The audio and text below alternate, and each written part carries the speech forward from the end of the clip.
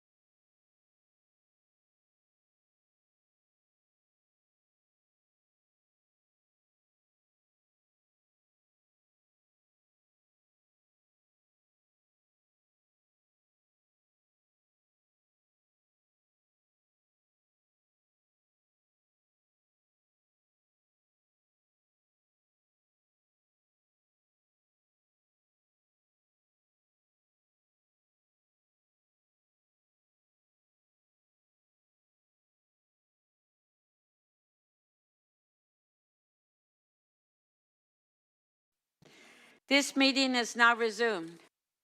Members, please take your seats.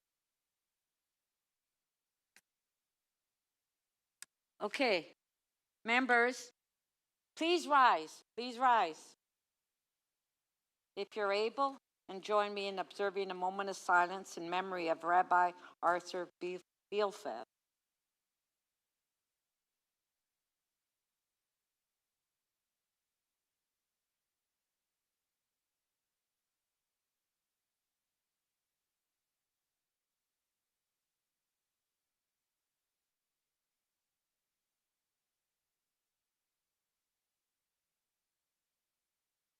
Thank you.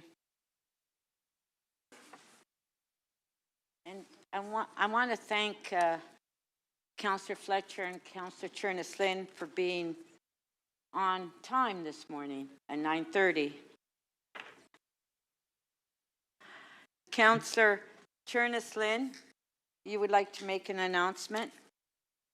Yes, I just would like to speak to Rabbi Arthur Bielfeld and the motion of condolence. As my colleagues can read and the public can read about him in the more extensive description in the motion of condolence that's attached to the agenda, I did just want to speak briefly to the impact that Rabbi Bielfeld had in the city of Toronto. He was the rabbi and rabbi emeritus at Temple Emmanuel, which many of you will remember was shot at a few months ago and is in my ward. It's a Reformed temple.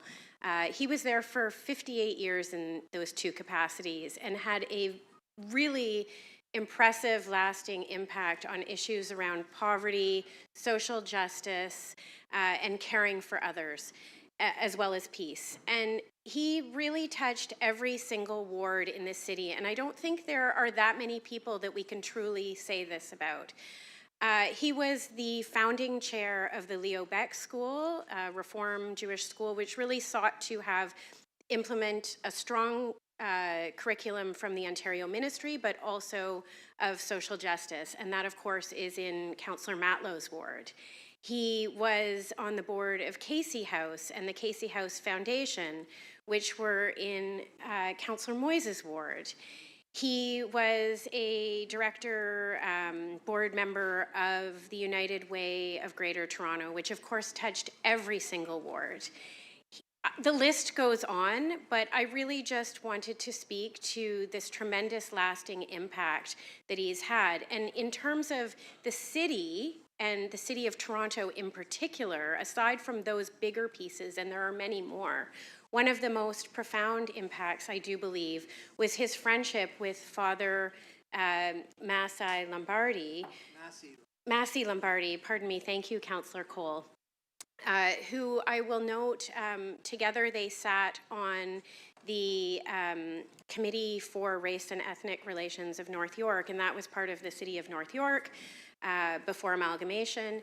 And Father Massey Lombardi was, of course, instrumental in bringing the Peace Garden to the City of Toronto. And when he passed away, Rabbi Bielfeld was a very strong and persistent voice for ensuring that the Peace Garden's legacy stayed at the forefront of the City of Toronto, that the message of peace stayed at the forefront of the City of Toronto. And he met on numerous occasions with both myself and with Councillor Malik. So again, this is, of course, in Councillor Malik's ward, but is also very emblematic of all of our wards being here at City Hall and Nathan Phillips Square. So his impact truly beyond any one place, his reach was really huge within the City of Toronto and I believe in Canada and beyond. And may his memory be a blessing. Thank you. And thank you to Councillor Cole for seconding this motion of condolence. Thank you.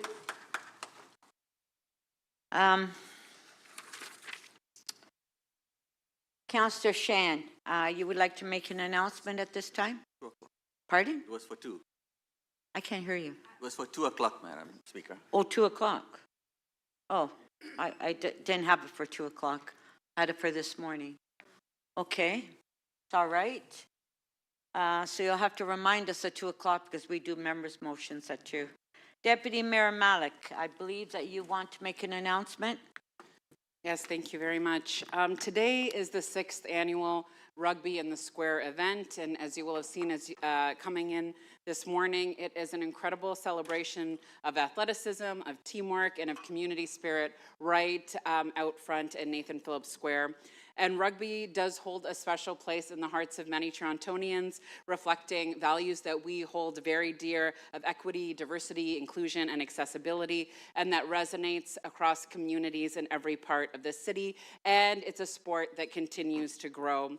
And together, Rugby Ontario and Toronto Intercity Rugby Foundation are working to expand youth sports and raise the resources needed to make those who maybe have not had the opportunity to participate in the sport more within reach. And more than 400 participants will take part in a series of engaging, non-contact 5-on-5 matches that showcase the sport and its range of ages and abilities and skill levels being welcome, and to be able to demonstrate some really excellent gameplay. And the proceeds from this marquee event directly support impactful community initiatives. Some of you might be familiar with ones that land in your ward: in-school programming, teacher resources, post-secondary scholarships, participant subsidies, youth employment and leadership development, and high-performance athletes at a provincial and national levels, ensuring that the benefits of rugby continue to benefit all the young people who take part, both here in Ontario and right across our city as well. And our city is also continuing to embrace rugby as our own.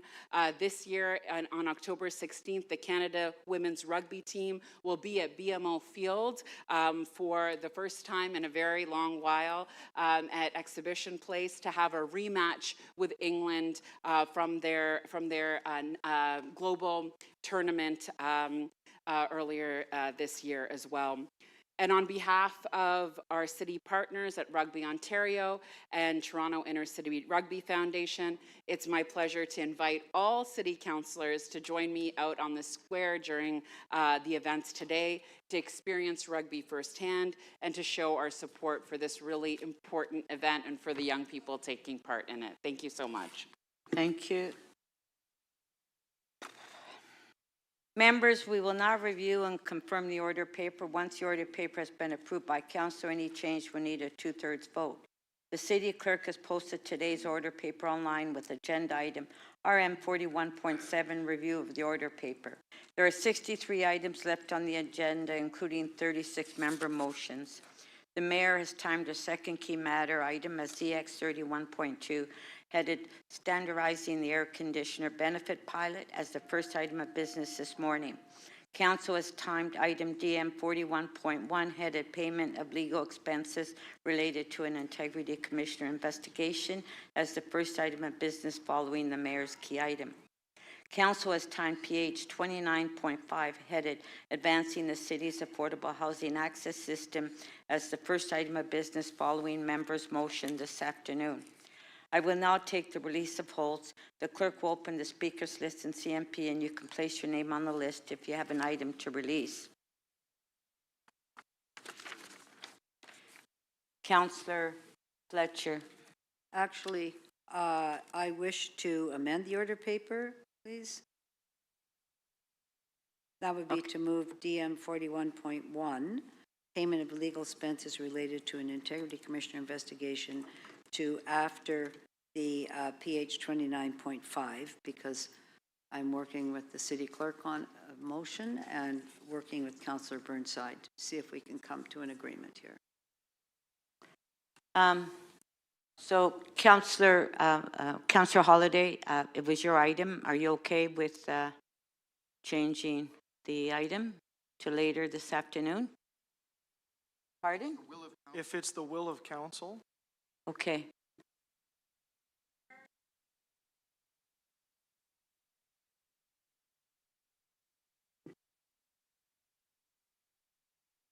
Okay, go ahead. I just have a few that are coming up that are motions coming up with staff, and they'll all be quick releases. There'll be no discussion. I just have to make sure I have the motions. That would be They're not ready yet. 3.1, EX 3.1, and on my Ashbridges Bay, I almost got that, and I can release that probably after, by the end of the morning, for sure. Okay, so I'm encouraging councillors, if they have released the polls, if they can do it, please. Councillor Carroll. Oh, sorry, Madam Speaker, I was going to release, because I thought I had advance circulated the motion on CC 41.6, but it's not on the portal for councillors to read yet, so if that could be done, I could release it later in the day. Okay, thank you. Are there any further quick releases? No? Nobody's working on anything? You don't want to release it? You're waiting for the last minute to release. Okay. All right.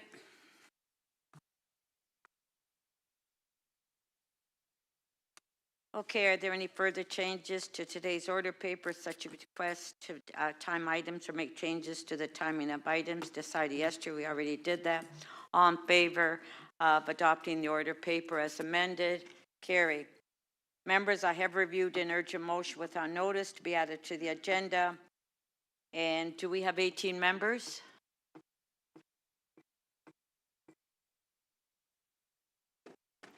We have 18? Okay, great. Okay, if we can put the motion up. Councillor Moyes, I believe that you're online. I am, Madam Speaker. I double urgent motion is to release Section 42 funds to the Oak Street Park Playground Enhancement Project. It's urgent because of the time of the construction. On favor, carried. Okay, we will now go to the mayor's key item, which is EX 31.2. If you have any questions to staff, please put your name on the list.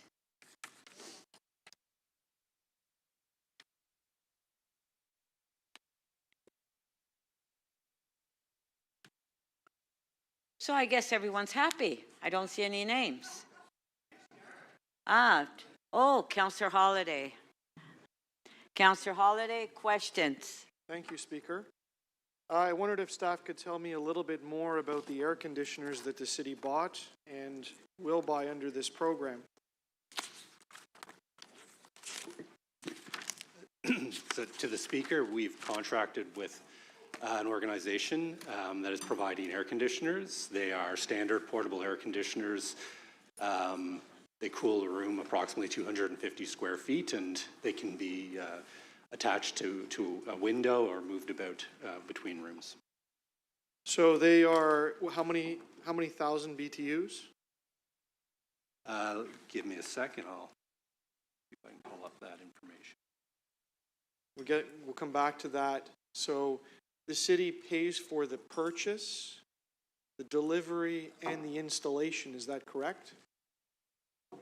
That is correct.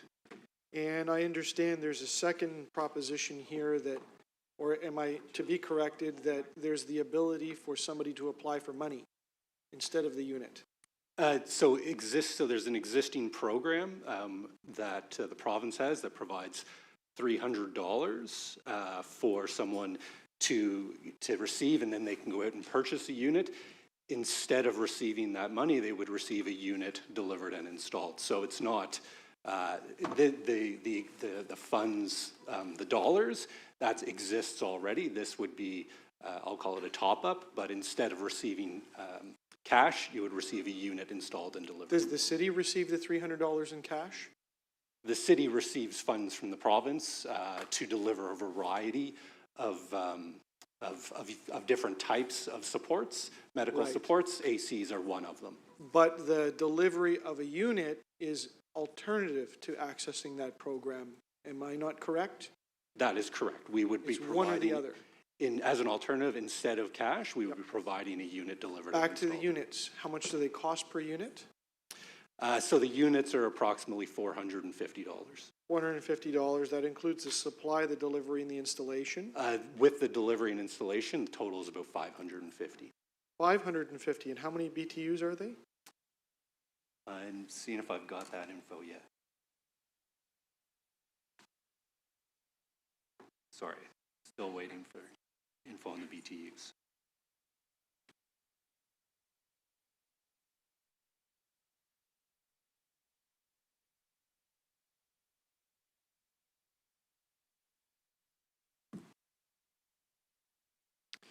Speaker, could you pause my time for a second? I realize it's a detailed question, but it matters.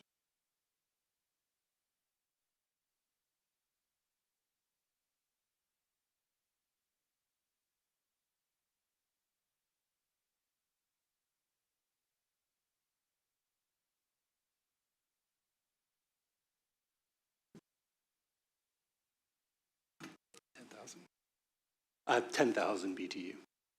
10,000 BTU. And does staff believe that that's a good value? Based on what we looked at when we went out and looked at what's available for retail, this does present value. It is also larger than the units we provided through the program last year, which I believe were around 7,500 BTUs, and cool the smaller areas. So, And how much did they the cost? cost was about the same. About $550. That's correct. And do these units align with all of the climate objectives that the city has in terms of dealing with electricity, the use of materials, the use of ozone depleting gases inside them? Are we aligned with this? So from a broad perspective, we did source and require the most efficient and energy efficient units possible. And so we did review that when we had bids coming in.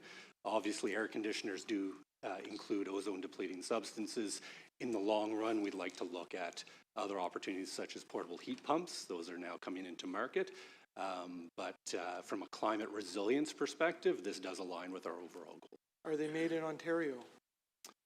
Made in Canada? We looked at this. They are a Canadian company, but as I think we discovered when we went through this, almost all portable AC units are manufactured overseas. The distributors or the head companies are often located in North America, in this case in Canada, but the manufacturing does happen overseas. And just generally speaking, this is a council direction. This isn't a staff proposal that was brought forward. You've been told to come to council and tell us how to deliver on this. In this report, we identified the opportunity to build on existing council direction to provide more funding to increase the number of units available. Why would we not just give somebody a grant, $500, $550, and have them source their own equipment? So I think instead of getting in the business of handling all this stuff. What if So- it breaks? So I think what we found, a couple of reasons for that. The first is we ensure that the unit is installed and it is doing what it's supposed to do. Also, these can be challenging, especially we're talking about vulnerable communities, seniors. So not necessarily easy for someone to go out, get it, bring it back to their unit, install it correctly. So by doing this, we're actually ensuring that those people who need the air conditioning are getting it and it's working appropriately. And they own it, right? That was your last question. That's correct. Thank you, Speaker. Thank you.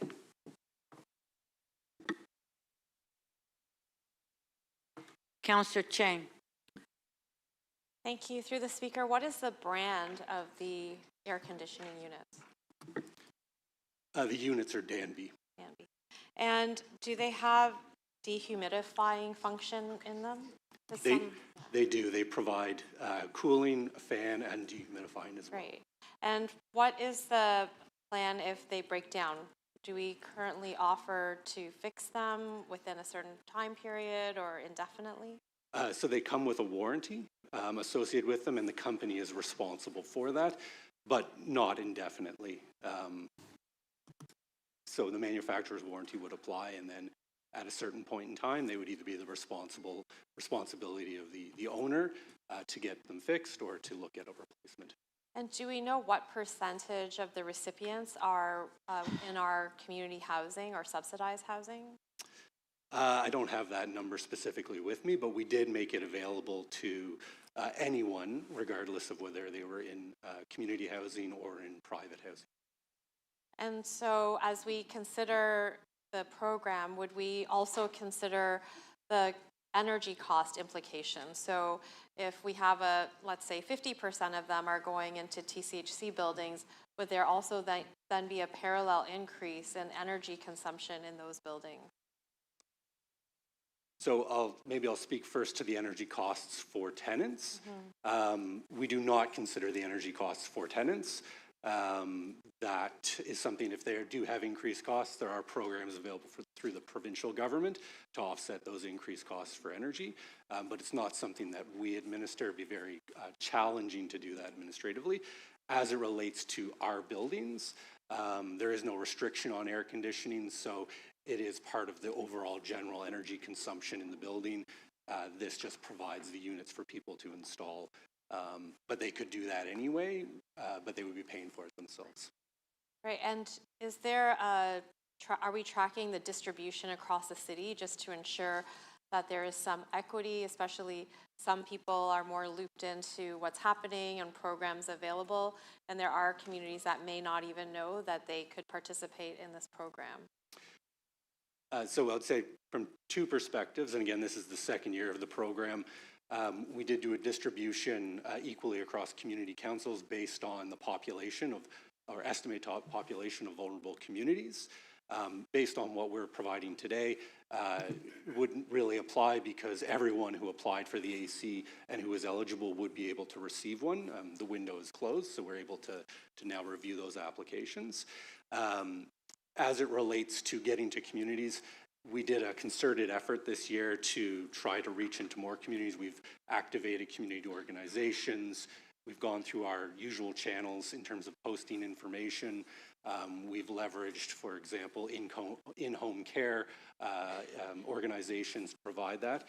We've made this available in multiple languages. So we've tried as many different ways, but we continue to learn year over year and then apply what we've seen in the past where maybe communities haven't been made aware. Great, thank you. Those are my questions.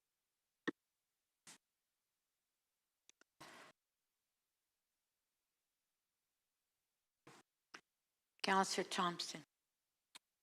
Thank you very much, Speaker, and good morning. Can you help me to understand the overall health benefit of these ACs to the recipients? To the Speaker, yes, so we know that air conditioning, particularly in the hottest periods, does provide immediate relief to be able to cool indoor units. We know the risk of heat-related illness and death increases when there are sustained indoor temperatures above 26 degrees. So providing cooling in that living space offers that relief, bringing down that temperature to reduce the risk of heat-related illness. So there's a utility with respect to the benefits of supplying air conditioning to people who can afford it? Yes, particularly to those most vulnerable to heat illness, particularly the elderly, people with underlying health conditions or on certain medications, and young infants. So this is a matter of life or death for some people? We have seen a number of heat-related illness deaths in the city, and we know that that may only increase with an increasing number of heat-related illnesses. So would you say that there's a responsibility for us to assist where there are challenges with respect to people being able to provide this sort of convenience of having air conditioning for themselves? To the chair, yes, we do think that there are a number of ways that people can activate cooling to reduce their risk of heat illness. We have a number of cool spaces around the city people can access, but for many individuals, particularly those at increased risk for heat-related illness, it may be difficult for them to access some of those spaces. So providing in-unit heat cooling is particularly impactful for their health. So if someone were to suffer from heat stroke and or other heat-related illnesses or effect of this, we would be required then, if we're able to assist and save them, to, I guess, hospitalize them and treat them from a medical perspective? To the chair, we do see a number of heat-related emergency department visits, hospitalizations, and deaths every year associated with increased heat, and particularly amongst people with those underlying vulnerabilities and who do not have access to cooling.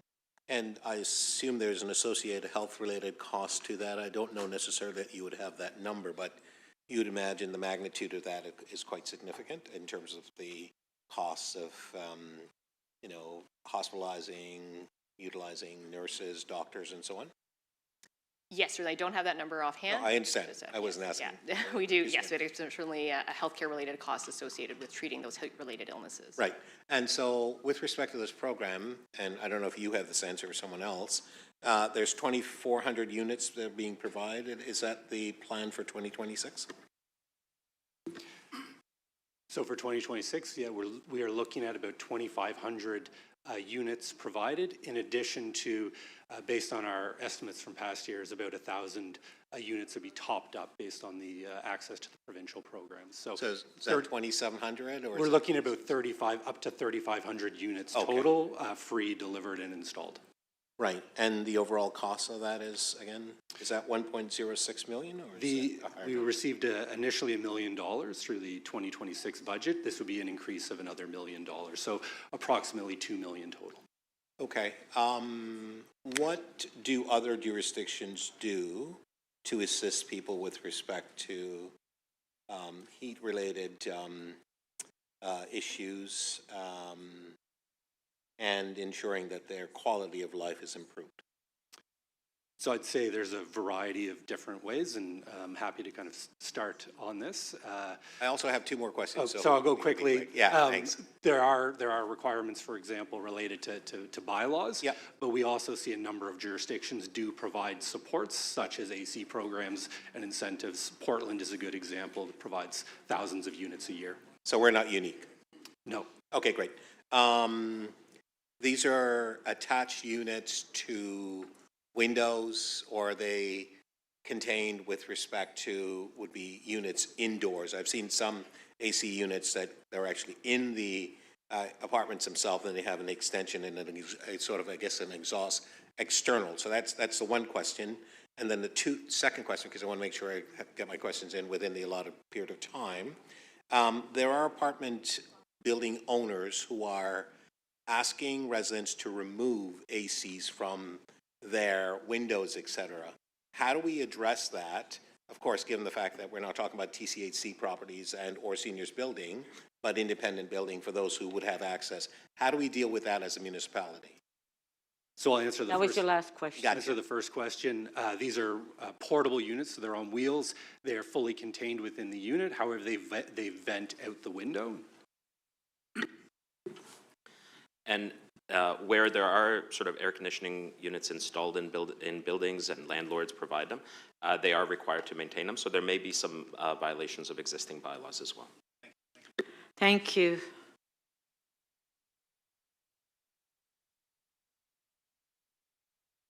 Okay, so we'll go to speakers now.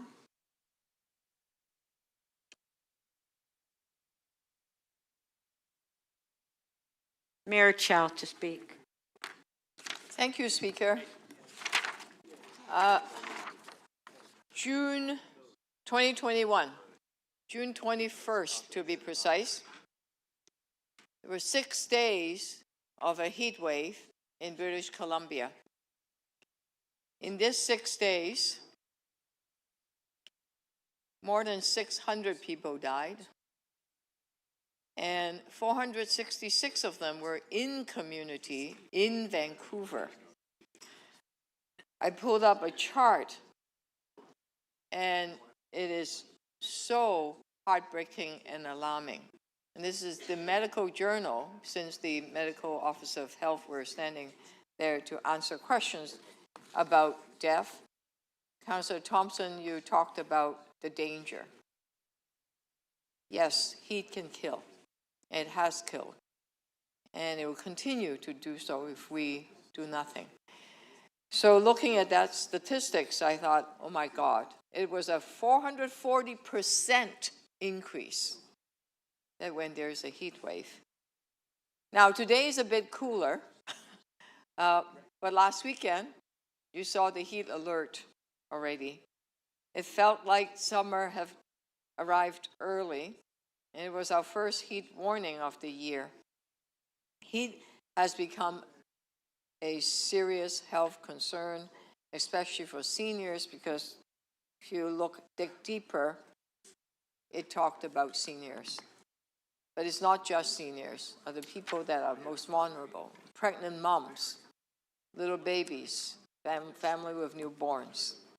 Last year, City Council approved a program to deliver free portable air conditioners to low-income seniors with health needs. We delivered 500 units, and the joy in their face, I can't express it. You need to go and visit one.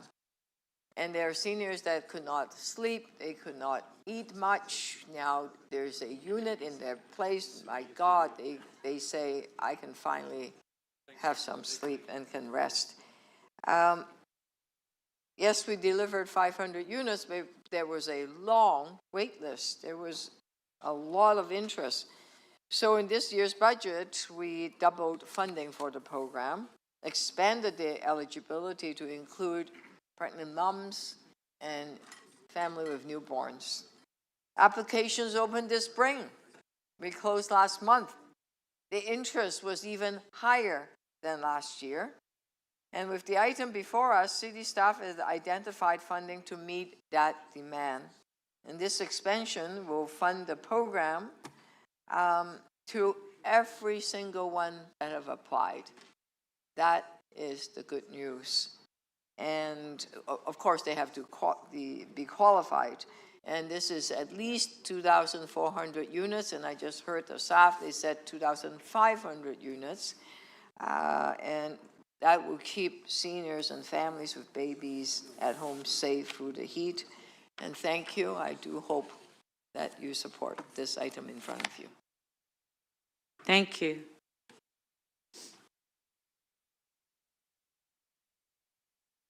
Councillor Matlow.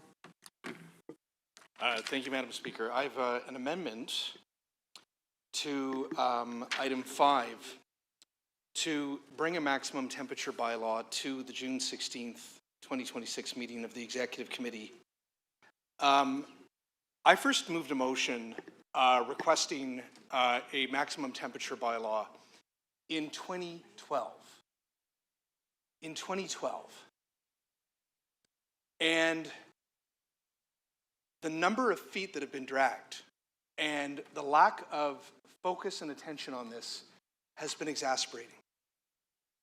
And the reason that I'm expressing frustration is because on nearly every other public health emergency, this city, I believe, has done a very good job. But when it comes to renters in our city boiling in their own homes, this city has not moved quickly at all. And there's always something else that is prioritized before fully addressing this. And there's always a reason not to do it. I've been in too many homes on upper floors in towers with seniors and others where it has not been safe or healthy to live in. And there are shoulder seasons in this city that no matter what the calendar date is, it can be extremely hot, as the mayor just said about last weekend. And it's not, yes, it's wonderful that we're providing some air conditioners to some people. I love that we're doing that, and I support that full-heartedly. And it's good that there are cooling centers in neighborhoods and even spaces in buildings. But it's not good enough because you're not going to sleep there. That's not your home. Everyone's home should be safe and healthy. That's what we all, I believe in. So I don't want to wait another year. I don't want to wait another term of council. I don't want to wait any longer while people are waiting in their homes, not only uncomfortable, but unsafe and unhealthy. That's not good enough. So I don't want to keep talking about this. I don't want to keep debating this. I don't want to keep finding reasons not to do it. Now, a significant concern that staff have raised now is the prospect of if a landlord is told to regulate the temperature in their building to keep it safe for their tenants, that they may turn around and request an AGI to pay for those improvements to the building. But I've spoken with tenants and tenant leaders in the city, and I've said, is that a real concern for you? I mean, it doesn't sound unreasonable, does it? Their response is this. This is a health and safety matter. We've got to get going on it. If we need to take it to the courts, if we need to challenge the province, we will. But we have to have a bylaw. We have to have this temperature regulated in people's homes. And in fact, many of these landlords, in reality, are already maxing their above the guideline rent increases on a whole bunch of other things. So they're already increasing the rent above the guideline. What staff are going to be doing is they're going to be looking at other jurisdictions in BC, New York City, and hopefully many other areas like New Orleans and other jurisdictions that have maximum temperature bylaws or ordinances. And they're going to come back to exec. I want to see a maximum temperature bylaw written and ready at the same meeting. And then, if we are clear about the path at that meeting, we should move ahead. But I don't want to sort of just go, well, let's review other jurisdictions, let's hope that we come up with some answers, and then maybe one day in another term of council, we'll get back to that. This has been going on since 2012. And if you speak to many tenants in this city, like they're so frustrated, they're so angry, and they're angry at us.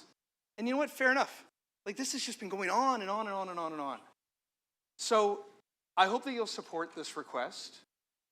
This does not, by the way, just in case somebody gets in your ear between now and the vote, this doesn't actually say we're going to absolutely have it all figured out at that meeting. That's what that committee meeting is for. But let's have it ready to go. I don't want to go back to the drawing board. I don't want to go back and ask them to review or have another assignment. Again, go visit your tenants, visit their homes. You'll see why this is the right thing to do. Thank you. Thank you.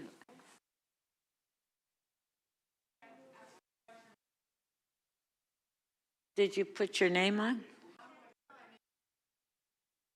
I don't know. Where it says request.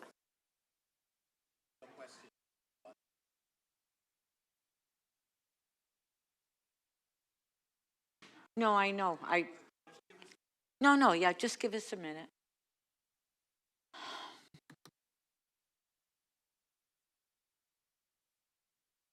No, I know. We have yeah, just hold on for a minute.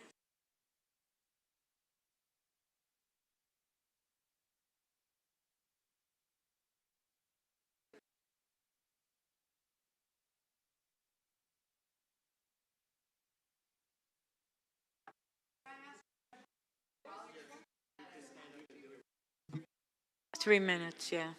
Okay, Councillor Carroll, until we fix the computer, go ahead. I'll just kill some time, yes. Yeah, well, no, we'll time you.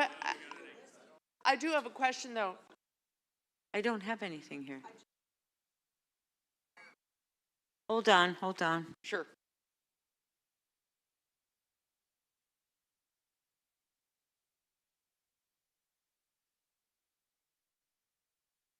Councillor Carroll.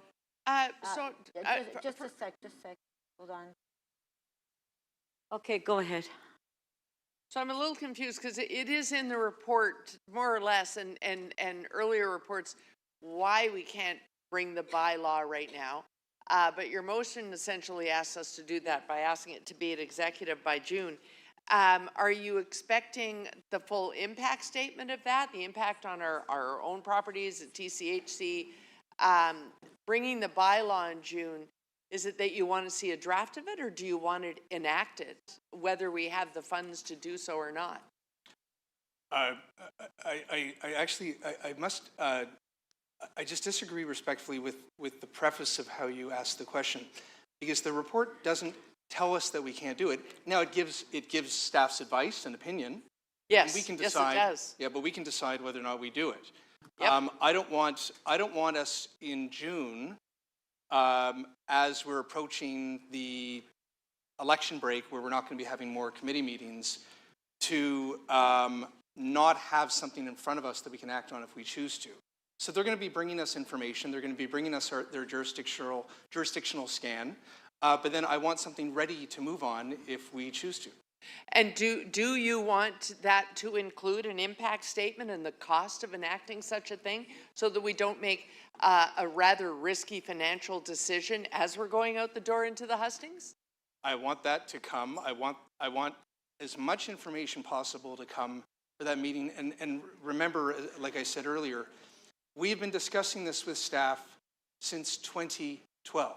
So yes, I want it done now.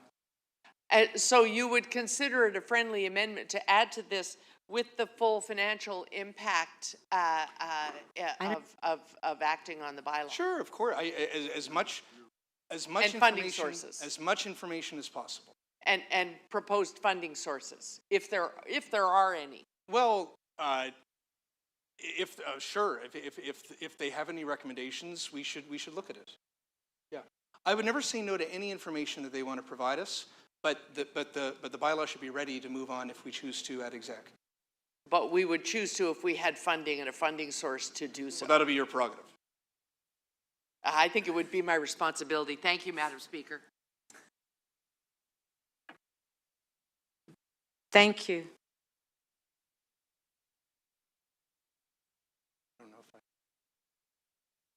Councillor Bravo, 3 minutes questions. Thank you. I'm also very concerned about ensuring that we can come to a bylaw, but my question has to do with the how for now. Like I know New Westminster directed staff along years ago, but it hasn't come into effect yet. Are you aware of that? Yeah. And New York City's bylaw doesn't come into effect until 2030, I believe. So we're citing examples here, New York City and Westminster, that it would mean Toronto would leapfrog years ahead over 2 jurisdictions that have been actually looking at this for a lot longer than we have. Isn't that correct? No, we've been looking at this since 2012. Sorry, I understand that there had been discussion since 2012, and I've certainly been No, part more of than those that. No, active work. on civil society side, but the direction for the creation of a bylaw was, I understand, came last year. Direction to staff to create a bylaw. 2012. Perhaps I will ask staff about that or offside, No, but there's been offline. direction since 2012, and it's been many years, many discussions, actual work, reports, all that. I don't know if why you didn't see that, but it did. Well, happen. I mean, I know that now staff have been directed to bring back a bylaw. We have a preliminary report. You're asking for a bylaw to come in on June 16. That's, by the way, that's Tupac's birthday. So the next question I don't know what that has to do with this. is just a coincidence. Okay. Just that I have a couple more questions around just the workability, because that's where my concern comes. I want this thing to work, to be upheld, to be defensible, and to be fiscally workable. Sure, of course. In New Westminster, it's a $750 fine. Do you think that, for example, if we're looking at New Westminster, would that be a disincentive sufficient in Toronto? You know, New Westminster and New York are examples that were put forward, but they're not like, we don't necessarily have to use them as the model. There are many other jurisdictions that have different examples of maximum temperature bylaws. Yes. And staff have had, since 2012, to come up with something to put forward. There's always been, by the way, this AGI discussion is the latest of a series of reasons why they have not wanted to move forward with something. And at some point as leaders, I believe our job is to say, we want you to work on something that, even if you don't like I have one more question. would work, and then we can choose if we want to move forward with it or not. I appreciate it. I appreciate the speech. Okay, but last the question. Is what happens, for example, if the landlord doesn't pay the fine and the maximum bylaw has been reached? Do we shut down the building? Does that require that kind of enforcement? That's my biggest concern. No, you know, I had the same questions when I initiated the color-coded signs, like that. If it was just going to be like dine safe, would we shut it down like we would a restaurant? Of course not. And you know what? When we pushed it and we passed it, staff did a good job and came up with a model that works. Thank you. Councillor Perks, questions, clarification of the motion. So I want to follow on a couple of the questions Councillor Bravo is asking. She asked about above guideline rent increases, so big rent increases to pay for this. And if I heard your response, you said, well, staff just raised that as a hurdle.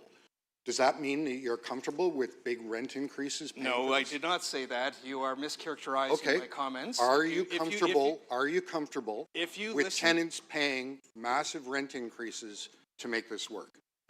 You obviously don't want to have a maximum temperature bylaw. I'm not asking Councillor you what Perks. my opinion is. I'm asking you to okay. clarify your motion. But you're asking about opinions. Councillor right back at Matlow, you. please, let Councillor Perks ask the question, then you can answer. Are you comfortable with tenants paying massive rent increases to make this work? If you had heard my comments earlier, Councillor Perks, what tenant advocates are saying to us, if you listen to them, is that there are many landlords that already impose, and I think unfairly, maximum AGIs. I think AGIs should be abolished. I think they're unethical. They help the equity of the property owner coming out of the pockets of tenants. But tenants are saying to us that meanwhile there's a health and safety issue that needs to be addressed. Yes, we need to tackle the AGI issue. I actually validated that that's a reasonable concern to raise. Okay. Okay. I have another question since you won't answer that one. I just did. To follow on what Councillor Bravo said, was asking, if a landlord doesn't comply, you don't want to shut the building, that's fine. So that effectively means that a landlord just pays the $750 fine, the building is still too hot. So you haven't accomplished anything, is that correct? That is not correct. You expressed opposition to... It's not about what I expressed. I'm asking you to clarify your motion. Councillor Perks. Councillor Perks, please allow Councillor Matlow to answer. Councillor Perks, it's very similar to your opposition to color-coded signs. There was all these kind of worries that, somehow if you do it, the only reason you shouldn't do it is because you couldn't shut down the building. That's not the point. Nobody is suggesting that anyone wants to shut down a building, but we do want to make it very clear to landlords what our city's expectations are. Okay, you've cited... Last question, Councillor Perks. You cited New Westminster as the framework that we want to do. No, I have not. In your motion, it refers to New Westminster. No, so it is an if you could let me to... ask the question, Councillor. It's really frustrating. Please ask the question. You're running out of time. Last question. I'm trying real hard. Okay, please. Your motion refers to New Westminster. And I know from committee that you understand that New Westminster has actually not passed a bylaw yet. So are you saying that we should ask our staff to come forward with something and just not pass it? Okay, that was... Councillor Perks, you are once again mischaracterizing my comments and my words. My motion is an amendment to the Executive Committee recommendation. I think New Westminster and New York, and I also brought up, if you heard my speech at Executive, many other cities that we can learn from. These are examples that we want a jurisdictional scan from staff about coming to Executive Committee. But my motion is actually an amendment to that simply directs the date of when the bylaw should come to Executive Committee. Okay, thank you. Councillor Holiday to speak. Thank you, Speaker. I was critical before of the air conditioning program, and I remain critical of it. And there's a couple of thoughts I'd like to leave with Council. I understand the emotion of this debate. We've all been in situations where it's too hot to sleep. It's difficult. We have seniors and friends in our lives that we worry about. But I want to stay objective on this. This is simply about money. I was in Walmart on the weekend, and you can buy an air conditioner right off the shelf. It's 5,000 BTU, but it was $280. Pick it up, throw in your cart, and away you go. And I understand that that can be expensive for some. But here we have a government program where there's potentially, according to the staff report, almost 350,000 units in the city that don't have air conditioning. How many of those meet the low-income measure, I don't know. And then a program online where people apply with a fairly broad range of eligibility, and then they're picked in a random draw. It's as if the air conditioner is a prize. And what are they giving? They're giving about 1,000 units out of 350,000 units in the city. On top of that, the city not only pays for the unit, it pays for the delivery and pays for the installation. I mean, how do you see that as efficient? But back to the money. What this literally is the provision of a financial gratuity, if you want to call it, or benefit to a very lucky select few.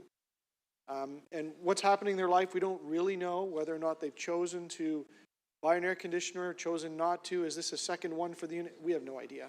It's just a government system that provides something. Should people with extremely low income have some more money to pay for the basic necessities in life? Sure, there's probably a good argument for that. And to help people go to Walmart and buy an air conditioner or wherever it is they want to buy one, not necessarily that store. But there's a second layer to this debate, and this is how it really ties into what Councillor Matlow has brought forward.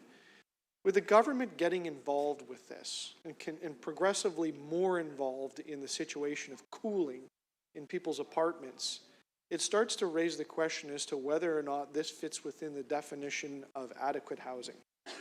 And Council knows full well that it's taken very strong positions as to what adequate housing is in the city, and it's starting to sound like Council believes that that is air-conditioned space.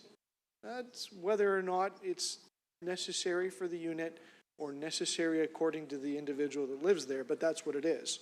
But it's now further emphasized by Councillor Matlow, who wants to continue to regulate further market space.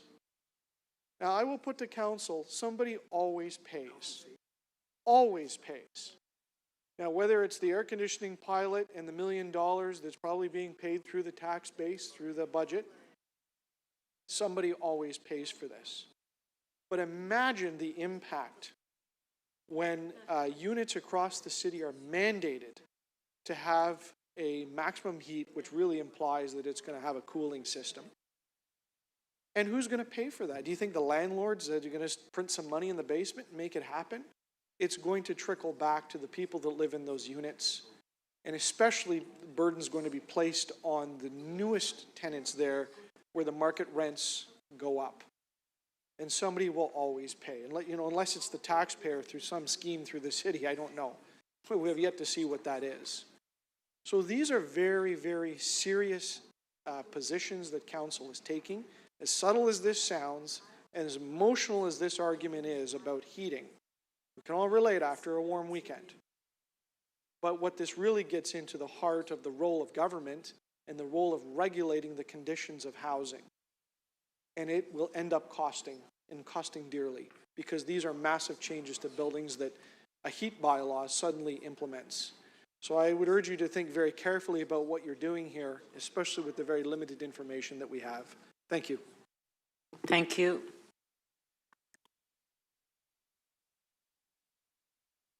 Councillor Carroll. Madam Speaker, I really hope that Council will read the report and not support Councillor Matlow's motion. Everyone in this room wants a maximum temperature bylaw. We know that we're talking about death. Ask any first responder what it's like to respond to an apartment where someone is close to death and is lucky enough to have phoned 911 before they do actually die from the effects of climate change. However, while we're working on it, we have this program. In the meantime, it's real simple, and I'm going to read it to put it into the record, Madam Speaker, so that my tenant constituents will understand why we have to follow the path we're on for the moment. As directed by City Council, staff have advanced the work to develop a maximum indoor temperature bylaw for rental units.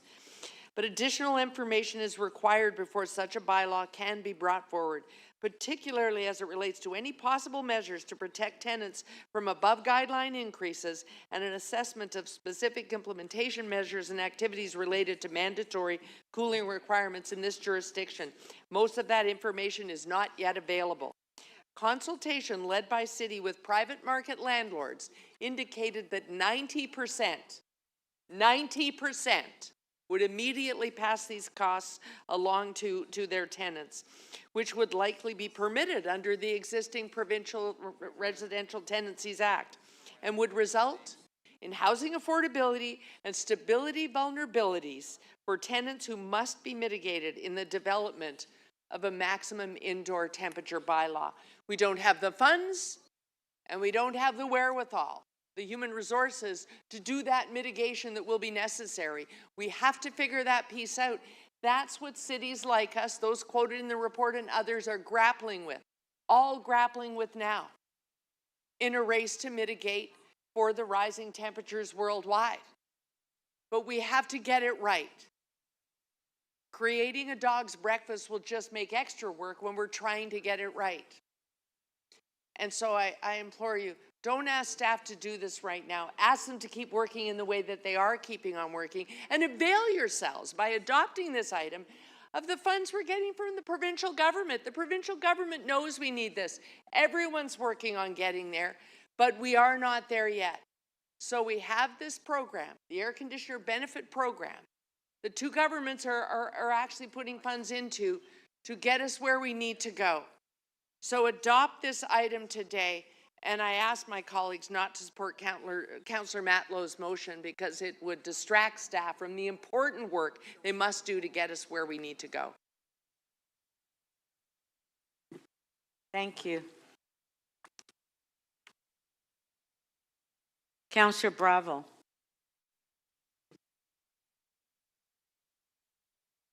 Speaker, sorry, I'm working on a motion, and I need more time.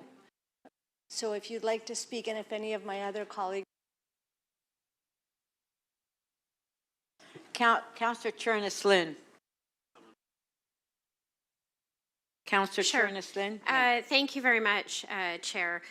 I do understand the place of frustration that Councillor Matlow comes from. I know I haven't been on council for a long time, but as someone who sat on school boards for 6 years and saw the fact that schools are not even necessarily built with air conditioning. It's not always a requirement, and we have many, many schools where, you know, you just imagine kids are coming from homes that aren't air conditioned, and then they're not even coming to a place to learn where they are, and for the staff that are in them as well. So I do understand where this comes from and the sense of urgency that Councillor Matlow feels on this issue. I think my colleagues and I share that concern.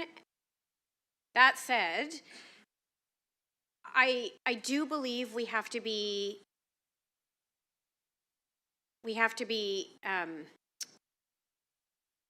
careful in how we go about doing this so that we don't hurt the very people that we're aiming to help. And I do worry that we're going to see across, you know, above guideline increases, which are already such a challenge in this city each and every year. I know that, like many of, you know, my colleagues around this room, this is something I hear from tenants on a regular basis when AGIs are given to them, sometimes without explanation, sometimes in error. And the frustration and the fear and the worry that this causes, especially when we consider the inflation and the cost of groceries and the rising food insecurity in our city, and you add to that all the other challenges that we're facing in this city. So, you know, I understand where he's coming from, but at the same time, I think we have to make sure we get this right. And I don't think giving staff 4 weeks to get this ready to go off the ground is an appropriate approach for something that we have to consider. What is the city's financial position to do this? What are the impacts to tenants who aren't just in city housing? And all of the other impacts. So I think it's unrealistic for us to expect to get staff to get there within 4 weeks, but I do think this is something that we have to come back to, and I am looking forward to seeing the fruits of that in the months and to come. But I won't be supporting to do this on June 16th. Thank you. Thank you very much, Councillor. I believe our speaker is next. 1 second, speaker. Well, I'm not as fast as you. Hold on. There you go. Thank you. Thank you. And Councillor Chernes-Lynn, I agree 100% on your comments. I just, air conditioning is very important, especially to seniors. When my parents were in a long-term care facility, their air conditioning broke down and it was weeks before it was turned on. And when you watch those poor seniors in wheelchairs suffering, and we had to rush them outside under trees to cool them down, you can see how they were suffering. But what I want to say, as far as Councillor Matlow's motion bringing it forward in June, I do not support that. I think we need to wait for the report to come back and look at the financial. Pardon? Are you pointing to me? No. Oh, okay. Prior to amalgamation in the city of York, we did a project in one of my rental buildings, and we put air conditioning in every unit. And what happened is when they realized that the rents went up when the air conditioning was installed, they all yelled and they wanted the air conditioning removed.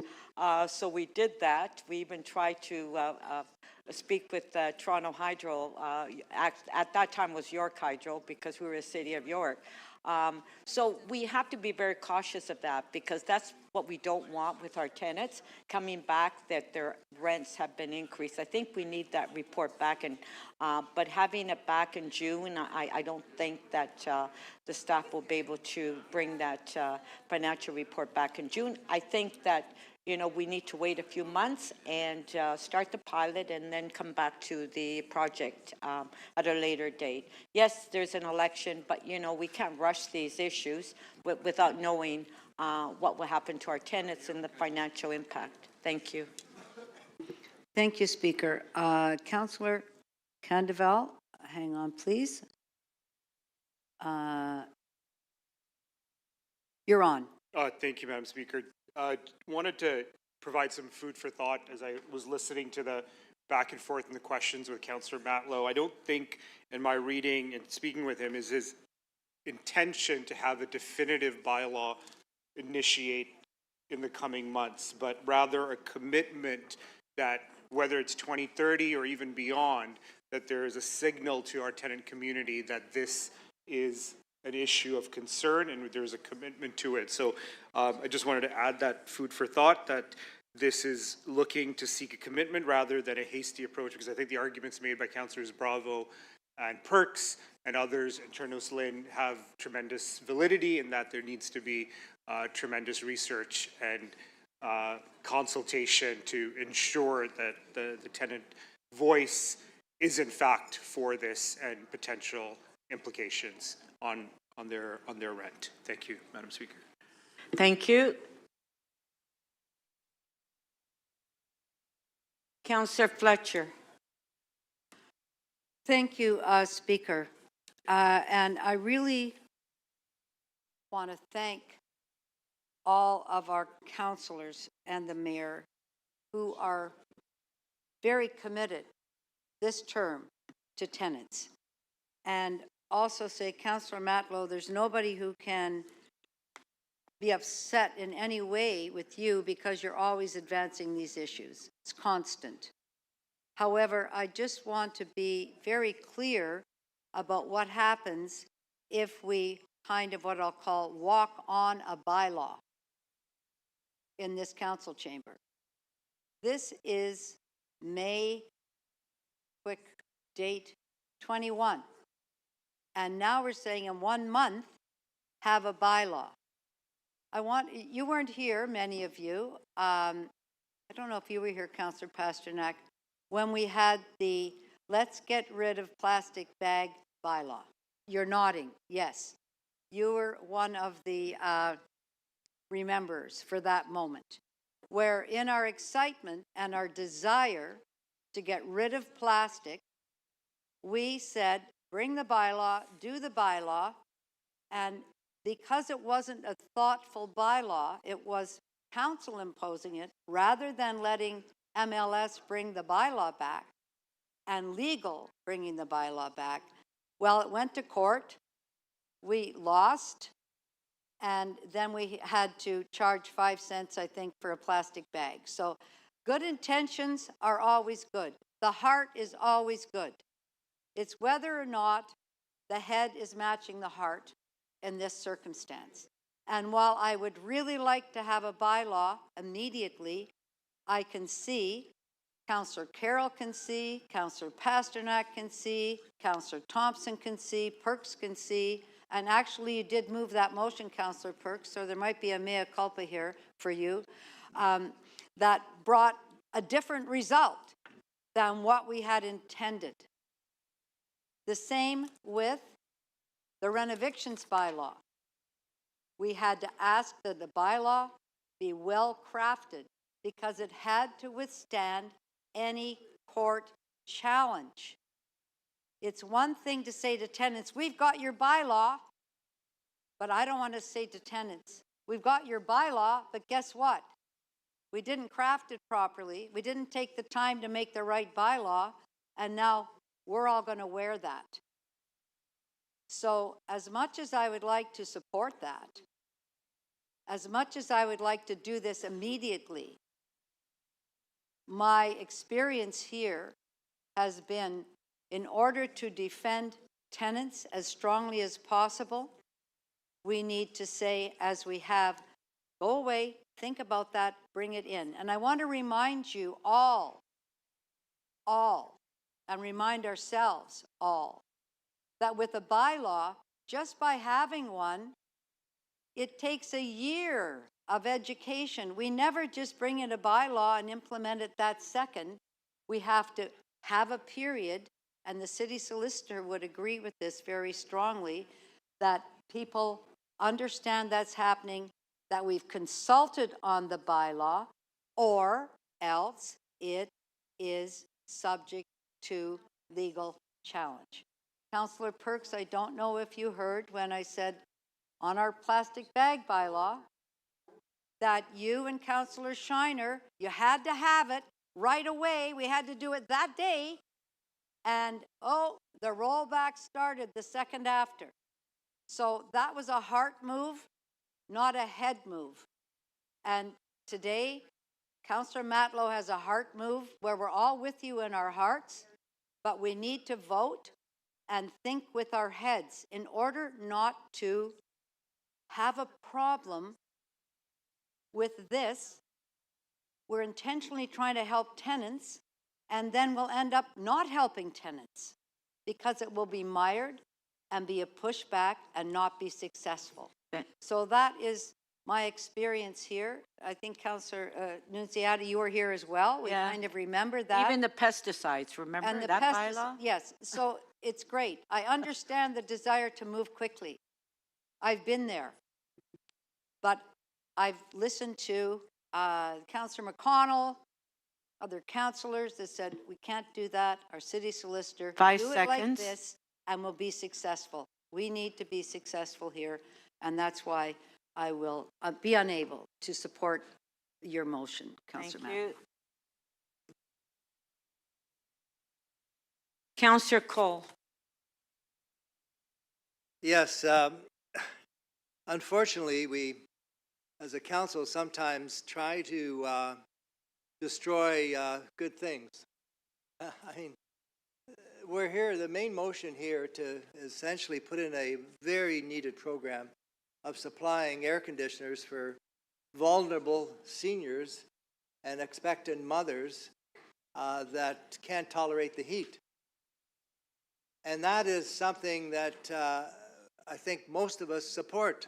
There's a few that don't, and I understand the rationale. It's not easy to essentially deal with this problem where we've got thousands of tenants in the city that need this support. But at least we are doing something that's been well researched by our staff.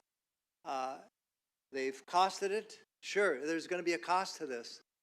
But I think it's a very positive step that we're taking as a council here. So let's not destroy this important positive initiative with this I think well-intentioned frustration Councillor Matlow has about getting a temperature bylaw in place. And the temperature bylaw, the biggest fear that I think has been expressed, and I have, is that when I talk to tenants, the main thing they're talking about is above guideline rent increases. They are deadly afraid of what's happening with this barrage of above guideline rent increases caused by a provincial government that basically has abandoned tenants.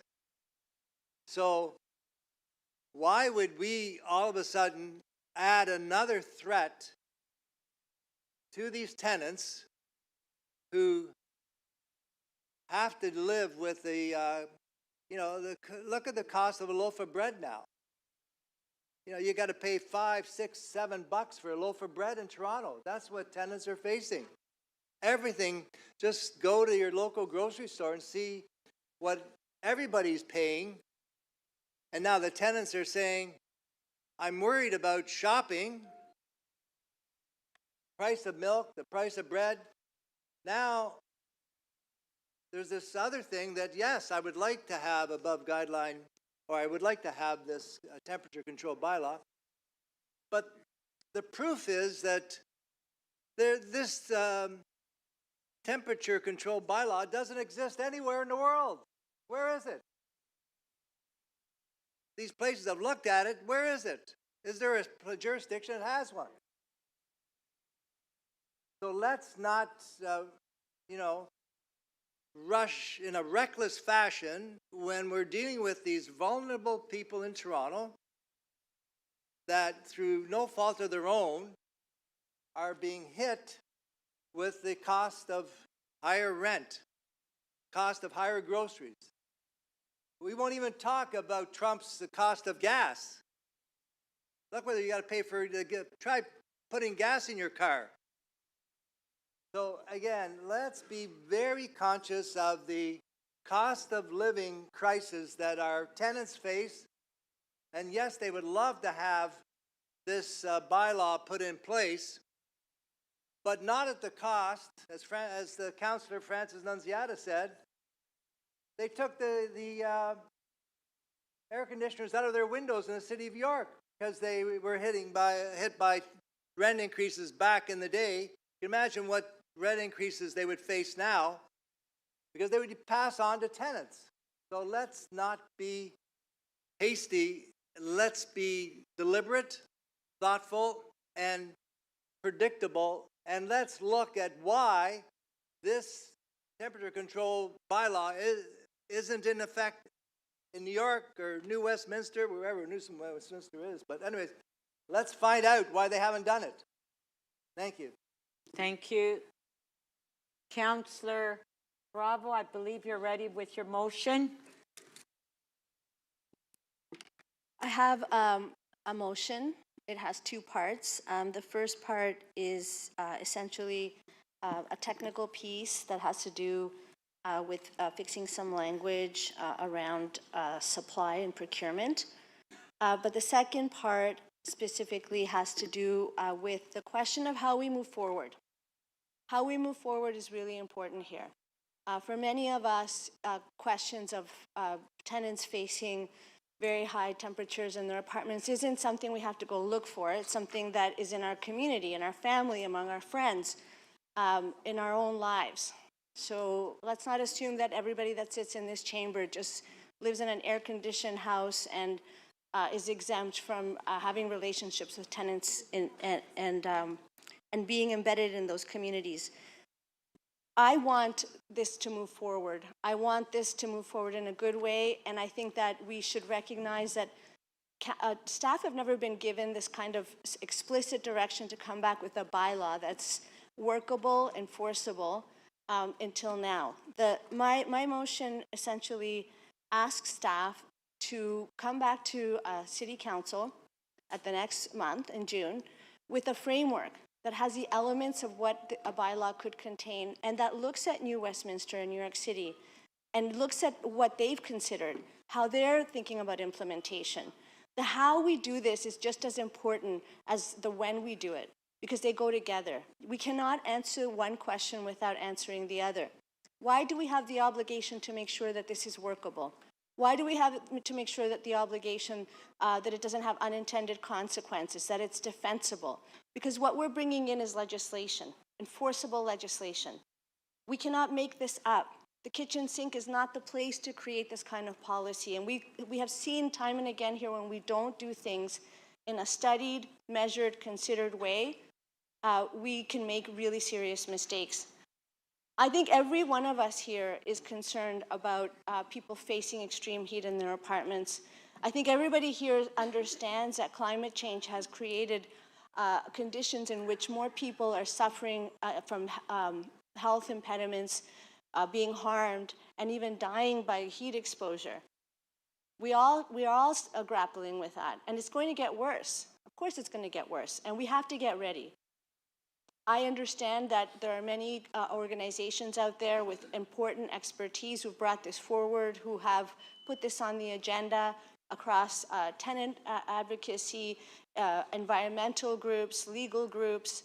That's wonderful, and that's why an element of my motion includes asking staff to come back also with the direction to create a working group of stakeholders that would have that kind of expertise. And I want to lift up, I think Councillor Candavel mentioned that, I think it's important. And it's something that at executive organizations requested. They want to be at the table, they want to be heard, and a deputation isn't the only way to do it. And a lot of the work that I've done since being elected, we've created working groups and opportunities for civil society groups with expertise to come to the table in a very explicit way, in a very formal way. Yesterday I talked about the Inclusive Economic Development Framework. I co-chaired with the Executive Director of the Atkinson Foundation 8 meetings in 2025. Where we sat with 30 organizations and talked about what would be the elements of this framework. It was serious work for the childcare sector, which is facing so many challenges that have just become far worse because of federal funding issues. We convened across, and I chair that table. The mayor attends and participates. And that is a serious place of consideration and oversight of the work and participation and sharing information. So we can do this. We are moving forward. This is tremendous progress. The mayor has shown huge leadership. This council has shown leadership. We're doing it in a way that's responsible, accountable, and even more transparent now by opening up the process to the public to see how the sausages are made. And in this case, it's a maximum heat bylaw that we can defend, that will be, that we are not going to get sued for, that is going to be workable, that won't have any unintended consequences for tenants, and that is actually possible to implement, in which case we'll be moving far ahead of any other jurisdiction in this country once we get this process going. Thank you.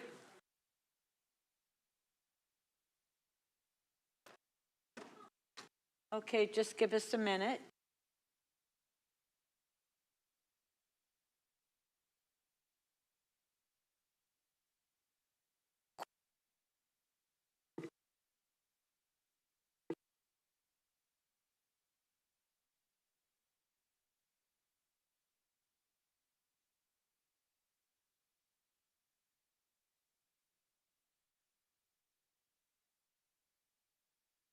Do you want to try it now?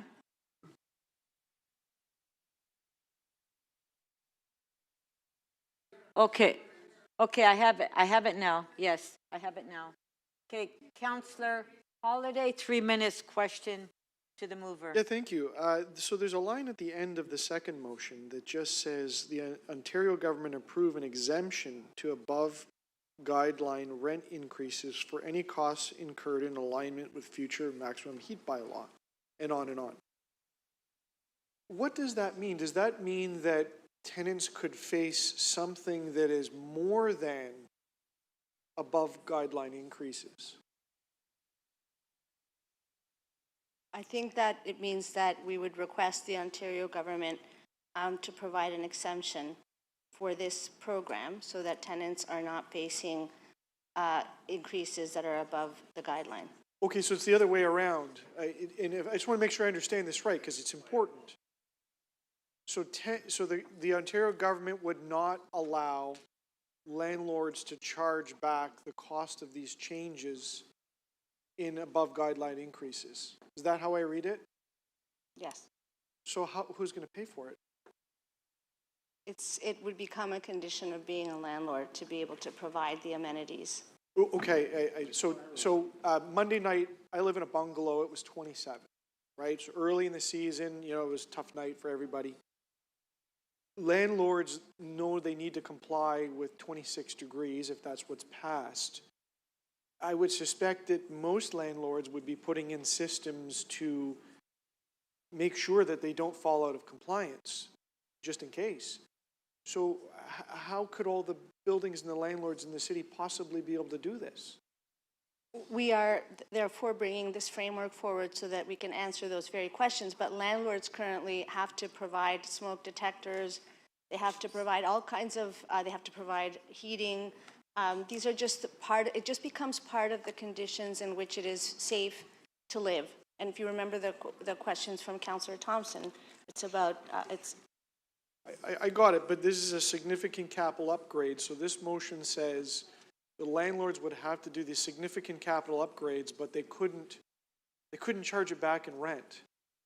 I just want to make sure I understand that's what it's saying. And I think I got that question, that question answered. Is it doable? that's what we expect to hear back about. Thank you. Thank you. Councillor Fletcher. Thank you. Just one of the unintended consequences that you're trying to avoid is that landlord saying, sure, I'll do that, and then find that your above guideline increase is 10 or 15% over a number of years. Is that what you're trying to avoid? Helping tenants in one hand and basically finding themselves unable to pay the rent on the other. Absolutely, and I think it refers to the circumstances that Speaker Nunziata was alluding to and referencing in her remarks about the old city of York. And that the city doesn't actually have any control over the above guideline increase. It's all done at the landlord-tenant board, where they would factor in those capital costs and then decide that that landlord actually had a right to increase that rent. It's of the utmost importance that we ensure affordability for tenants, which is one of the main challenges that are faced in our city. So we're not trying to evict tenants at the same time as help them with cooling in the summer.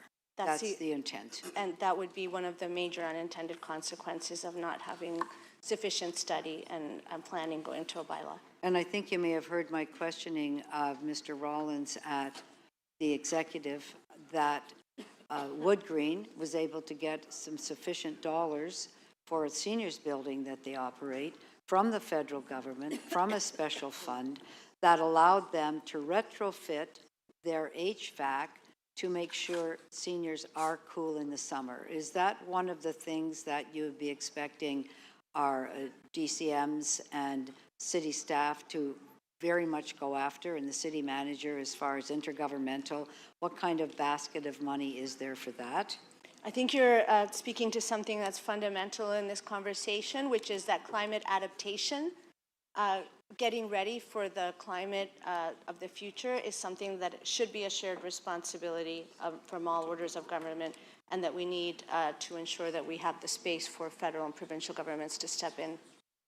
And you may recall in the early 90s with the recession that it was the city that set up the Better Buildings Partnership in cooperation with building trades and the Environment Office at the time to look at retrofitting and paying back out of the savings. That was a program that, because many people were out of work, and I think we find ourselves kind of economically in that same situation today. There is no building boom underway in the city of Toronto, so there's room to actually think of a program of this nature that could be really exciting in a retrofit program. Councillor Fletcher, last question. And that's a great point, and it recalls the 2019 campaign that Toronto Environmental Alliance and Acorn did together to have green, safe, warm, and buildings with good jobs for all. Thank you. Councillor Carroll, 3 minutes clarification of the motion. And thank you for that, Madam Speaker, because it is clarification I seek. I just want to be clear, because as you know, I just made a very clear speech. I cannot support Councillor Matlow's motion because it puts me in the position of having to simply at executive, after 3 weeks of tenant conversation in the community about now council must do this, raising expectations that can't be met. Does your amendment provide me an alternative to that? By adopting this, if I support your motion, the concerns that I have are built into what comes to executive. And we're being clear today with tenants that we need all of these things to be before us to do the right thing. What this does is that it moves us forward in a way that makes visible what we've directed staff to do, but says that we're going to have an update in June. We cannot make a bylaw that's enforceable, defensible, legal in, I believe that's in about 3 weeks. But what we can do is ensure that the best practices that have been highlighted by advocates, Councillor Matlow has lifted them from there, and as have I, in jurisdictions like New York City and New Westminster, the questions that they deliberated, the considerations that they looked at, how are they doing their implementation, what does enforcement look like? That could be, that's something that we're starting to lift up, but it also does an additional thing, which is that it says, bring the working group to the table and consider specifically the AGI piece. So lifting up is a good term. We're lifting up the concerns so that they are highlighted before us. Okay, thank you. That's a very clear alternative. Thank you, Madam Speaker. Thank you.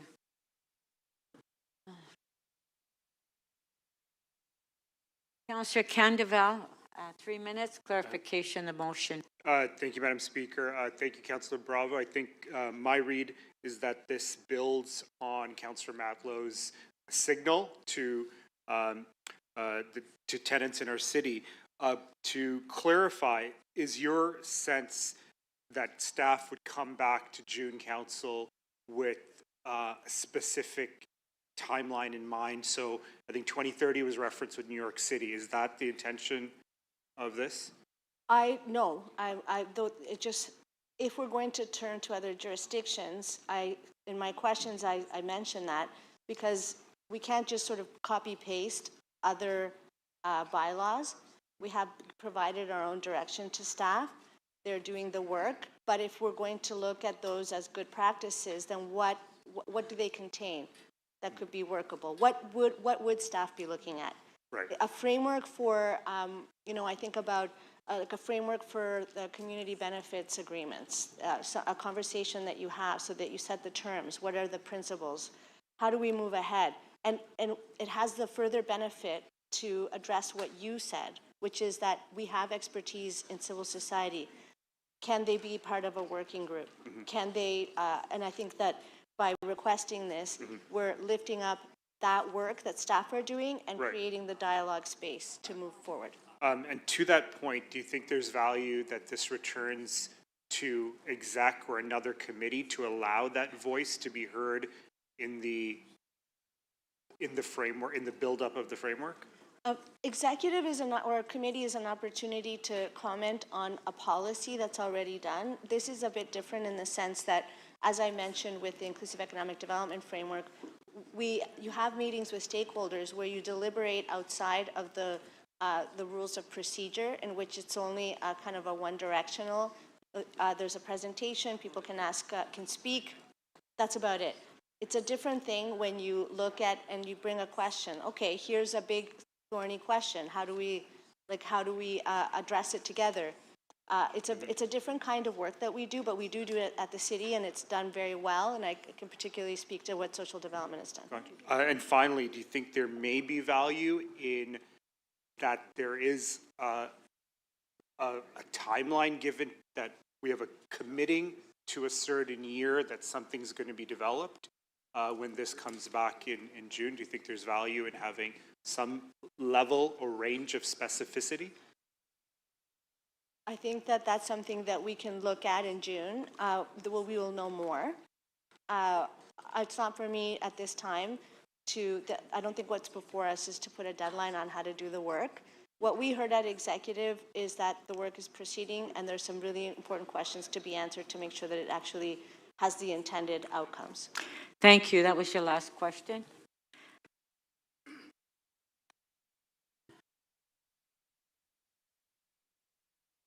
Councillor Sachs, you do have students that just came into the council chambers from Jackman Institute, so if you'd like to introduce them. Thank you very much. Yes, it's wonderful to have you. It's wonderful to have you here in the council chamber and, of course, on the big screen. The Jackman Institute, as many of you know, is a groundbreaking school for improving the education of young people with detailed research, detailed observation in ways that feed back into teacher training and give a fabulous foundation to the very lucky students who go there. I'm very proud to have it in the heart of my ward, and it is absolutely typical that they want to come here and see what we do. I had a wonderful visit with the school. Thank you so much for all the great questions that you asked. We are so proud to have them. And again, let's all be on good behavior and show them that we are doing a good job for their future, right? We're talking about climate. They're going to be affected more than anybody else. We have to do the right thing for them. Thank you, everybody. Let's give them a warm hand.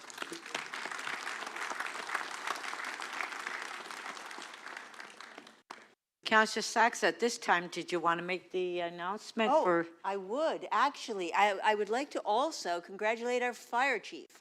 Fire chief, right here. So I found out this morning that today, this very day, is the 30th anniversary of our fire chief, Jim Jessup, entering the fire service to protect the people of this community. And I think we owe him our deep thanks and appreciation.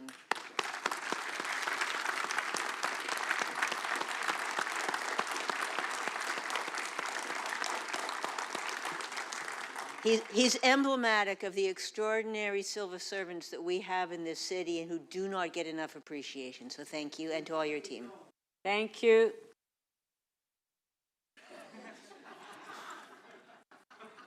Councillor Shan to speak.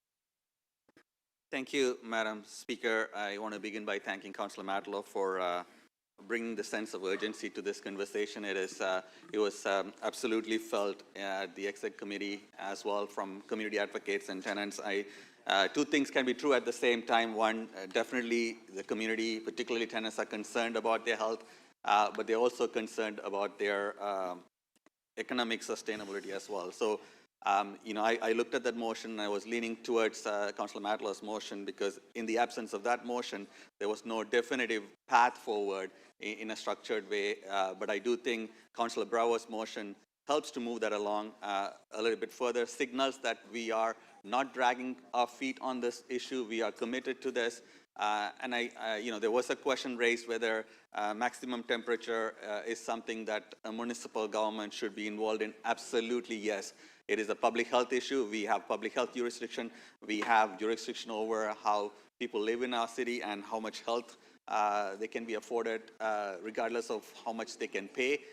So it's important to signal that this particular municipal government is very concerned and is moving towards realizing a maximum temperature or maximum heat bylaws. Both words have been used interchangeably in these conversations.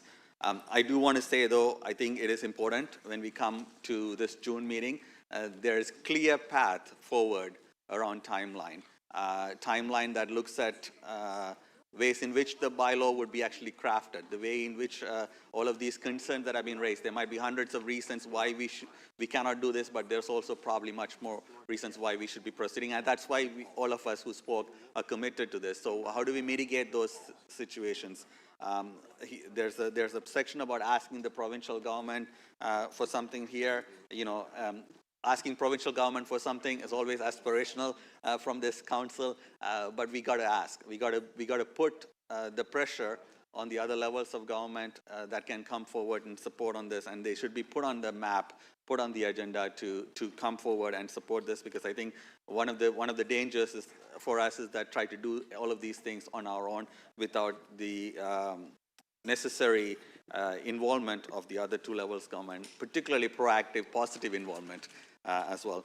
So I will be supporting Councillor Bravo's motion as it brings, as it continues with a sense of urgency that Councillor Matlow brought in. I do think the realistic timeline would be with that, but I do hope that we signal together as council today that 2012 conversation, regardless of what happens afterwards, when we come back in the new term, hopefully there is no derailment of the process. So that's why the sense of urgency to have something more concrete with a timeline to be passed before the council goes away for the summer. So I will be supporting Councillor Bravo's motion. Thank you.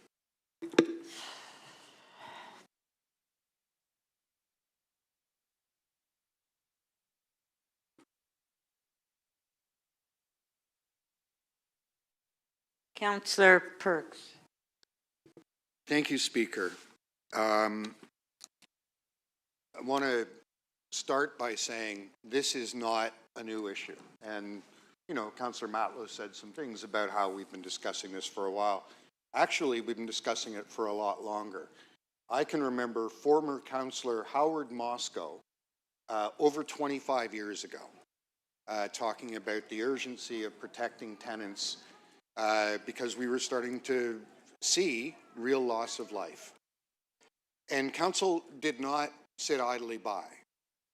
Councillor Moscow and others were pretty much told by staff there are some limits on what municipal jurisdiction can achieve, but there are things we can do. And we have been aggressive within our jurisdiction. Toronto Public Health and the Office of Emergency Management did a tabletop exercise to plan for heat waves and have changed our practices and helped us to prepare for it.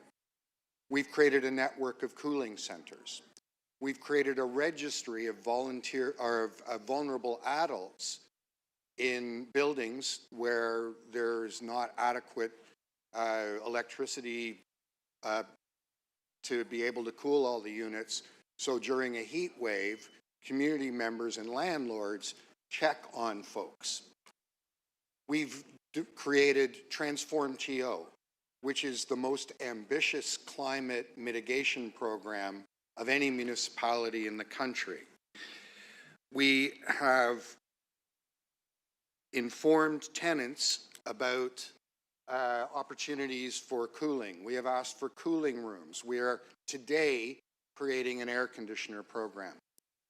To suggest that council is doing less than it can is just disingenuous. It's misleading the public about the history of the City of Toronto working to do everything within its power to avoid the kind of tragedy that has been seen in British Columbia or Chicago or Central Europe. We are doing what we can. But it's really important that we don't take the step into making empty promises. There's been a discussion about we should do this because tenants asked for it. I want to remind you what tenants asked for. Tenants asked for a bylaw that would not trigger above guideline increases. That was in all of their correspondence, all of their deputations. We do not have the authority to pass a bylaw that does not trigger above guideline increases. So if we make the claim that we can do that, knowing that we can't, we are making a false promise. We are misleading the public about what the future looks like and what services and legal protection the City of Toronto can provide.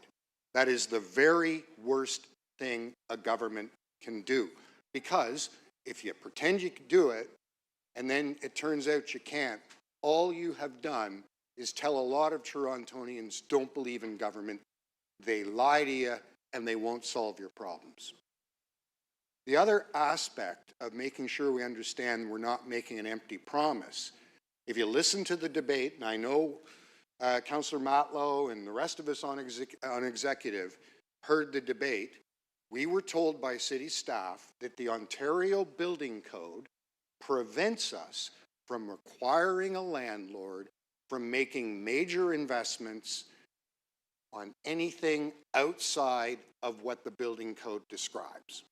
We cannot impose maximum temperature equipment, whole building air cooling systems, or other big expenditures on landlords because of provincial law. We can put air conditioning units in, which we are doing, but we cannot require the landlord to change the heating and cooling system for the whole building.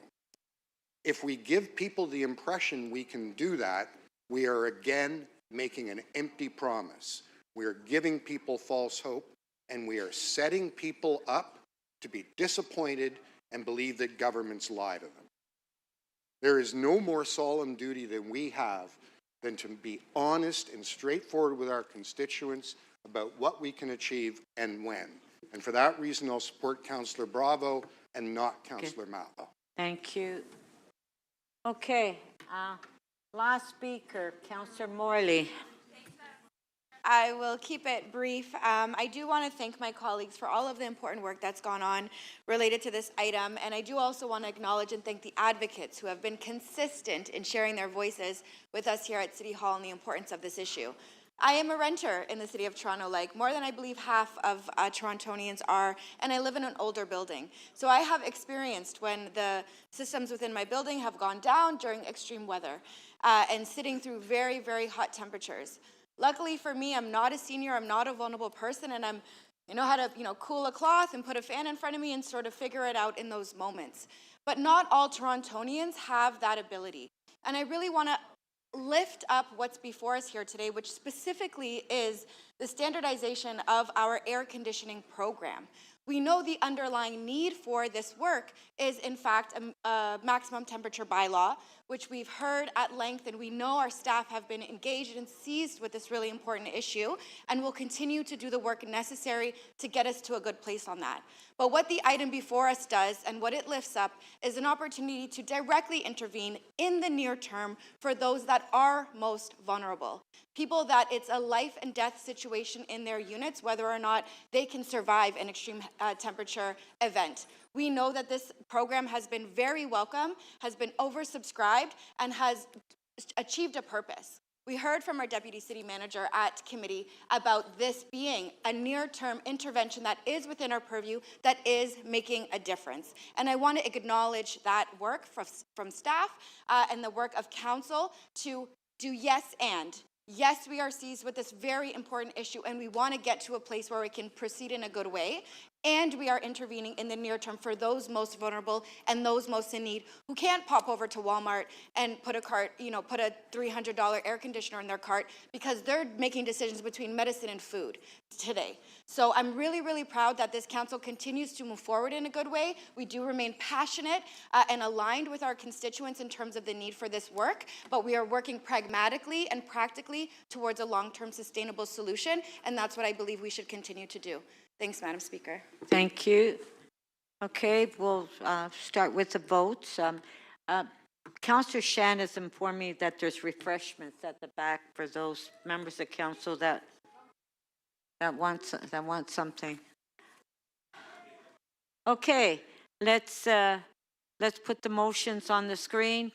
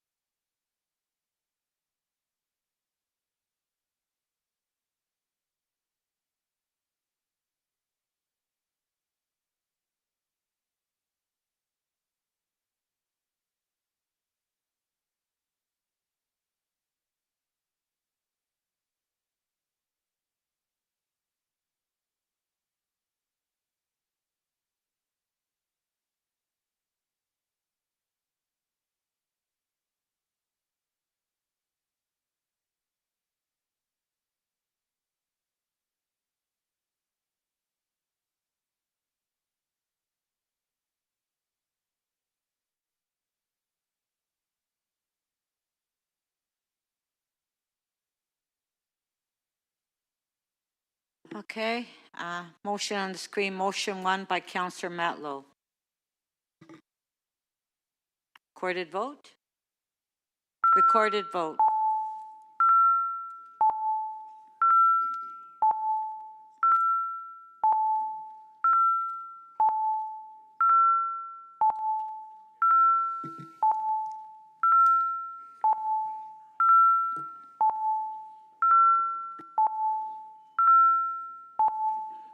Councillor Fletcher, please.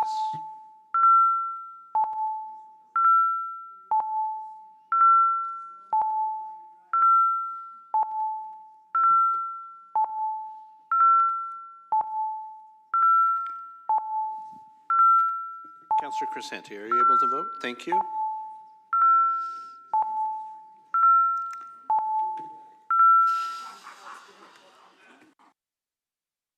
Councillor Perruzza, how do you vote, please? Against. Motion 1 does not carry. The vote is 8-16.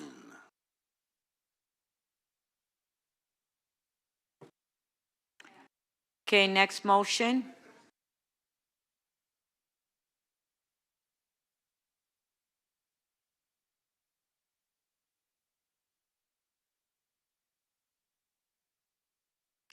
So Councillor Bravo's motion 2A, recorded.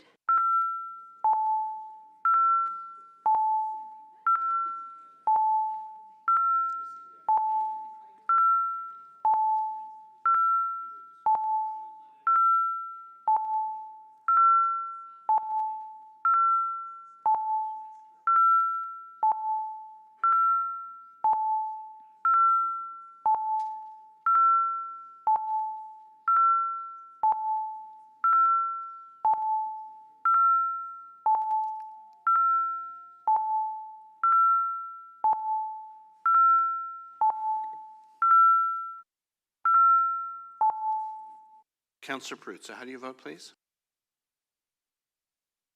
In favor. Motion 2A carries. The vote is 23-1. Okay, next motion.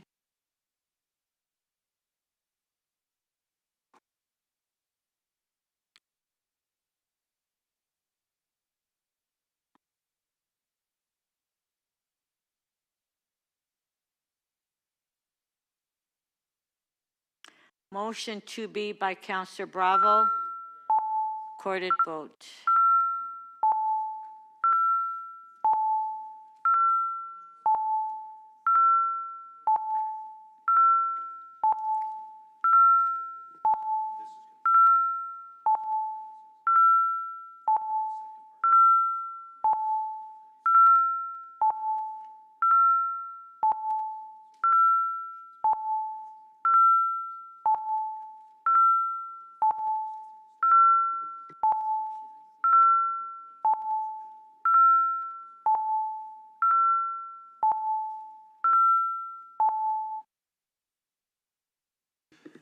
Motion 2B carries. The vote is 23-1. Say that since Councillor Bravo's motion passed, part 5 of the report now is redundant. Okay? So the balance of the agenda as amended, recorded vote. Oh, okay.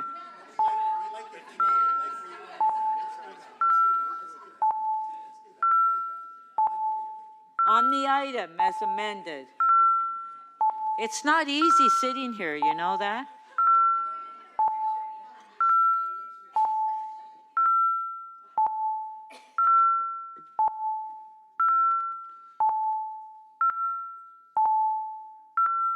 Councillor Cheng, please. And thank you. The item as amended is adopted. The vote is 23-1. So Councillor Fletcher, are you ready for EX 31.3838 Broadview? No. Okay, so how about IE 29.9, which is yours? Order from Matchbridges Bay. That's the next item. Almost ready, Miss, am I ready? No, clerks don't have that yet. Okay, Then we'll go to Councillor Sachs, IE 29.10, supporting the power-assisted bicycles. You ready? Councillor Sachs, we have to move along with the agenda, guys. It'll all be Okay. quick release. Okay, Councillor Sachs, are you ready for your item that you held down for today because, Right. Well, I tried to release it yesterday, but I understood there were some motions coming. I don't know if the motions are ready. well, whose motions? Does anybody have any motions on this item? Yeah. Okay, we're going to go to that item. Do we have any questions to staff first?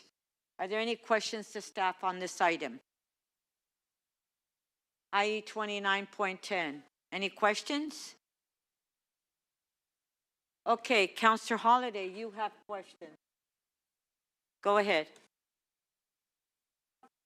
Oh, just a sec. Wait for staff to come down.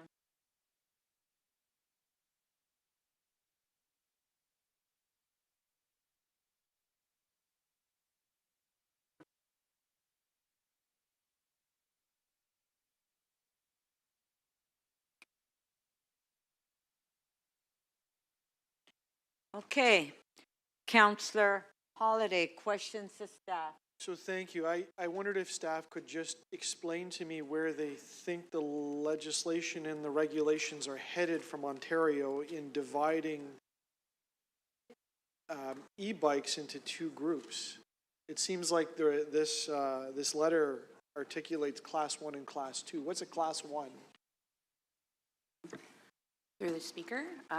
Class 1 looks at more of a pedal assist type bike that is this lighter vehicle that goes up to 55 kilograms. And there's a second class of e-bike that is being considered by the province currently that goes up to a heavier weight and also has both a pedal assist and throttle function. That's generally the classification. The main objective of these proposals from the province is recognizing that there are larger, heavier moped-style power-assisted bikes that have become very challenging in the right-of-way. And they're looking to change those classifications that no longer fit in Class 1 and Class 2 as part of a M-class vehicle that requires license, insurance, and a license and insurance. So I'm sorry, Class 2 would then fall in the category of license and insurance. No, Class 2 would be considered an e-bike, and they would not require license, insurance, or registration. So that would be the smaller of the two types of e-bike. It would be a mid-range e-bike that can still go up to 120 kilos in weight and can operate to 32 kilometers an hour. And so the Class 2 are the ones that look like little mopeds that, you know, from a distance you couldn't tell if it was gas or electric. Through the speaker, they would still be required to have a pedal function or a throttle function and an exposed frame. So they would look less like a moped-style e-bike. Okay. And back to the under 55 kilograms, the Class 1, does that look like a typical bicycle frame? Through the speaker, that's correct. So here's the thing. How heavy is a typical bicycle? Never mind the electric component. How many kilograms is a typical bicycle? Through the speaker, there's a wide variety on the market. I don't think I have an average for you right now. Well, okay, is 55 kilograms an appropriate weight is the dividing line, because that's awful heavy. Through the speaker, that is on the heavier side for some e-bikes. A lot of e-bikes are typically under that weight. Are we at the city concerned, or are we having any response or development of opinions on these policies to advocate for tighter parameters on what around a Class 1 e-bike is? Through the speaker, the city staff have been engaged with the province on quite a few years through various consultation periods, and we have provided feedback around weight concerns and speed concerns related to e-bikes. Has the province responded with in alignment with our advice, or is this still more permissive? They are still receiving feedback, which is why we see the public proposal for comments through the Ontario Regulatory Registry. Does this all head to a situation where we will be able to restrict the use of cycling infrastructure to Class 1 only e-bikes, if we want to? Through the Speaker, we'll have to wait to see what is being adopted through the Highway Traffic Act once the province goes through the proposal through the Ontario Regulatory Registry. So the last time I looked at the Highway Traffic Act, which actually wasn't that long ago, I noticed that there was language in the e-bike section that talked about Class 1 and Class 2, or at least categories. Has that been built into the legislation? And I assume the regulations are not in place. Through the Speaker, that's correct. They're proposing Class 1 and Class 2. That is currently not in place through the Highway Traffic Act currently. So it's regulations that are going to allow that to occur. Through the Speaker, that's correct. That will be the updated power-assisted bike definitions if approved by the province. And just generally speaking, is this a good thing? Is the staff in a position, I guess, I don't know if council has a position yet, but is this heading in a direction in which we are supportive of? Through the Speaker, it is absolutely heading in that direction. We have been in consultation with the Ministry of Transportation around this. The proposal that's currently out for public comment is aligned with many of the objectives that we had proposed for and have been advocating for over the past few years. Additional comments are still to be formulated and put forward to the province. That is your last question, Councillor. Thank you very much. Next is Mayor Chow. Several questions. First one is the chief of the fire department. The fire chief.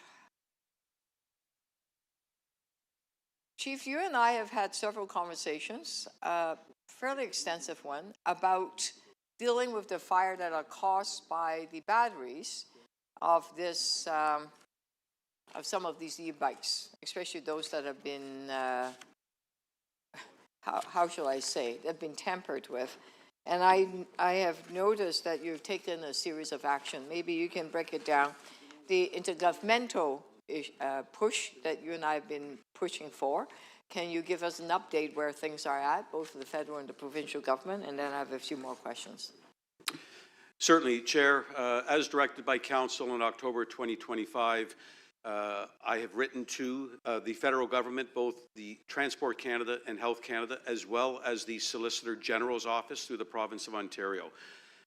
The federal government has started the consultation process to which Toronto Fire Service and the City of Toronto is part of, and we have started making our recommendations through that process in terms of calling for stricter regulations and certifications of batteries that come into the country and that are permissible in the country.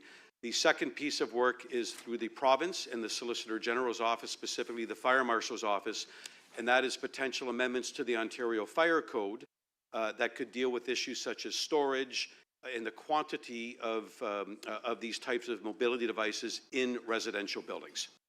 I receive an update every morning from yourself and your team about the fires that are happening, occurring the day before or occurring as it is happening.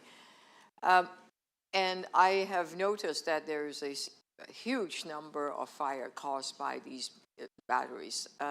Do you have any figure, that ballpark, as to what kind of damage or how many fires are started because of these batteries on e-bikes? Chair, since we started tracking these in 2021, we have seen almost a 600% increase in the number of fires in the City of Toronto with respect to that. And I have gone on record and I have stated publicly, it is the greatest public fire safety risk growing not only in Toronto, but across the country. And I've had similar conversations with my colleagues in Montreal and Vancouver and Halifax. So this is not just a Toronto issue. This is an issue that all the Canadian Fire Service is dealing with. So far this year, we have had 47 fires, so we continue to trend in the wrong direction. And the investigation into the origin, cause, and circumstances of these fires continually points to two specific reasons. A, they are not certified and they are not regulated as they come in. Mm-hmm. And B, they are quite often modified or tampered with, and or the charging systems are. Yep.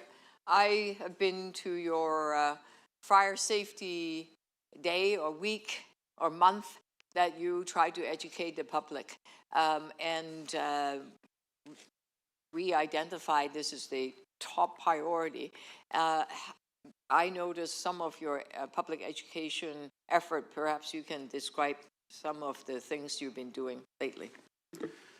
So, Chair, we have taken every approach that Toronto Fire Service has under our authority under the Fire Protection and Prevention Act to deal with this issue. And we are really limited to, Chair, as you know, public education.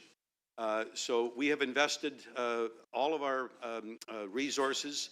We have reallocated both of staff and our public education campaign funds to focus on lithium-ion batteries. We have struck an interdivisional group within the City of Toronto with divisions such as solid waste. We have also worked with our partners at the Toronto Community Housing Corporation, as well as the Greater Toronto Apartment Association, to make sure that we provide as much information as possible. And of course, we're also working closely with the Housing Secretariat and Rent-Safe TO. Right. There are some outstanding issue, I believe, that you need. And one is the Canada Consumer Product Safety Act and Health Canada. The other one is the Federal Minister of Transport, so that there is stronger regulation dealing with the safety risk created by these unregulated and uncertified batteries.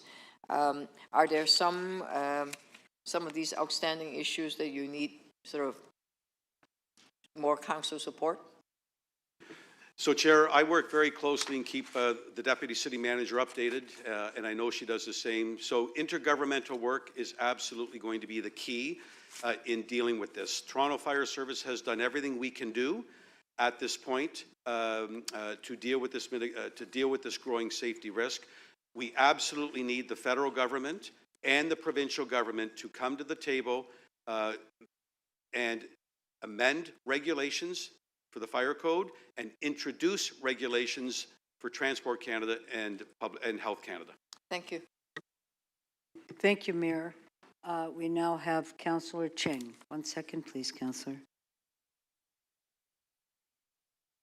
Thank you, Madam Speaker. There you go. Just to clarify about the legislation that's being explained here, e-mopeds that do not look like bikes are not considered in this policy, even though they are increasing in pervasiveness. Is that correct? Through the chair, e-mopeds that do not look like bikes will be classified as M-class vehicle requiring license and registration, as well as insurance, as currently proposed by the province.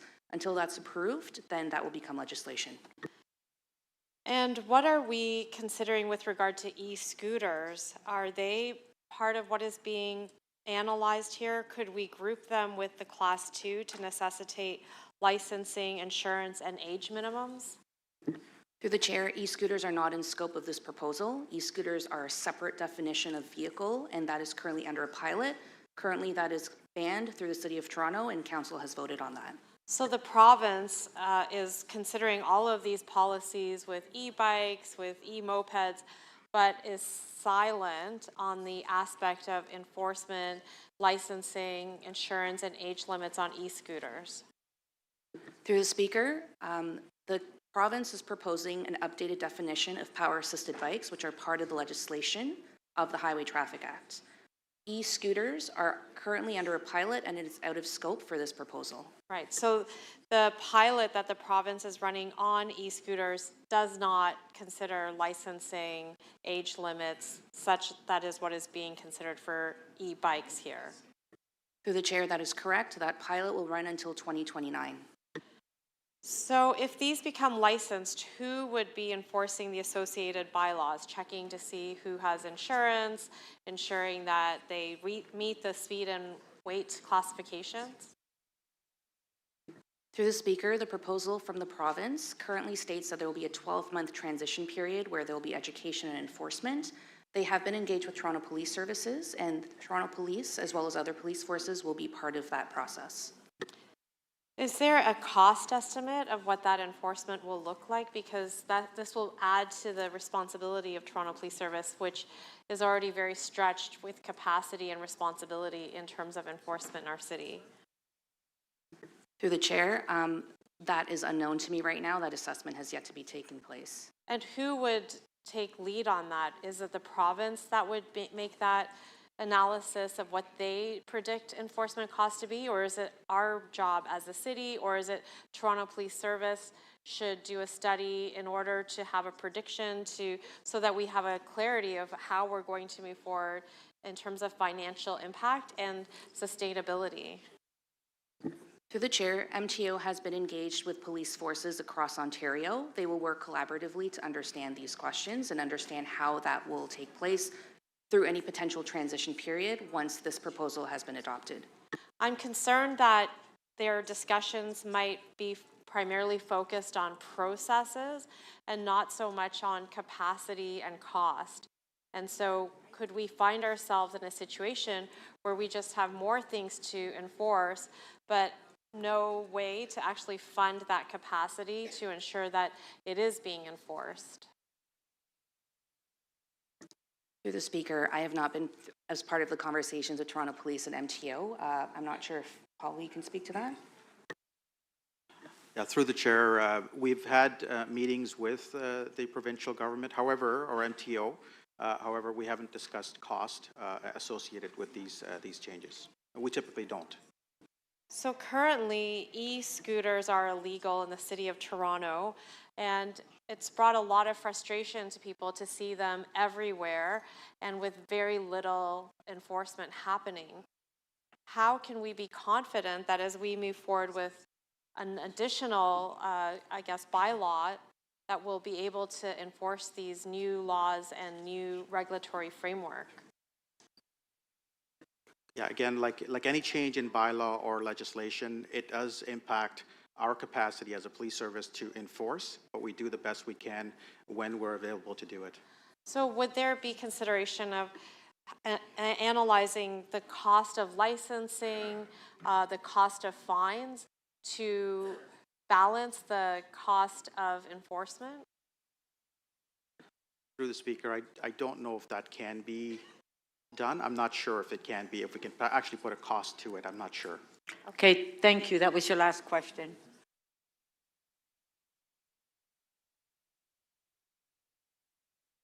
Councillor Sachs, questions? Yes, thank you. For a little bit of clarification, first of all, I think that some of my colleagues, I do let me clear, there are in fact 3 categories that the province has proposed.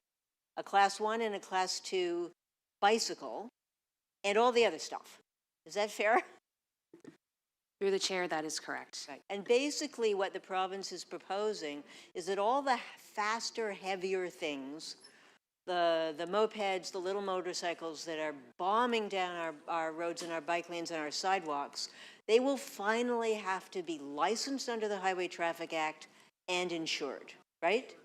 Through the chair, if approved, that will be the direction they are taking it in, correct? Right. And to the police, that would make your job so much easier because you would then know who the offenders are from the license, right? Through the chair, that is correct. It would give us the tools we need to be able to do enforcement. Right. And what I understand is that the police have found themselves unable to enforce our bylaws on e-bikes, and one of the big reasons is the lack of a license, correct? Lack of a license, yes, but also the regulation is not specific in some incidents where officers are not able to apply that legislation. Right. But would you agree that if the province adopts this regulation as proposed, the people of Toronto would be safer on our streets, on our sidewalks, on our bike lanes? Through the chair, theoretically, yes, although our capacity, it's still our capacity. And that I understand, and certainly without speed cameras, you're working really, really hard. Okay, then thank you. So back to so that's paragraph 1 of my motion recommendation. 1 is we should support what the province is doing. The second thing is paragraph 2, we're asking for some tweaks. So the province is proposed a brake standard in their proposed regulation that they would only test at 30 kilometers an hour, but they're agreeing that the vehicles could be motorized to go faster than 30 kilometers an hour, up to 32, correct? Through the chair, currently it reads as up to 32 kilometers an hour. Yes. That's right. So they're allowing 30, but they're not testing the brakes at 30. And the second thing is they've said that they would test the brakes just on the flat. Is all of Toronto flat? Through the chair, my understanding is it is not. Okay. And so would you agree that from a safety point of view, the brakes need to be able to stop these vehicles even when the ground's wet and even when there's a hill? Through the chair, I'm not sure the circumstances of how the province tests brakes. I am not an expert on that. Fair enough. But you agree that the brakes should have to be able to stop the vehicle even when it's wet and even on a hill? Through the chair, to be cautious, that would be a wise approach. Okay. And then in terms of the weight of the Class 2 vehicles, I mean, we do have a wide variety of e-assist bikes. And, you know, my family gets around in a cargo bike. They provide a tremendous asset to many, many families. But you're aware that Cycle Toronto has requested that we request a 55 kilo weight limit for the Class 2 bikes. Through the chair, that is correct. Currently, our Toronto Municipal Code allows e-bikes up to 40 kilos in our protected bike lanes, and that also applies to our mixed-use trails through our parks. Right. So that is our position for lower weights. I think that's fairly well in line to consider lower weights for power-assisted bikes. Right, and we haven't been able to enforce that weight. I mean, the police have told us they have, well, let me ask the police, have you been able to enforce that 40-kilometer weight limit in our bike lanes and multi-use trails? Sorry, you said 40-kilometer weight limit? 40-kilo weight limit. Have you been able to enforce it? My understanding is you've never laid any charges under that. I can't comment on that unless I look at the data, but it would be difficult to enforce that. Right, okay. But if the province regulates it, we've got a much better shot, right? Theoretically, yes. Okay, all right. And then to the fire chief. Again, so paragraph 3 is asking to make recommendations to the province on lithium-ion battery safety standards for all vehicles powered with lithium-ion batteries. Are you already doing all of that, or would this be a helpful direction? Chair, I'll speak from the fire perspective and defer to our colleagues at Transportation Services with the mobility strategy. So any additional regulations that be considered under the Ontario Fire Code with respect to mitigating the safety risk, Toronto Fire is fully supportive of. Okay, that was your last question. Thank you. Councillor Candeval. Thank you, Madam Speaker. In light of the provincial direction, are we broadly comfortable with the legislation and the approach that the province is proposing? Through the chair, staff have been engaged with the province. The general direction of making larger moped-style e-bikes or power-assisted bikes to be part of the M-class vehicle is the right direction that we are supportive of. Oh, good to know. And in relation to how requirements for licensing and insurance work, are we aware if there's any jurisdictions that only apply those requirements for commercial use or commercial application? Through the chair, can you clarify what you mean, sir? Sorry, if are there any requirements for licensing that are in, say, Class 2, so below the M class, that would only be required for commercial applications, like obviously the food delivery companies? Through the chair, currently there are no requirements for power-assisted bikes to require a license, even for a commercial company. That currently does apply for cargo e-bikes. No, sorry, the question was, are we aware of any jurisdictions that bring that approach?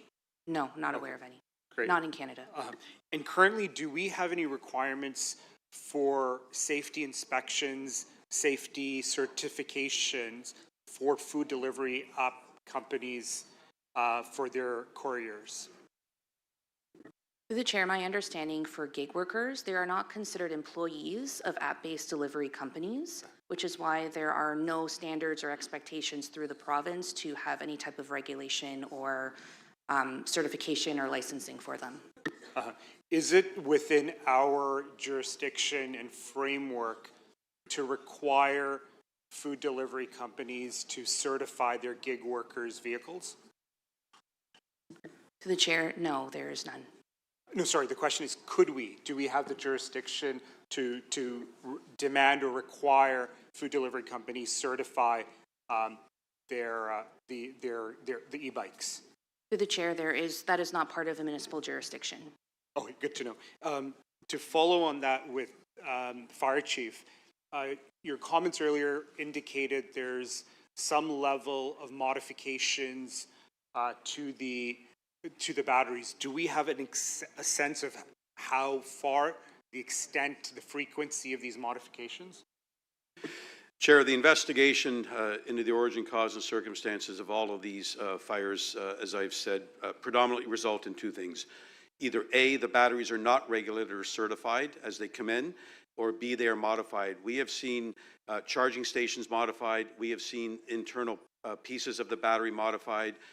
We have seen instances where the batteries have been overcharged, where they try to supercharge them. So the modification piece is an absolute fire risk that has contributed to a significant number of fires in our city. Completely. From a fire perspective, is there value in, and I'm looking at other municipalities in North America, have required the onus has been placed on the food delivery companies to ensure their workers are not using modified or tampered with e-bikes. Is that a positive direction? Is that something from a fire perspective we would want to see? So, Chair, I think what we would want to see is what we have asked both the federal government and the provincial government. We have asked for certified and a regulated standard for these batteries, and we have asked the province to consider amendments to the Ontario Fire Code. But in the meantime, until that federal change would be enacted, is there a scenario to have this expectation given our jurisdiction over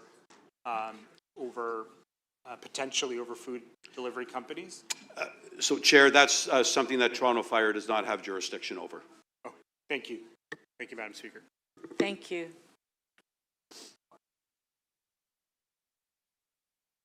Councillor Bravo.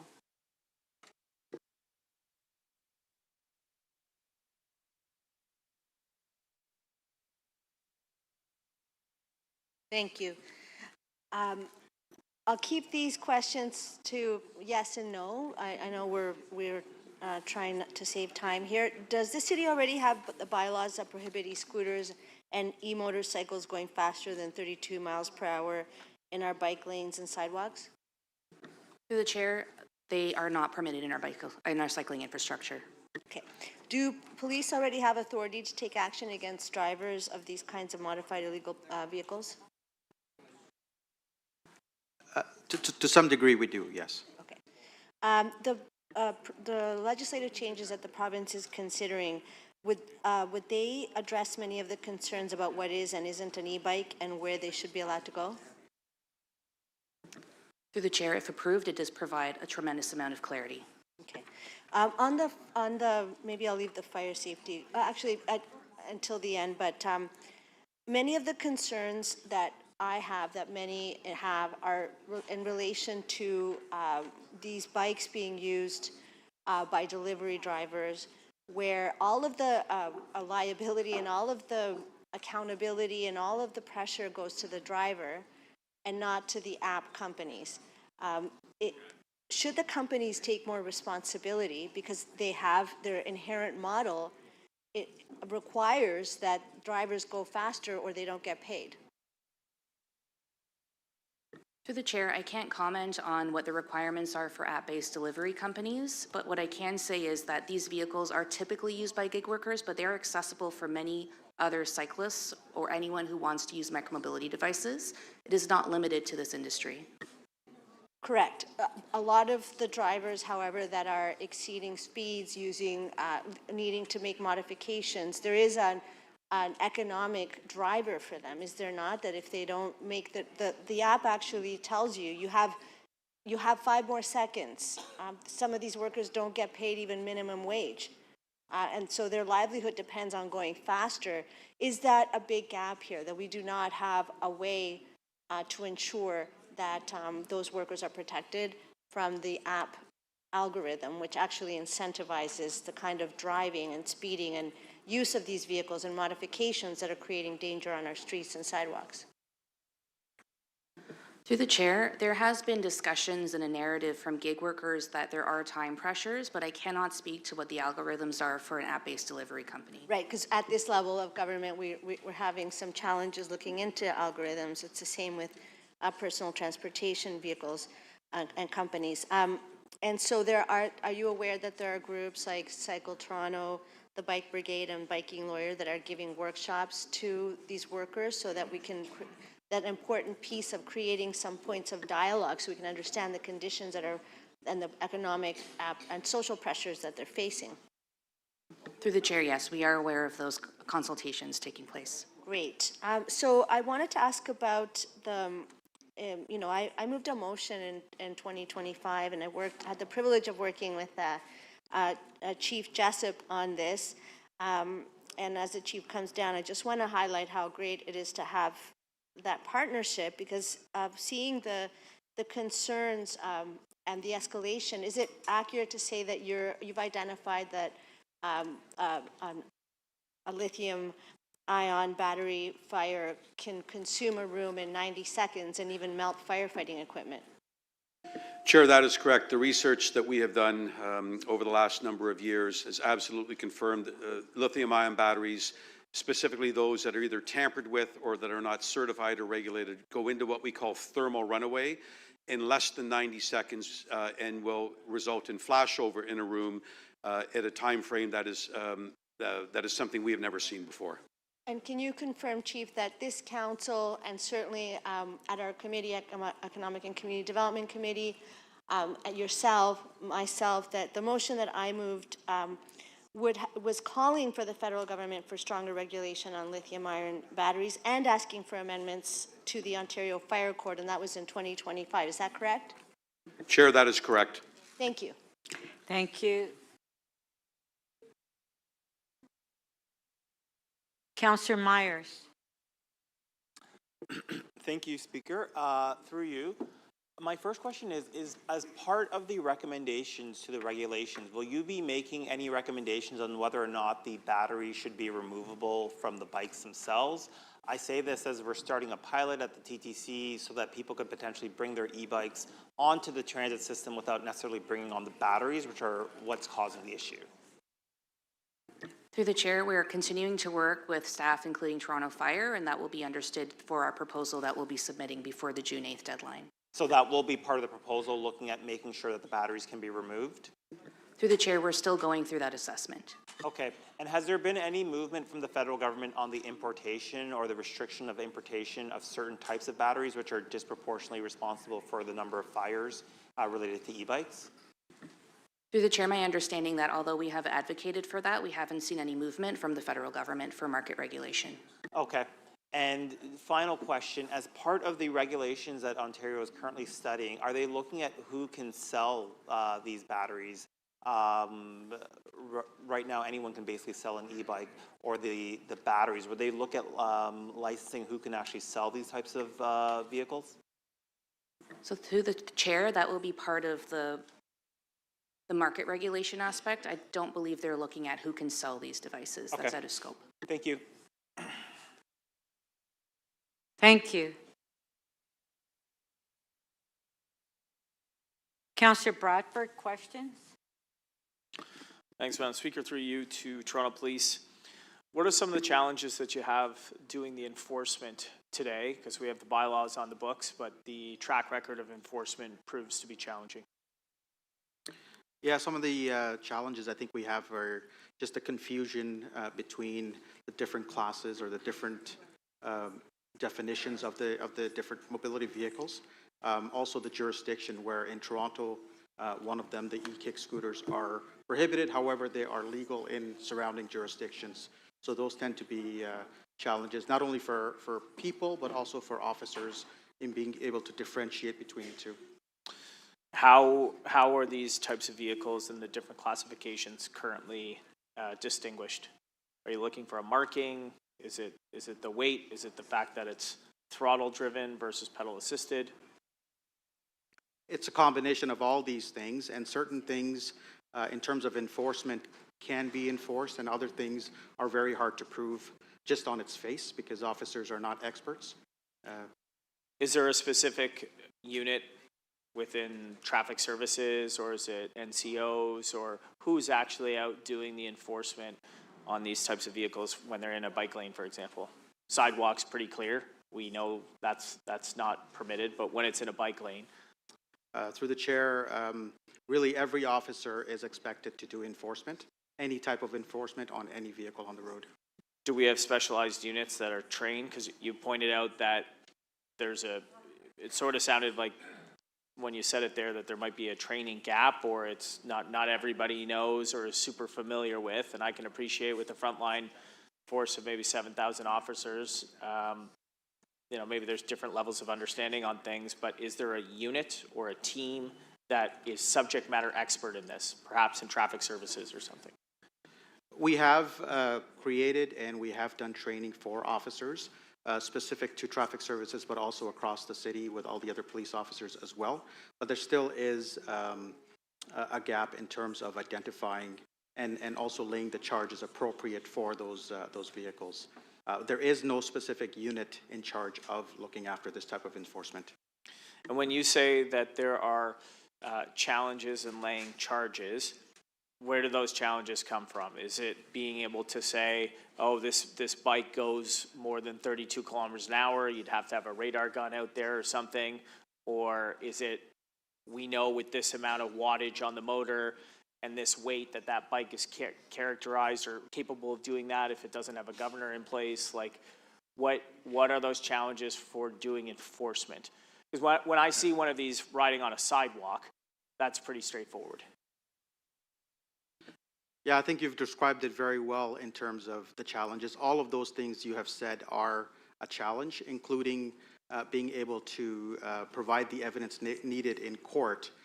For example, the wattage of a vehicle, for example, you would have to call the manufacturer in to actually testify as an expert with regards to the wattage. A police officer would not be able to, generally speaking, testify to that. So let me ask about that. So these batteries often have the wattage labeled on the battery. Is that not something that would hold up in court because whatever, anyone can put any wattage on there? Or is that in the way that, like, cars are rated for X amount of horsepower? We accept that. That's not something that necessarily you're using in a criminal court. But if it is labeled with the wattage on the battery, which I think a lot of batteries are required to indicate the wattage or the voltage of the battery, is that not enough evidence, or do you have to actually put it on some sort of meter and measure it yourself? Yeah, I believe that that's not enough evidence, and even if it was, these things can be modified. So you may have something that says it's 500 watts, for example, but it may actually be something totally different. Okay. We had a question earlier about the weight of these vehicles. Now, I've seen lots of portable scales specifically designed for bikes. They've got two hooks. You can hold it up across the top tube.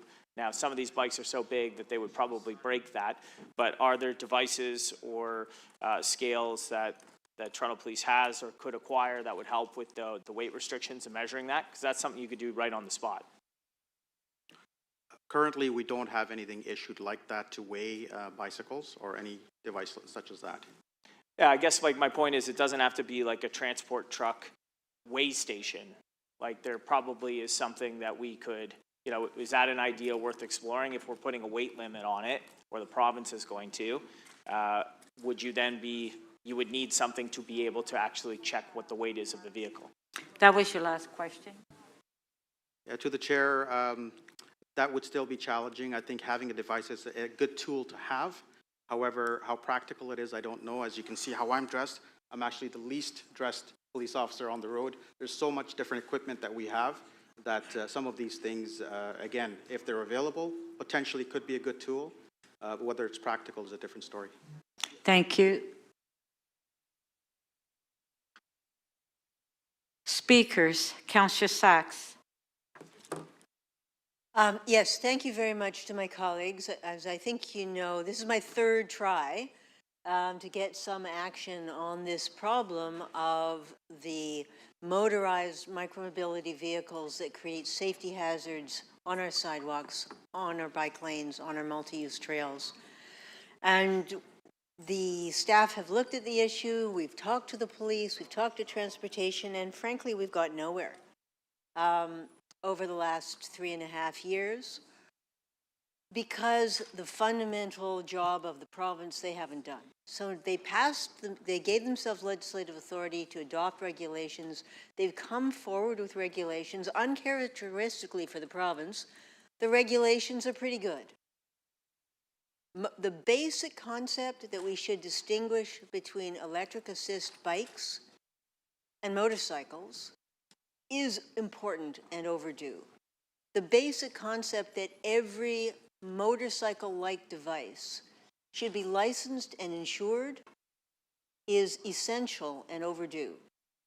The basic requirement that any motorcycle has no place in our bike lanes and our multi-use trails is necessary and overdue. So the first recommendation that I'm seeking your support for is to support the province in that basic outline that they've proposed so that we can finally get some enforcement, which we desperately, desperately need. The second recommendation is asking for, frankly, some tweaks to what the province is proposing. It is nonsensical to have a brake standard that doesn't match the bicycle standard. To allow the bikes to go faster than the brakes are required to work is silly. To require brakes that only work in perfect conditions when it's dry and flat is silly. It's not safe for the people who use the bike, and it's not safe for the people who get in their way when they need to stop. And I say this, as you all know, as somebody who cycles all year round and who has an electric cargo bike as the family vehicle for my kids and grandkids. So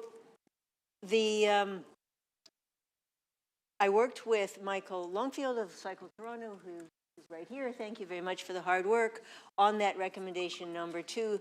These are tweaks that would make the regulation better and would make safety better for everyone else.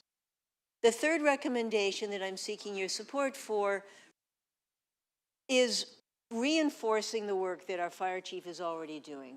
We've heard this enormous increase in battery fires. Sometimes it's because of damage to the battery, sometimes it's, as I understand it, because of damage to the electrical system that is around the battery. Anybody who's got a lithium-ion battery at home, make sure it's certified. We've got really good certification organizations. They set out clear standards. Make sure you have a certified battery. But even if you buy a certified battery, you can make it unsafe if you change the wiring or attach 2 of them together or do something else, or even if you use the wrong kind of charger. If you take the charger that came with the bike, throw that out and put something more high-powered on it, you can still cause a fire. So asking the fire chief to continue his work with the province and to make sure it covers the whole range of risk is the purpose of my third motion. Believe me, this isn't everything I would like to have.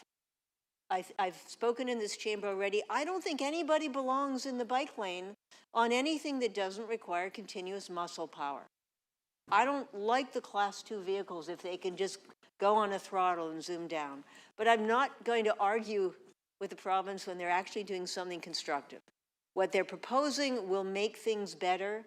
Under their system, the police will have a chance of actually getting the illegal vehicles out of our bike lanes, and in a way that hasn't been possible up until now.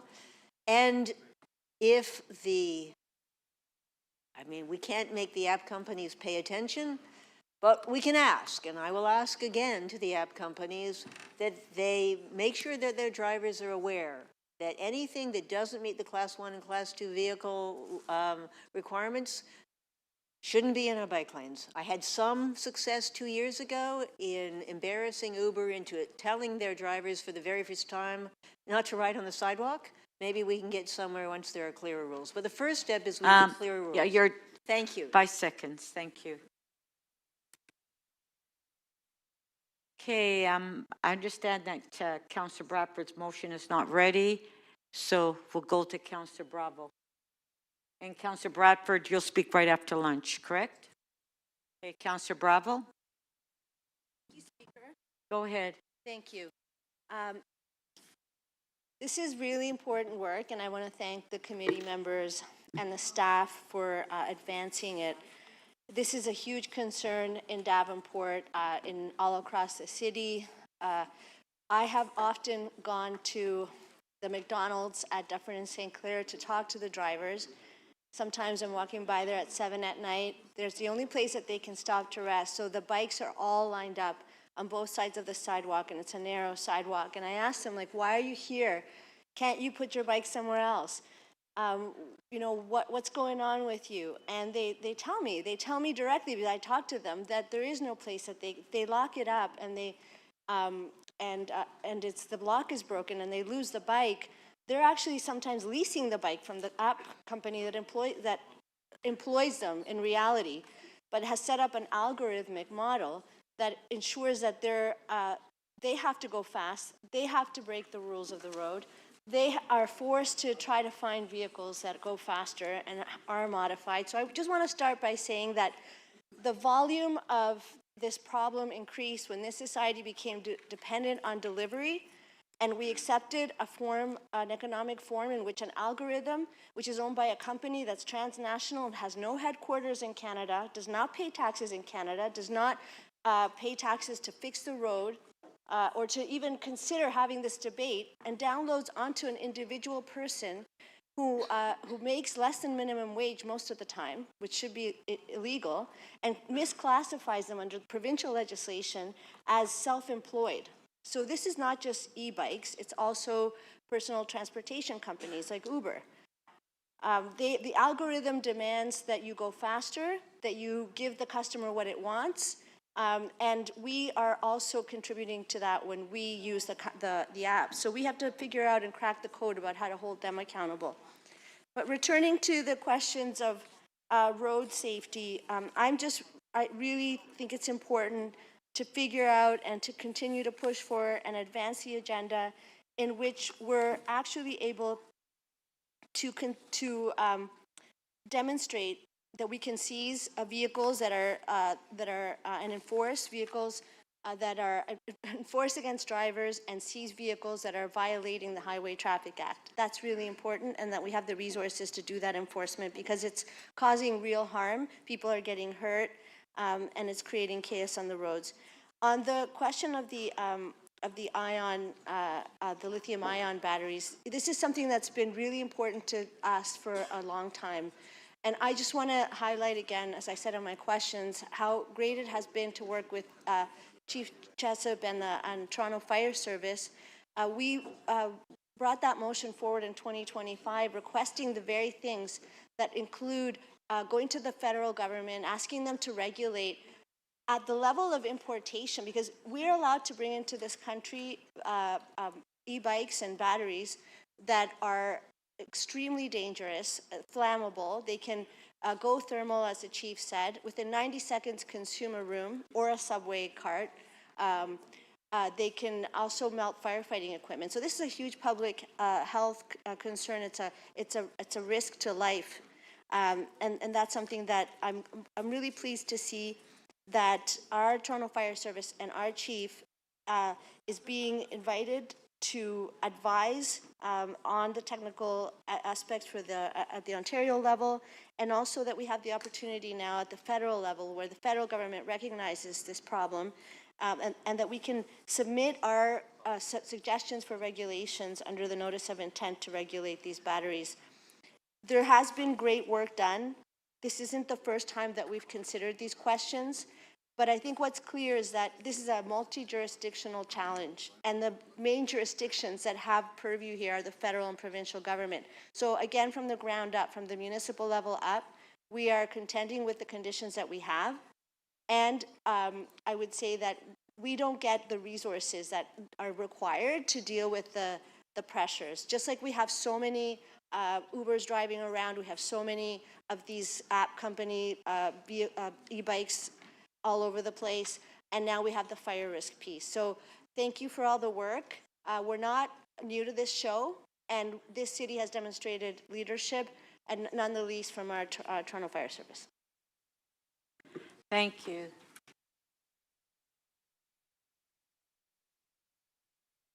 Okay, we're recessed to 2 o'clock.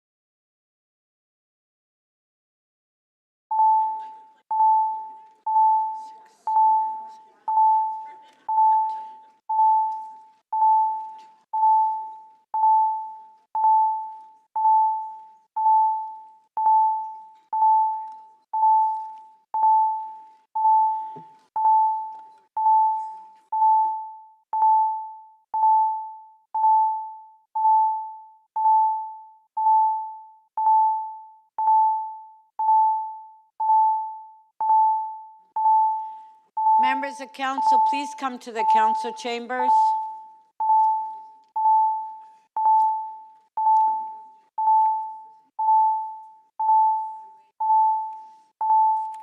We're waiting for one more councillor. Pardon?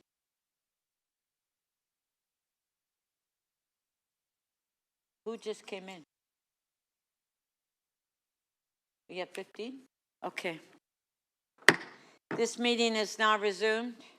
Members, please rise if you're able and join me in observing a moment of silence in memory of Marian Angela McGlory and Bishop Chester Alexander Searles.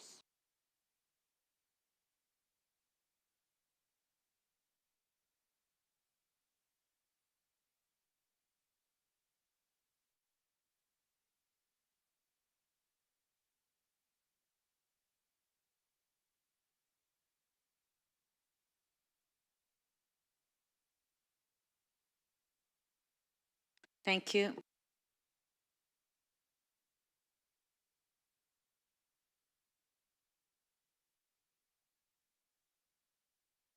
Chen, you would like to make an announcement?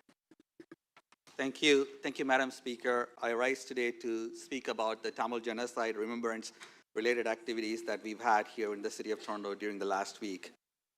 In fact, today during the lunchtime, we had in Committee Room 4 a gathering where a few councillors, a number of community organizations, and city staff who identify as Tamil and allies came together to pay respect. This past week was a time of remembrance, reflection, and education. It was time to honor the lives lost, the survivors, and the generation of Tamil people who continue to carry the impacts of genocide, displacement, and war. As a Tamil Canadian myself and as a city councillor, this week carries deep personal and collective meaning.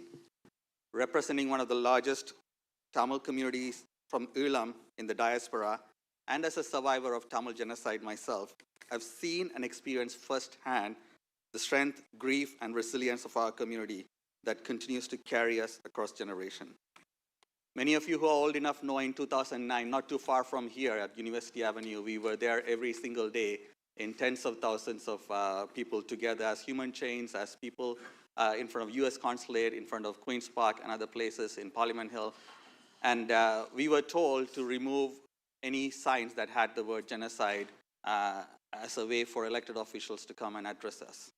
Fast forward a few years, last year, we were able to open a monument, Tamil genocide monument right at Brampton, with all levels of government coming together to cut the ribbon for a genocide remembrance monument. In fact, a few years back, the provincial government passed Tamil Genocide Education Act, where we were told remove those signs outside Queen's Park, and we were able to get through the leadership of MPP Vijay Thanikastalam a motion to have a Tamil Genocide Education Act. Through a federal member, Gary Ananda Sangari, and from all party consensus, we were able to proclaim May 18th as Tamil Genocide Remembrance Day. So we didn't give up when we were told our stories did not matter. We persevered, we told our stories, we educated others, we engaged all levels of government, and today we are seeing the results of that work. So I'm proud that we were able to do that work right here as well. And from classrooms where students were told don't bring your issues or don't talk about what's happening, to having classroom sessions and assemblies that are talking about Tamil genocide, we've come a long way as a community through our perseverance. I have to say, though, there is a lot of work still to be done. And so we continue to persevere, continue to struggle through our challenges. One of the things that I want to highlight today is that a few days ago, the mayor was at the Tamil Genocide Remembrance Day event and announced that she would be supporting the building of a monument here in City of Toronto in Scarborough. In fact, a motion moved by my fellow councillor, Councillor Kandaville, passed unanimously, and the community is looking forward to working with the mayor and with the city staff to get this done in Scarborough, which is the home of the largest Ulam diaspora in Canada, located in Scarborough. And we have members of National Council of Canadian Tamils, an organization that helped to build the Brampton Monument here. They will be working together with us to make sure this is done in Scarborough as well. So as I wrap up, Madam Speaker, I encourage all of us to continue learning, including myself, continue organizing, continuing, standing in solidarity with Tamil survivors and families who continue to demand truth and accountability. Many people who are perpetrators of this genocide are roaming freely today. And the federal government had taken some steps to put some sanction on a few of those people, but we have a lot more work to be done. So we want you to continue to stand in solidarity with us. We remember not only to grieve, but to ensure that these crimes are never forgotten and never repeated. The perpetrators who are just responsible for the genocide should be held accountable and punished through mechanisms that are available internationally. And while we recognize how far we have come, the journey for truth, justice, and accountability and freedom continues. Thank you. Thank you. Councillor Chang, you would like to make an announcement at this time?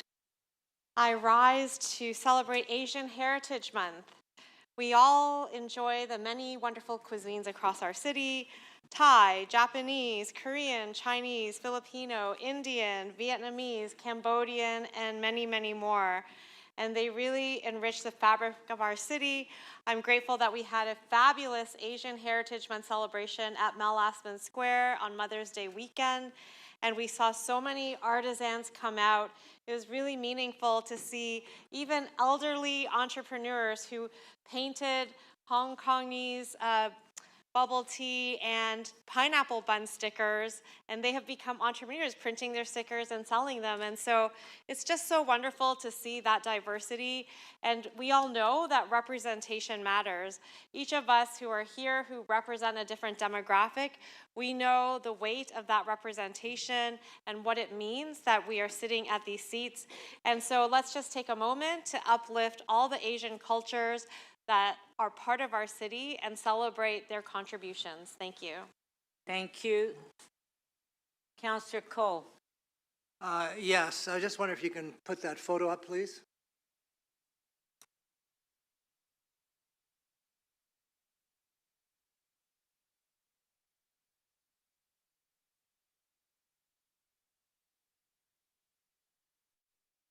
On behalf of the family of Esther, I would ask everyone watching, everyone here, all the city councilors, please share this photo of Esther, the 14-year-old North York teenager that's been missing since last Friday. We've had an extensive search, volunteers, police, everyone, so you can do your part by picking up your phones now and share this photo widely across the city, desperately asking for information about Esther. Please share this and help the family get their daughter back. Thank you. Thank you. Councillor Candeval. Thank you, Madam Speaker. I want to follow in the footsteps of my colleague, Councillor Shan, in his motion, in his message on Tamil genocide remembrance. Community was glad and accepting of the announcement by Mayor Chow on Monday evening at a large gathering in Scarborough in commemoration of Tamil Genocide Remembrance Day, that the city will be moving forward with intention to select a site and start the building of the monument. It's something Mayor Chow is no stranger to our community. I remember in 2004 when there was some hope for peace on the island, when we had one of the largest gatherings at Queen's Park. Former East York Mayor Michael Pruitt remarked in his message at that time, it was the largest gathering he'd seen on the lawn of Queen's Park. And I remember Olivia and Jack were coming up in their bicycles in support. So this is something monumental to the community. I want to thank the NCCT, National Council of Canadian Tamils, in their leadership with Mayor Patrick Brown in building a remarkable monument in Brampton, which was unveiled last year and was the inspiration to my motion, which, with the unanimous consent of council, to build one in Scarborough, home, as Councillor Shan noted, to the largest Ulam Tamil diaspora.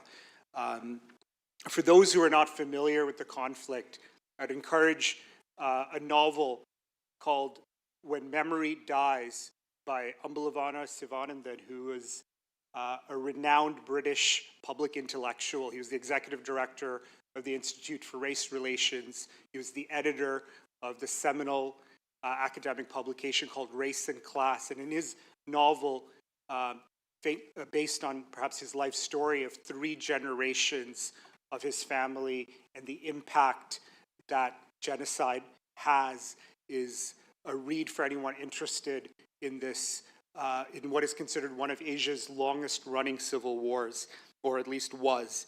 And within it, you see the impacts of when memory dies. So when we ask the question of why a monument, the purpose of a monument, it's a reflection to the statement, to the testament of when memory lives.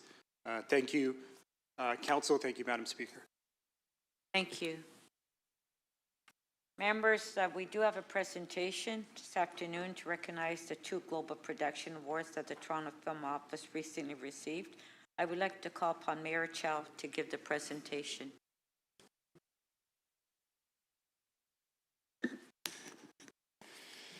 Good afternoon, members of council.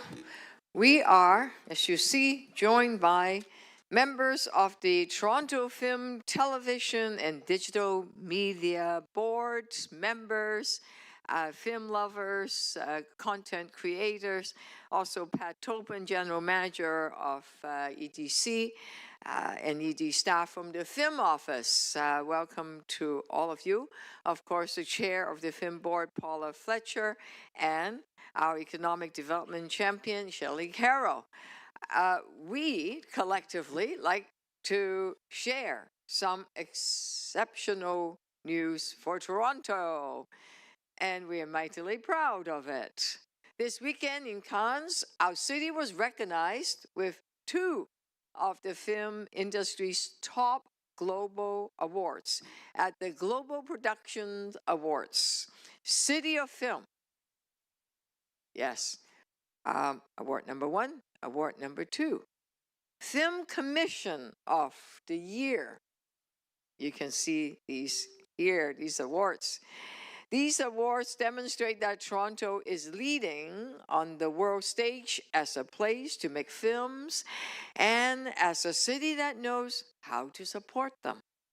The City of Film Award recognized that Toronto is a truly film-friendly city. Not just production volume, but the infrastructure, the talents, the policies that support world-class filmmaking, and the quality of life that makes filmmakers want to stay. Toronto celebrates film through our festivals, our cinemas, and our neighborhoods. The second award, the Film Commission of the Year award, speaks to how we deliver that vision every day.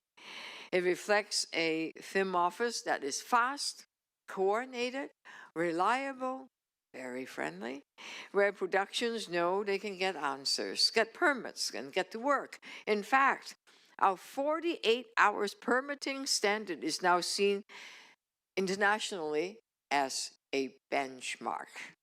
That is something worthy of celebration. Earlier this year, Toronto was also named the #1 best place to live and work as a movie maker by the Movie Maker magazine. Together, these awards tell a bigger story. Toronto is excelling both strategically and operationally in a highly competitive global market. Film and television production is one of Toronto's most important economic and cultural engines, as Councillor Carroll will remind us nonstop. It generates up to $2.6 billion in direct spending each year and support more than 40,000 jobs across every part of the industry. But what truly sets Toronto apart is really, we all instinctively know, is our people. Our crews, our creators, our technicians, and the storytellers are among the best in the world. Productions of every scale continue to choose Toronto, from major global series like The Boys and Heated Rivalry, oh yes, Edith Rivalry, yep, to award-winning films like Guillermo del Toro's Frankenstein, made right here in Toronto. When I gave Guillermo del Toro the key to the city last year, he said, Toronto is the best place to make movies, and we intend to keep it that way. Yes, we do. Earlier this year, City Council adopted Toronto's Screen Future, a strategic plan for continued growth. A 5-year plan to make sure we remain one of the most, if not the best, film-friendly cities in the world. It focused on growing our workforce, expanding infrastructure, strengthening our competitiveness, and leading in sustainability and innovation. It is not just about celebrating where we are today, it's about building what comes next. These awards belong to the entire screen sector, our filmmakers and our crews, our industry partners, our unions and our guild, our educators, and the neighborhoods across Toronto that welcome production every day. And I might add, your imagination and your creativity. That is what we are also celebrating. Together, we've helped make Toronto a global leader in film and the best place to make movies. So, congratulations to our film office and all those in the city who have made this recognition possible. Can we give them a big round of applause? Thank you.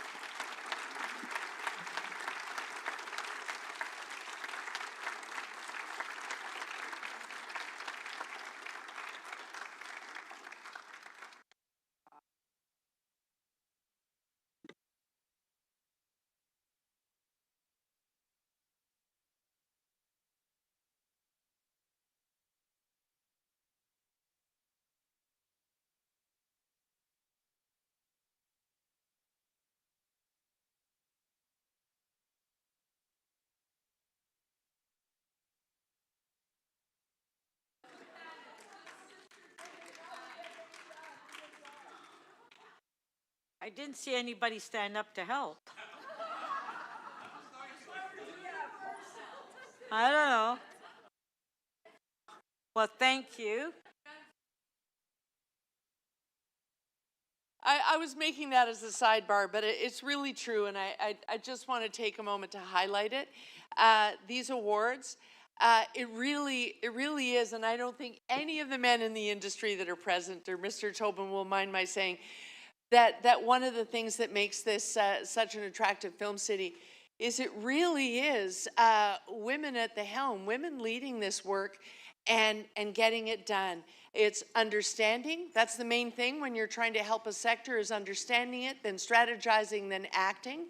And we have in Councillor Fletcher as chair of the board, and in Marguerite Pigott, who is our film commissioner, not feeling well today, so she's not with us, but I hope she's watching virtually so that she knows that we truly appreciate that special sauce. That is why we're winning these awards, and it is the sisters who lead the initiative and actually take strategy to action. Thank you, Paul, and thank you, Marguerite. Thank you. Okay, members. Thank you. Members, I've received an urgent motion without notice to be added. Do we have 18 members? Huh? It's not ready. One? Okay, we have one. Who is it? Councillor Fletcher.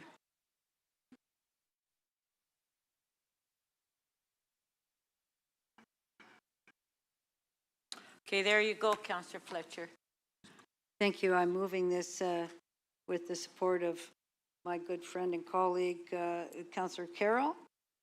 There's some issues with the construction at this place and a very big impact on the operations of the theatre company. So I'd like to move that today, please. On favor?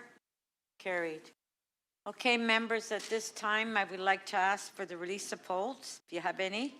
The clerk will open the speakers list in CMP and you can place your name on the list. Okay, Councillor Fletcher. My mic on? There we go. Speaker, I would like to just vary the order paper if that's possible. Shall I do that now or after we do the quick release? Well, let's do the quick releases first. Okay, I'm going to do TE 13.3, and the name of that one is? Okay, just a sec, let me find it. That's just, it was without recommendation, so I'm just going to move the original recommendations for 32.13. Yeah, my apologies. Okay. 958 Broadview, alterations to a heritage property under Section 33 of the Ontario Heritage Act and authority to amend a heritage easement agreement. So moving those recommendations there. Okay, so on the recommendation by Councillor Fletcher, on favor, carried. Thank you. And then on 32.12, Councillor Perks, I am going to move amendments to the staff recs. Sorry, Councillor Perks is going to move that, and I'm going to amend them. Thank you. Do you have any more, Councillor Fletcher? I do, but I have to amend Councillor Perks's recommendation. Sorry about that. Okay, Councillor Perks. Yes, I'm going to be moving the original staff recommendations on this item. Okay, and then Councillor Fletcher, you have an amendment, right? Yes, I do have an amendment that has to do with a construction management plan that would be appended to that. And as well, some other studies that would be required. This is right on the Don Valley Park and the ravine system, which would be some hydrological studies to be completed that the city would ask for that before the final approval. Okay, so we'll vote on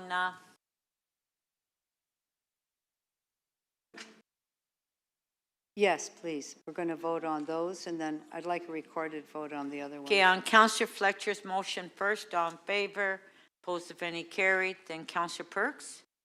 Councillor Perks' motion, all in favor. I'm sorry, I'm having a recorded vote. Recorded vote on Councillor Perks' motion? Okay, recorded.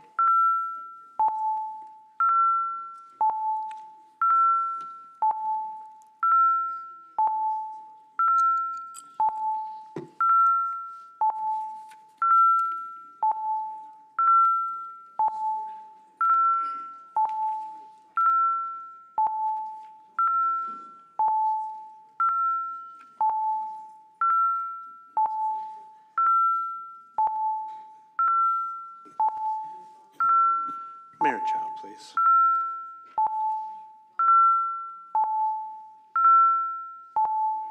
Councillor Matlow, please.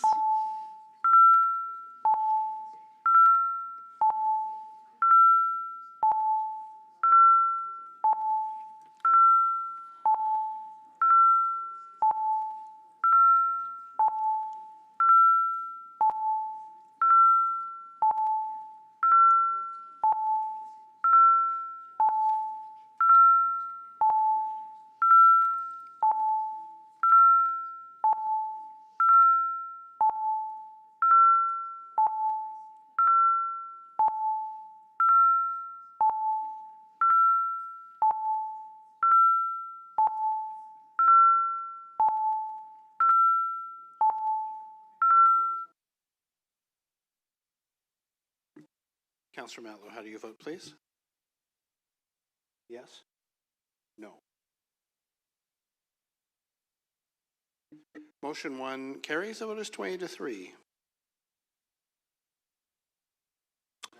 Okay. Councillor Fletcher, do you have any further releases? I have a number that will go very fast after, in an hour or so. Yes. Later? I'm promising you that. Okay. I'm not teasing, it's real. Councillor Carroll, quick release. Yes, Madam Speaker. CC 41.6, I circulated a motion this morning on implementation of new municipal requirements under the Buy Ontario Act. It was advance circulated first thing in the morning. I think it's a quick release because I've not heard a dicky bird. Okay, so Councillor Carroll is releasing CC 41.6. It's on the screen. Yeah, the screen, it's on the screen. Yep. I see it. There are two. One's technical and the other's adding procurement. Yeah. Okay, on A, on favor, carried. On B, on favor, carried. Item is amended, on favor, carried. Okay. Councillor Cheng. I would like to move NY 32.4. I'd like to move staff recommendations along with some amendments that have been pre-circulated. Okay, let's put the amendment on the screen. NY 32.4, which is 179, 181 Finch Avenue. So it's on the screen, the amendment. On favor, carried. And on the second one, we'll put on the screen. On favor, carried. Item is amended. Item, that's the item. Any more, Councillor Cheng? Yes, CC 41.9. Okay, just a sec, let me find it.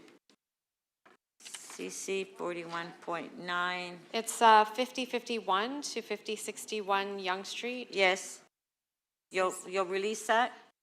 There's also an amendment. So quick release with an amendment that has. Okay, it's on the screen. Yeah. CC 41.9. On favor, carried. Thank you. Any more? No, I think that's it. That's it?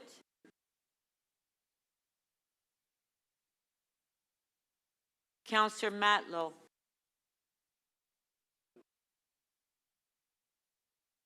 Okay, item is amended on CC 41.9. On favor, carried. Thank you. Councillor Matlow. If I can just confirm if the clerks have our motion on T 32.9, 390 to 398 Spadina. I'll have to check with staff to see if they have it. It's here without a recommendation. My staff sent the center table our motion on it. It's not ready? Okay. Not ready? Okay. Deputy Mayor Malik. Thank you. I'm just checking. I have an urgent motion without notice that I think you referenced, Madam Speaker. And No, just I don't have it yet. We don't have it yet? No. Okay. Can we check with? Yeah, it's not ready.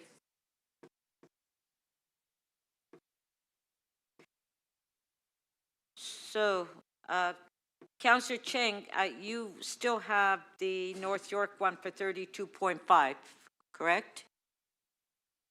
Pardon? I have questions of staff. Oh, okay. All right. No more quick releases? All right, so Councillor Fletcher. Councillor Fletcher? At this time, if you want to do your... Oh, I did. Thank you. I was just talking to my good friend, John Burnside. Yes, I just want to amend that order of paper if we can, please. We've done something wrong. Number one, we've done the quick releases. We do the member motions.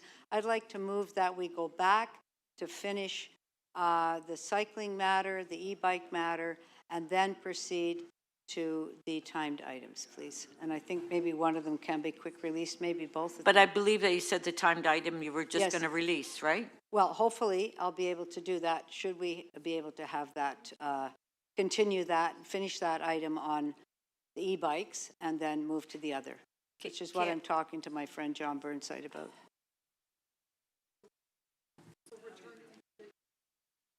Members' motion. Okay. So on the motion by Councillor Fletcher that after the members' motion, we go back to the e-bikes. On favor? Carried. Thank you. Okay, we will now do the members' motion run through. The city clerk has advised that the financial impact summary sheet for member motions MM 14.1 to MM 41.1 and MM 41.37 from the Chief Financial Officer and Treasurer has been posted with agenda item RM 41.7, review of the order paper. Is that the one?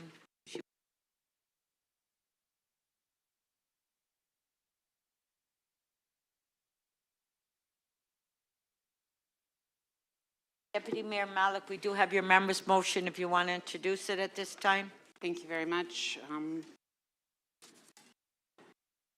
It's on the screen shortly.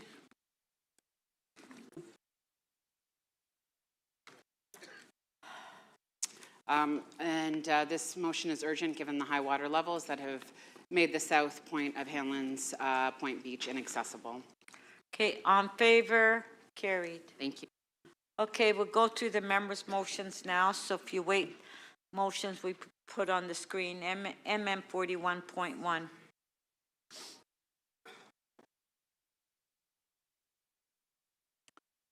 Okay, notice of this motion has been given. This motion is subject to referral to the Executive Committee. A 2/3 vote is required to waive referral. Communications have been submitted on this item. All in favor of waiving referral? Carried. On the item, on favor? Carried. MM 41.2.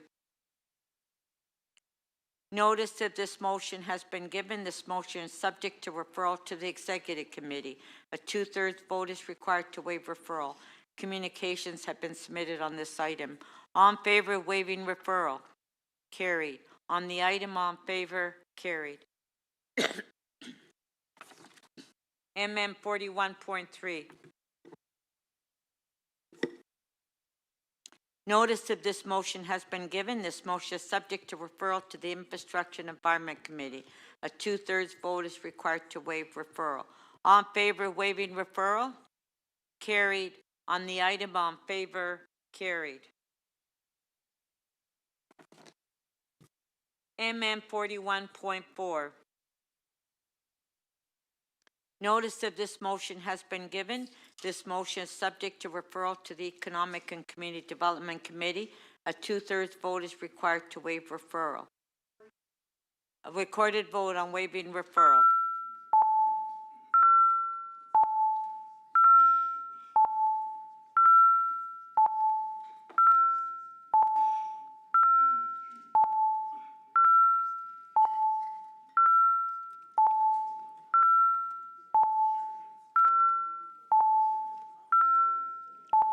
Councillor Cheng, please. Deputy Mayor Malik.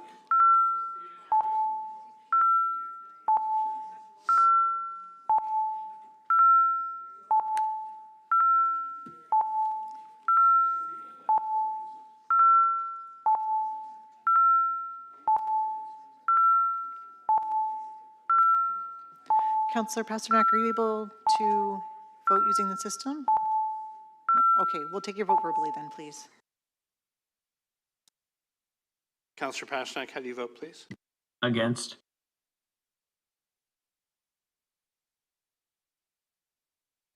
The motion to waive referral carries. The vote is 22-3. On the item, recorded vote.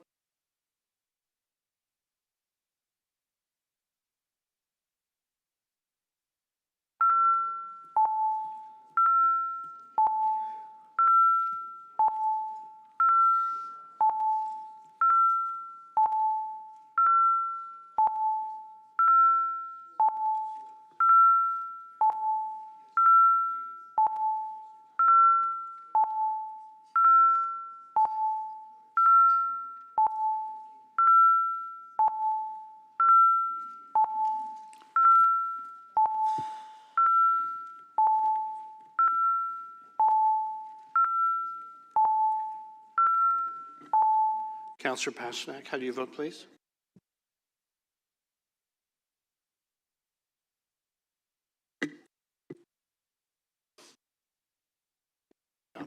The item is adopted. The vote is 22-1.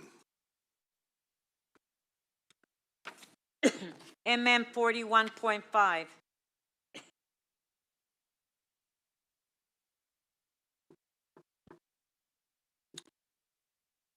Notice of this motion has been given. This motion is subject to referral to the Economic and Community Development Committee.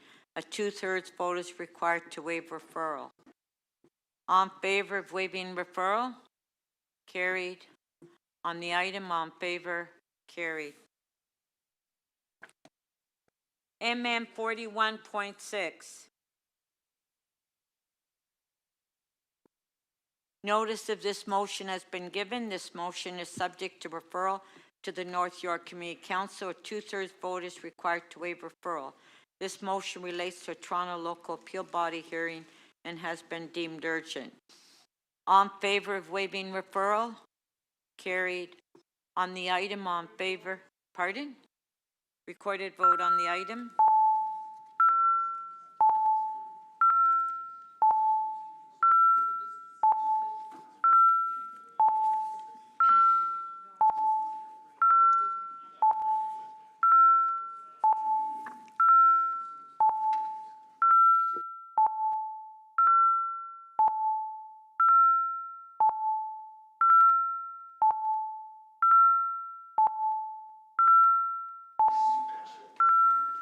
Councillor Sachs, please. Councillor Perruzza.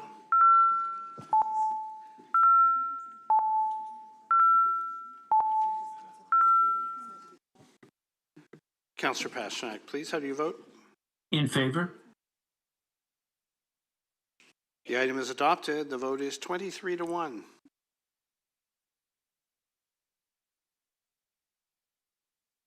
MM 41.7. Notice of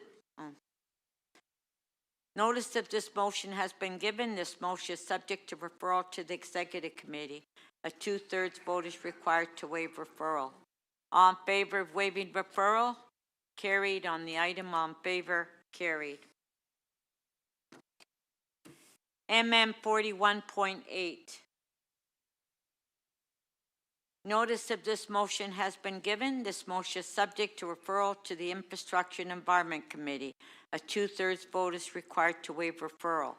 All in favor of waiving referral? Carried. On the item, all in favor? Carried. MM 41.9. Notice of this motion has been given. This motion is subject to referral to the Executive Committee.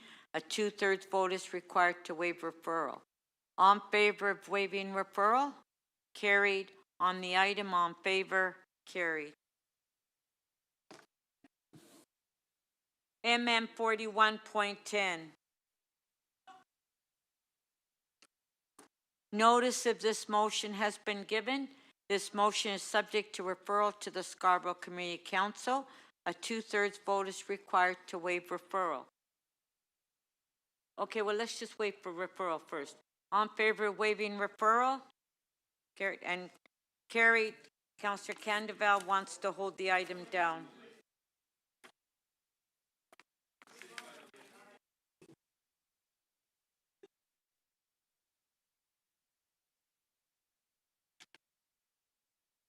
MM 4111. Notice of this motion has been given. This motion is subject to referral to the Infrastructure and Environment Committee. A 2/3 vote is required to waive referral. All in favor of waiving referral? Carried. On the item, all in favor? Carried. MM 4112. Notice of this motion has been given. This motion is subject to referral to the Toronto and East York Community Council. A 2/3 vote is required to waive referral. All in favor of waiving referral? Carried. On the item, all in favor? Carried. MM 4113. Notice of this motion has been given. This motion is subject to referral to the Infrastructure and Environment Committee. A 2/3 vote is required to waive referral. All in favor of waiving referral? Carried. On the item, all in favor? Carried. MM 4114.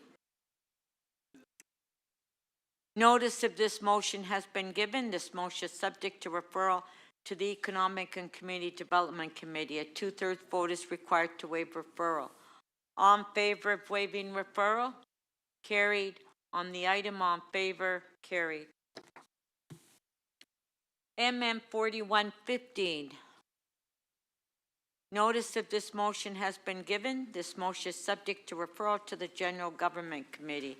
A 2/3 vote is required to waive referral. All in favor of waiving referral? Carried. On the item, all in favor? Carried. MM 4116. Notice of this motion has been given. This motion is subject to referral to the Executive Committee. A 2/3 vote is required to waive referral. All in favor of waiving referral? Carried. On the item, all in favor? Carried. MM 4117. Notice of this motion has been given. This motion is subject to referral to the Executive Committee. A 2/3 vote is required to waive referral. All in favor of waiving referral? Carried. On the item, all in favor? Carried. Is anybody getting tired of listening to me on this? No. I feel like I'm a recorder. MM 4118. Okay. Notice of this motion has been given. This motion is subject to referral to the Executive Committee. A 2/3 vote is required to waive referral. All in favor of waiving referral? Carried. On the item, all in favor? Carried. MM 4119. Notice of this motion has been given. This motion is subject to referral to the Board of Health. A 2/3 vote is required to waive referral. All in favor of waiving referral? Carried. On the item. Pardon? Hold? Okay. Councillor Holiday wants to hold.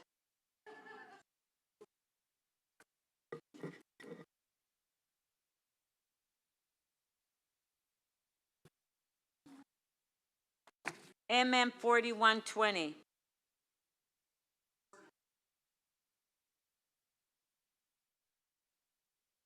Okay, notice of this motion has been given. This motion is subject to referral to the Executive Committee. A 2/3 vote is required to waive referral.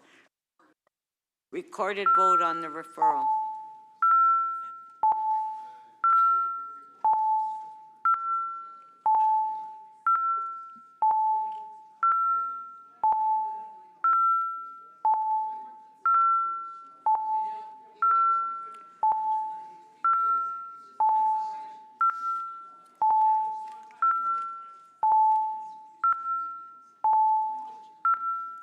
Councillor Bravo, please.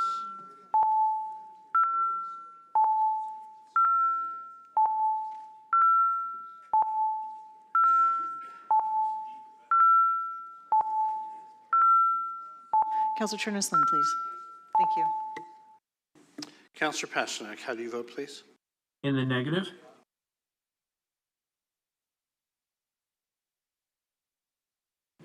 The motion to waive referral carries. The vote is 18-7. Who said that? Oh, Councillor Holiday. Okay.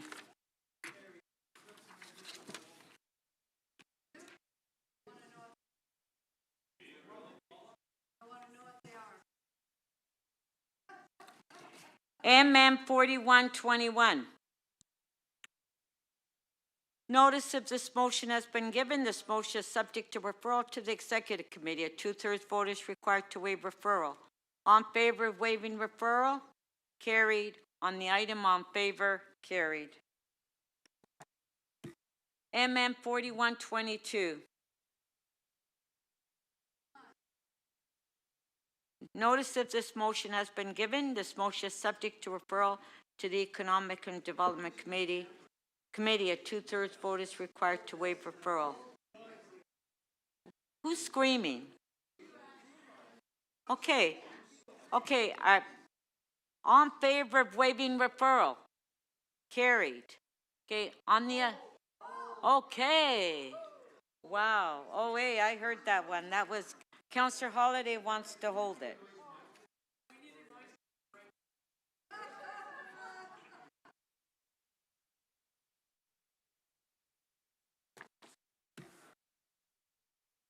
MM 4123.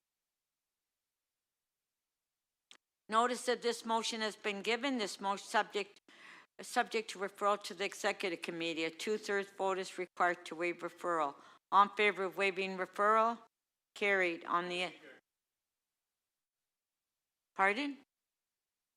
Okay, can you just wait till we move referral first? Just hold it down. Okay, on favor, hold on, let me finish. On favor of waiving referral? Okay, no, we didn't do that. I was in the middle of doing that. So, Councillor Moyes, you want to hold the item down? Does the staff have your amendment? They do. It's not ready, so hold it down.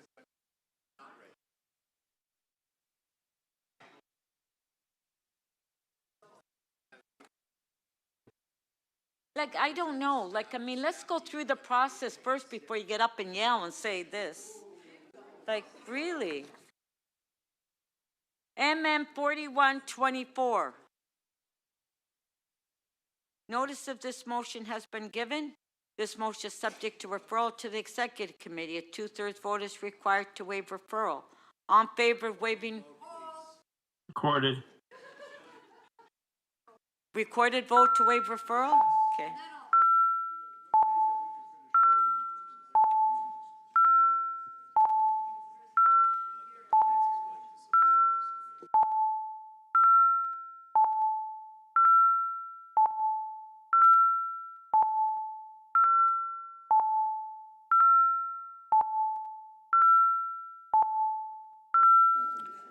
Councillor Chang, please.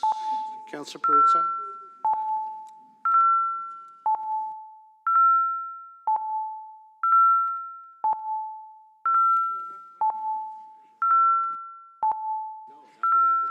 Councillor Perruzza, please. Councillor Crisanti.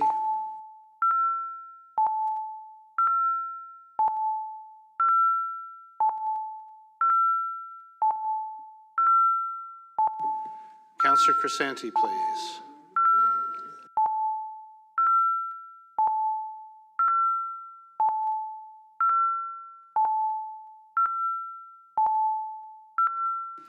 Councillor Crisanti, please.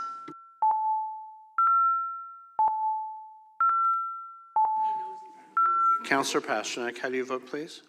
In the negative.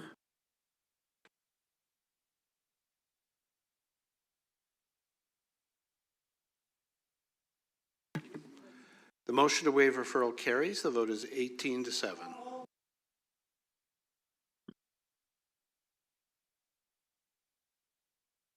Holding. Okay.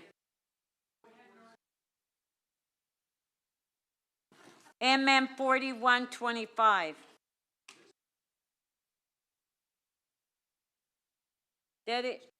Dedicating June 4th as the longest day in Toronto? Okay.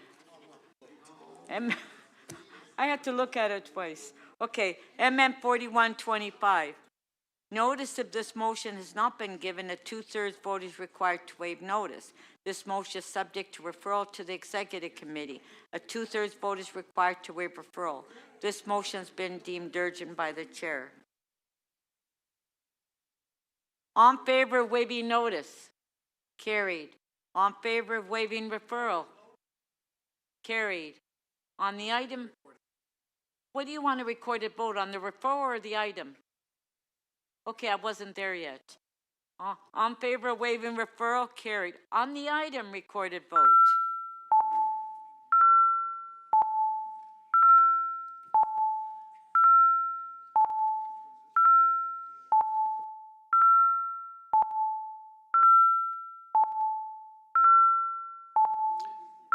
Councillor Fletcher, please. Councillor Cherneslin and Councillor Crisanti, please.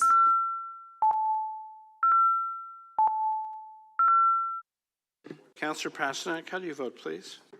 In favor. The motion carries unanimously, 25. MM 4126.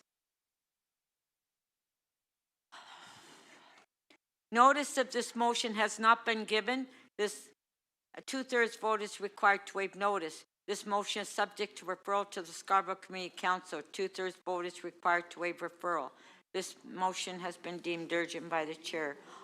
On favor of waiving notice? Carried. On favor of waiving referral? Carried. On the item of... So hold it down.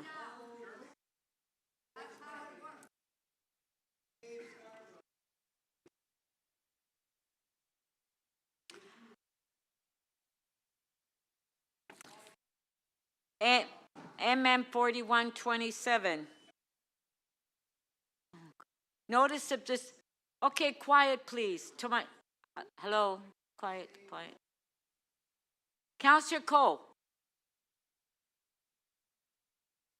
MM 4127. Notice of this motion has not been given. A two-thirds vote is required to waive notice. This motion is subject to referral to the Scarborough Community Council. A two-thirds vote is required to waive referral.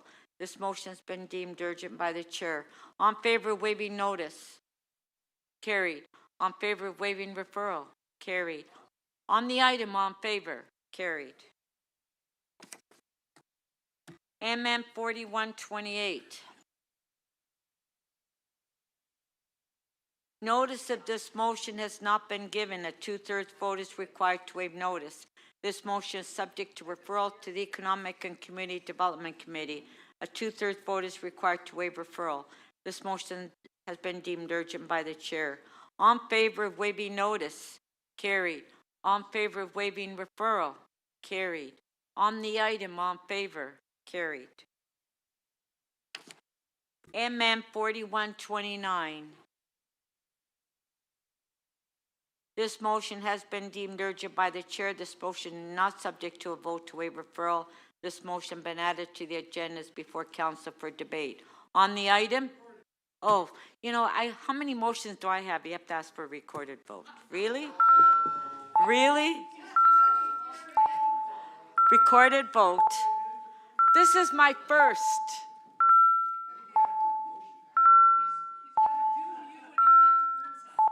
I know.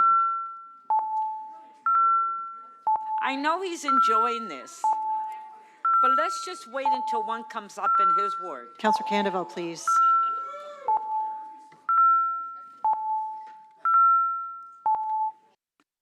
Councillor Pasternak, how do you vote, please? In favor? The motion is adopted. The vote is 24-1. I think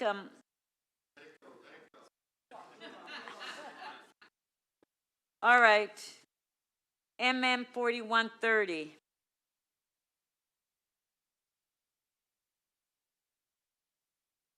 This motion has been deemed urgent by the chair. This motion is not subject to vote to waive referral. This motion been added to the agenda is before council for debate. Did I really say and deem this urgent, this motion urgent?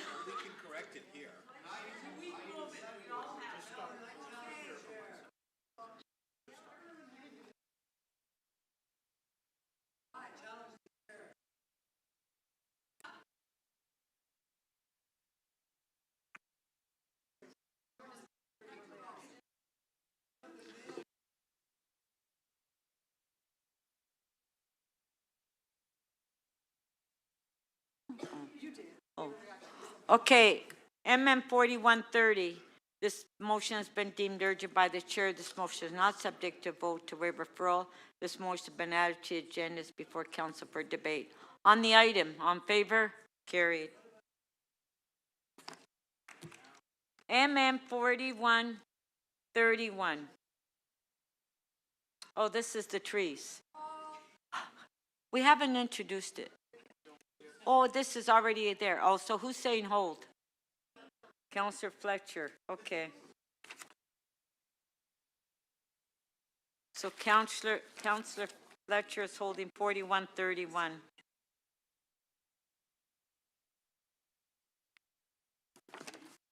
MM 4132. This motion has been deemed urgent by the chair. This motion is not subject to a vote to waive referral. This motion has been added to the agendas before council for debate. On the item, on favor, carried. MM 4133. This motion has been deemed urgent by the chair. This motion is not subject to a vote to waive referral. This motion has been added to the agendas before council for debate. On the item, on favor, carried. You want a recorded vote? Okay, recorded vote.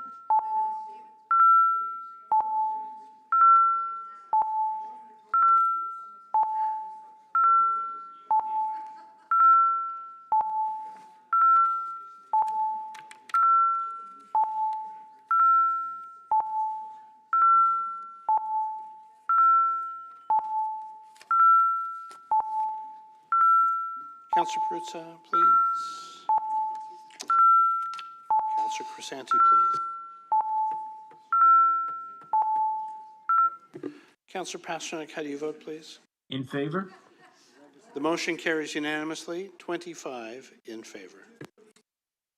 Okay, MM 4134.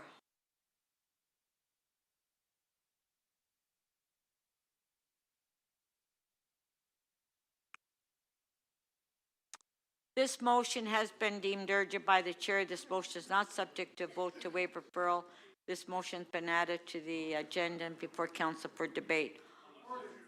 Recorded vote.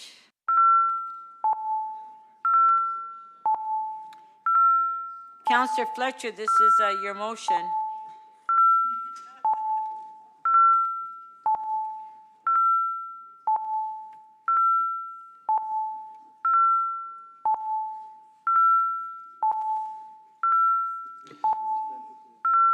Councillor Cheng, please.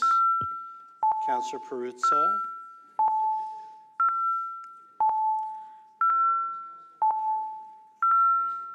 Councillor Councillor Crisanti, Fletcher, please. we're voting on your motion.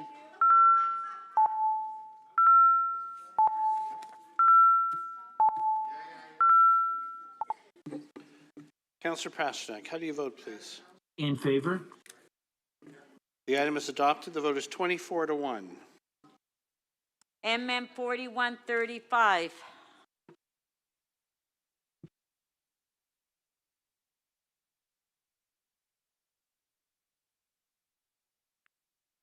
This motion has been deemed urgent by the chair. This motion is not subject to a vote to waive referral. This motion has been added to the agendas before council for debate. On the item, on favor, carried. MM 4136. This motion has been deemed urgent by the chair. This motion is not subject to vote to waive referral. This motion has been added to the agendas before council for debate. On the item, on favor, carried. MM 4137. This motion has been deemed urgent by the chair. This motion is not subject to a vote to waive referral. This motion has been added to the agendas before council for debate. On the item, on favor, carried. Okay, that was the last one.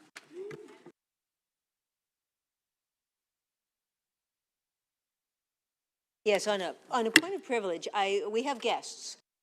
So behind me are the members of the Bad Dog Theatre, the comedy troupe and school in Toronto that's been brought so much joy to so many people for so many years. And they're moving back into my ward. They're getting a new home at Mirvish Village. That was the motion we just did. So let's thank and congratulate them and wish for a lot more comedy for the people of Toronto.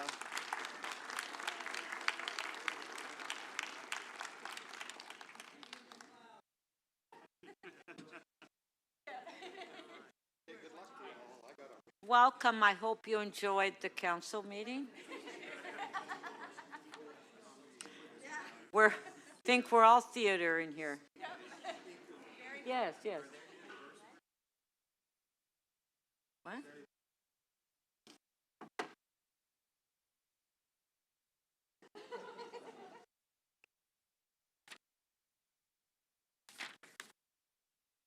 Okay, so we're going.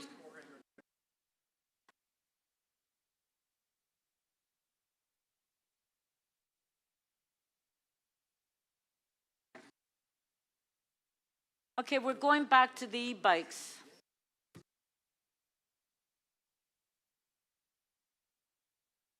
So Councillor Bradford, you're up to speak. Great, thanks, Madam Speaker. I have a motion to move. And I want to start off by saying I will be supporting the recommendations in front of us, but I think that we can go a bit further to address some of the public safety concerns that we're seeing increasingly across the City of Toronto as it relates to e-bikes. And there's a number of items here, so I'll walk you through it quickly. The first piece is asking staff to ensure that we're delivering these bylaw changes as quickly as possible. It asks the Ministry of Transportation to give the Toronto Police the ability to seize and impound illegally modified vehicles, and that would take a lawfully compliant e-bike and instead go faster and go at dangerous speeds. It's also requesting courier and delivery companies to educate their riders on the penalties of illegally modifying their vehicles and the rules of the road. It would ask the province to mandate top-tier safety requirements for batteries.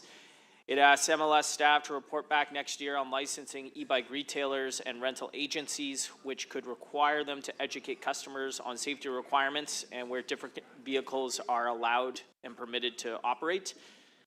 And, really, I think all of this speaks to the fact that there is a big difference between a lawful e-bike and what many residents are encountering on our streets, on our sidewalks, in our bike lanes, which is a modified or illegal e-bike.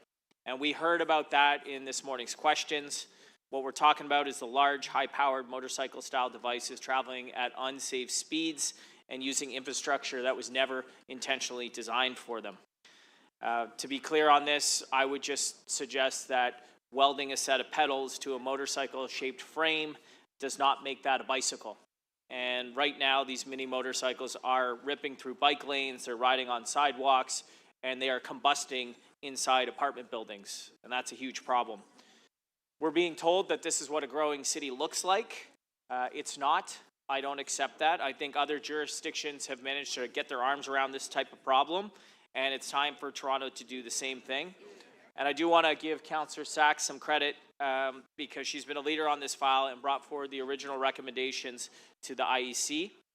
So these motions are really drawing that line more clearly while strengthening the enforcement piece and making sure that the rules are clear for everybody. And in the conversations I've had with some of you colleagues, I think that's a frustration for us, that's a frustration for staff, and people who are out there as well, is there's a real lack of clarity about what's permitted, where it ought to be operating. Clearer rules are going to support responsible riders and helping distinguish them from the unsafe illegal devices that undermine the public safety as we all experience it. Ultimately, we want to keep Torontonians safe, and that includes our pedestrians on our sidewalks, that includes cyclists and bike lanes, drivers on roads, and residents who are exposed to the serious fire risks caused by unsafe battery systems. So we don't need to wait for a tragedy to happen. Let's take action today, and I hope my colleagues can come with me and support me on these items. Thanks, Madam Speaker. Thank you.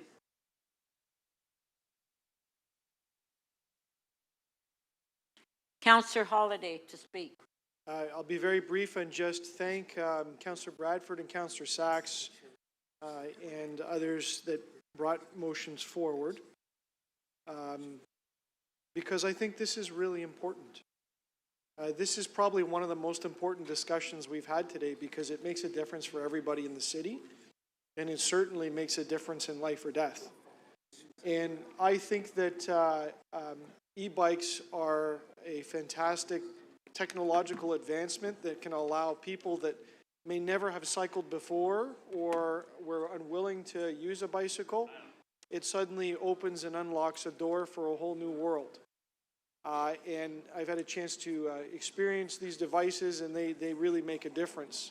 The problem is, as you increase the power, that is the motor, you increase the weight, and you increase the speed, you cross over this line that we're trying to define here, and it turns into a motorcycle. And I don't care if it's electric or gas powered. It's a heavy, quick device, and we've all heard the stories of people, operating them improperly on the streets, maybe on the sidewalk, maybe in our parks, and they create hazards. So This is one of the few times you'll see me here pressing for more regulation because I think we have a gap and we have very quickly emerging technology that you can buy readily available at stores all across the city and beyond. So I think this is very badly needed, and I'm in support of many of these changes, and in fact would probably support things that go even further. But I would just ask you to think about that as to when you cross the line from bicycle to motorcycle, and how we draw that line and how we make sure the people in the latter category are licensed, are trained, are identifiable with some kind of marker, and most importantly are accountable for their behavior on the street. Thank you. Thank you.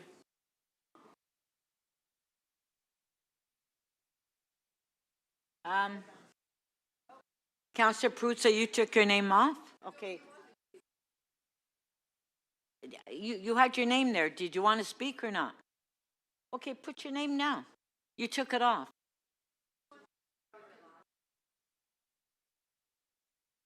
I can't pretend.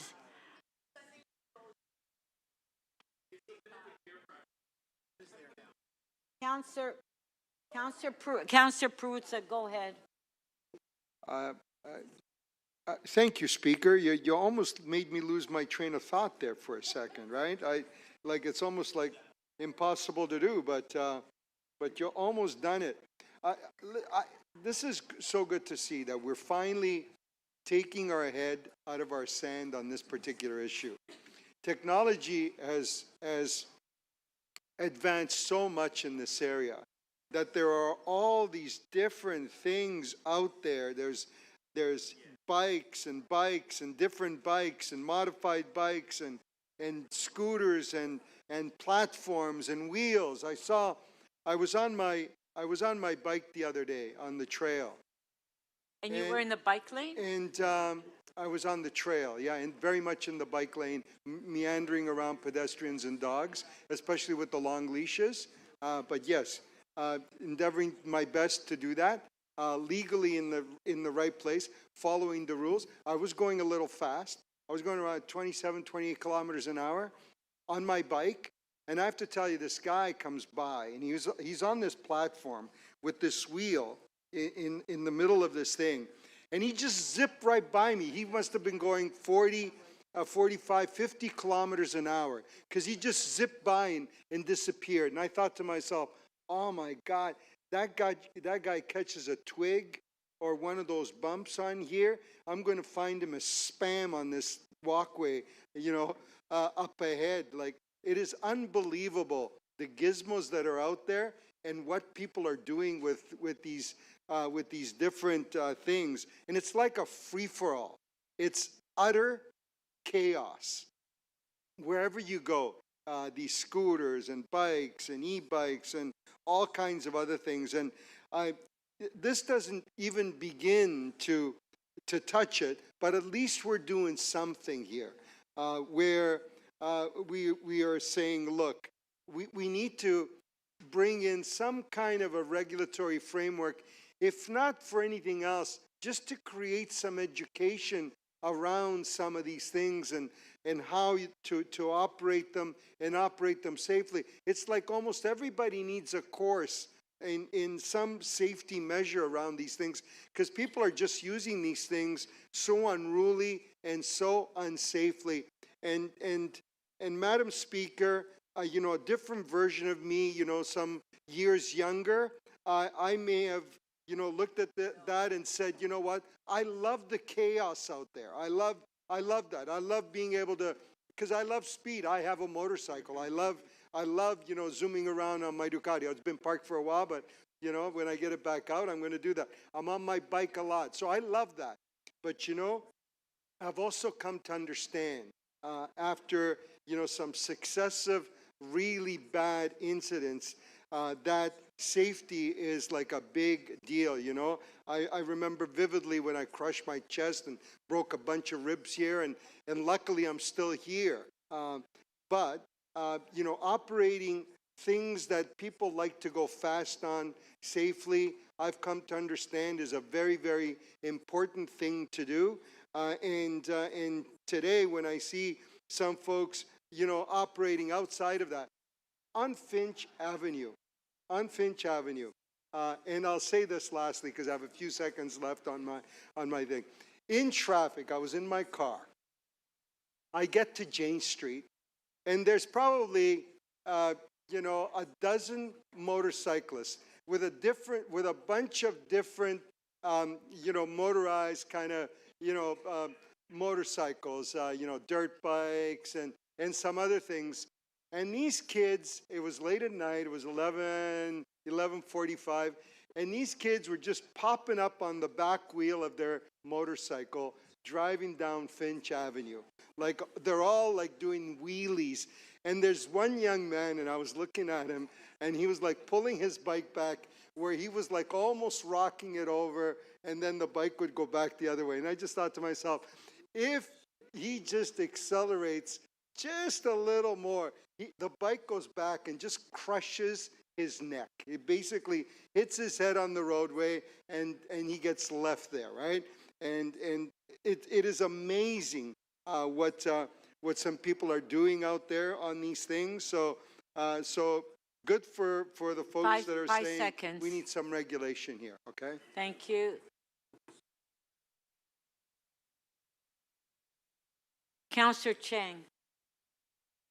Thank you, Madam Speaker. This is an issue that is hitting my neighborhood and streets across the city, where pedestrians are being hit by people who are on motorized bikes, on e-scooters. Many of these are food delivery folks who are wrongly on our sidewalks.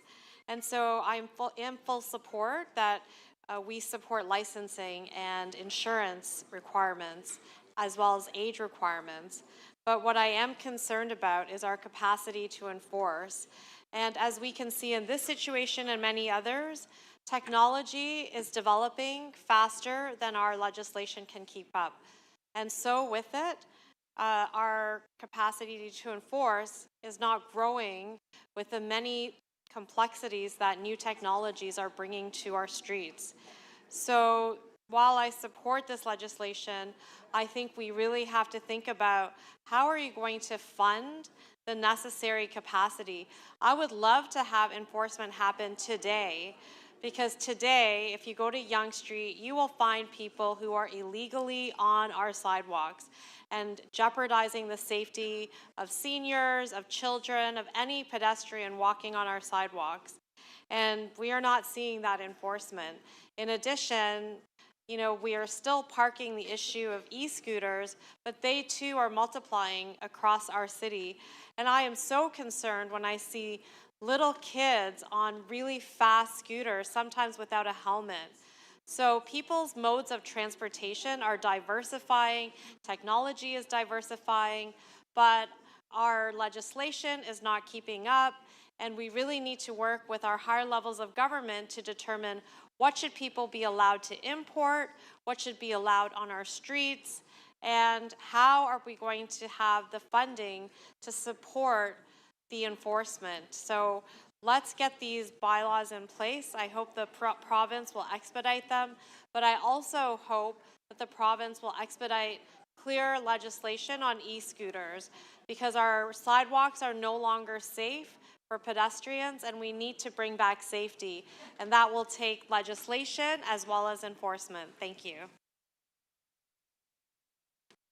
Thank you.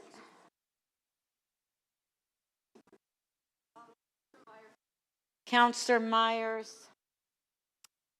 Thank you, Speaker. I just rise to add my voice of the appreciation and support for the motion put forward by staff. I also want to give my colleague, Councillor Diane Sachs, a big shout out for championing this work since she's been on council. My community too has unfortunately been plagued by e-bikes, and I don't mean that in a very negative way. I just mean that in terms of there are a few e-bike riders who are irresponsible and using these sidewalks in order to use these devices. But oftentimes there are e-bike users who want to be responsible, and they are forced to use the sidewalks because they don't feel safe taking the roads. So, you know, especially younger users, more vulnerable users. So that's one of the reasons that in my ward anyways, we've been really working with the community to put in protected bike infrastructure to make sure that we're providing safe alternatives for e-bike users to use these devices safely and to get them off the sidewalks. But that's sort of unrelated to this. What we have before us today is actually a really good initiative to help move the e-bike industry in a more safer direction, particularly on the TTC, where we've had a number of fires, at least one that I can think of that was quite serious and that could have been quite deadly had it not, the train not been parked in the terminal at the time of the fire. So I think this is great work that is moving forward. I think the province of Ontario is taking the right approach by classifying these vehicles into two separate categories. And I really do hope that the province listens to these really good suggestions that are being put forward in order to help make sure that the importation of these batteries is safer and that these drivers, particularly those that are using these vehicles, the motorized vehicles, for deliveries are licensed, insured, and regulated so that it's not only safe for the drivers, but also safe for members of the community. Thank you very much.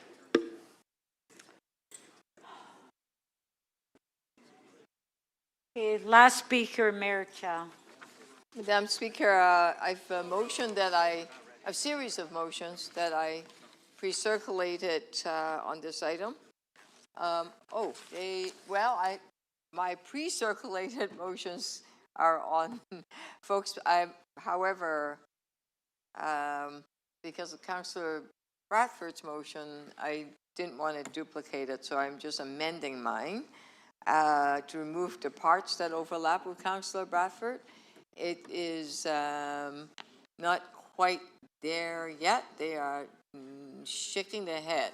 So maybe it's a if you can give us a few minutes, if you can do one quick item.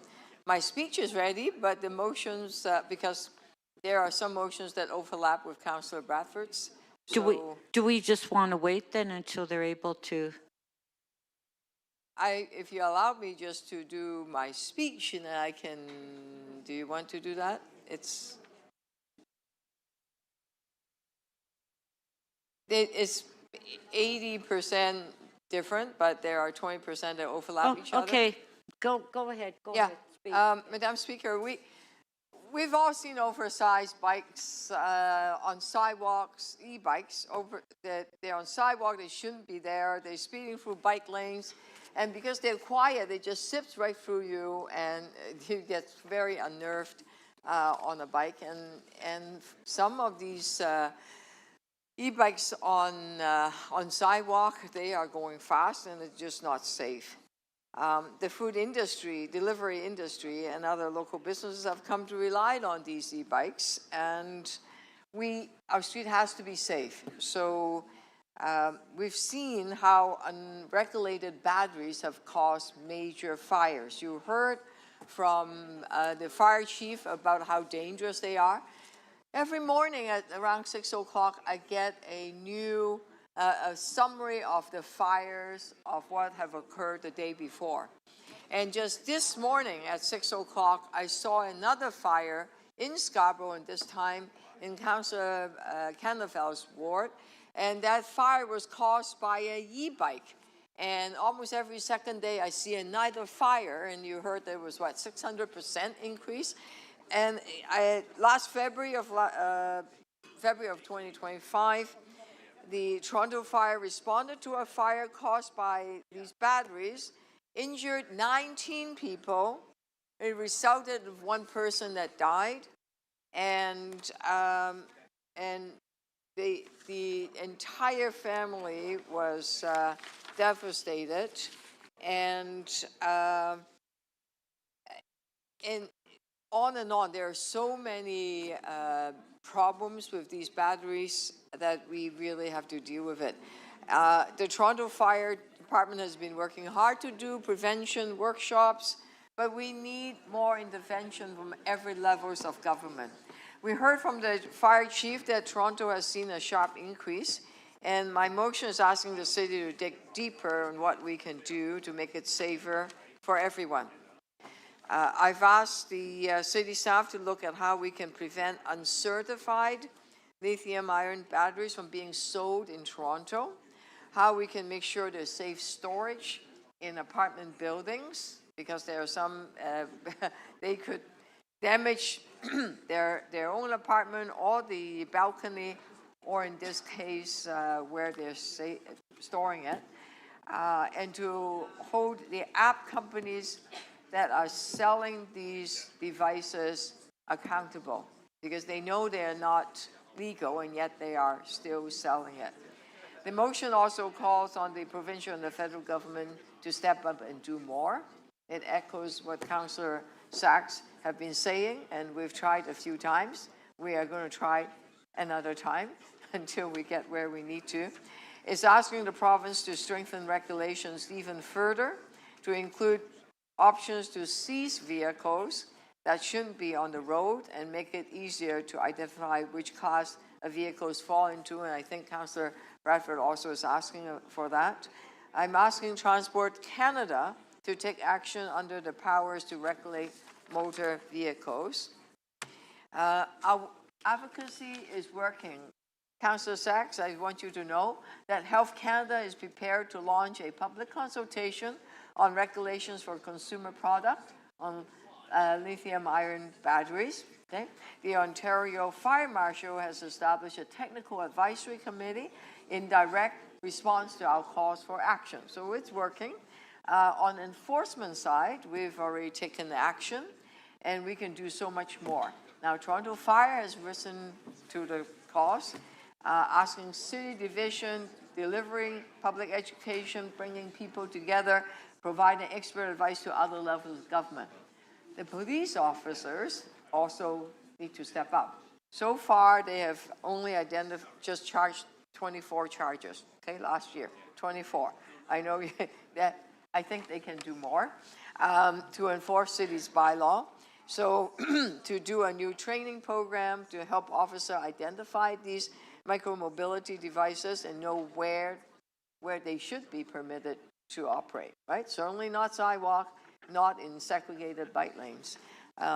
So the motion also asks the transportation staff to work with the police on education and enforcement blitz, targeting these that are on sidewalks to keep our sidewalks safe for everyone. I think several of you have talked about that. And we will work with all levels of government to keep people safe. 5 seconds. And reduce the fire caused by these batteries. Okay, so we have to put, Mayor, we have to put the other motion on the screen. So is it on the screen now? Yeah. Okay, we just want to make sure we put that last motion on the screen. Thank you. Let's push forward and give city stronger tools to keep residents safe. Okay, thank you. All right, let's put the motions on the screen. Let's ring the bells and vote. Yeah, give 1 second.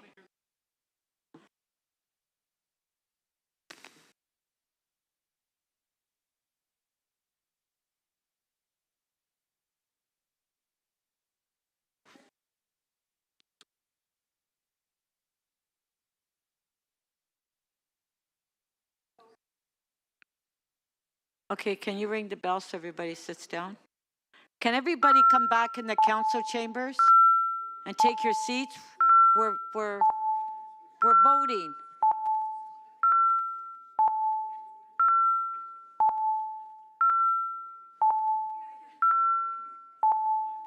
Okay, motion 2B.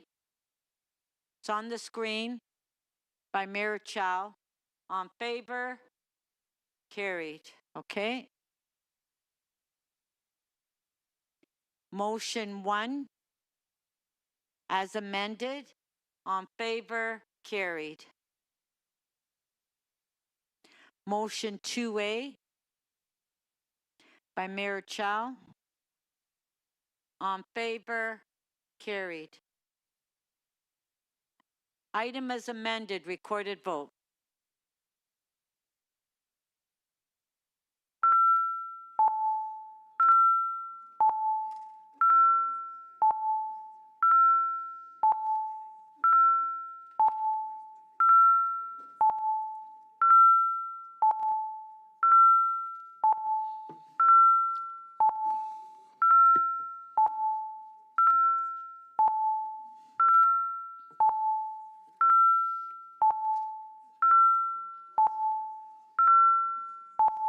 Councillor Carroll. Deputy Mayor Malik, please.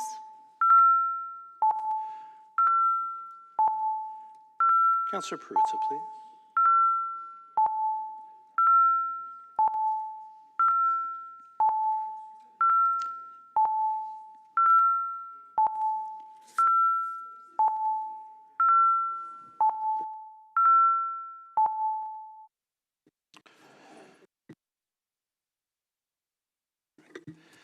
Deputy Mayor Malik, how do you vote, please?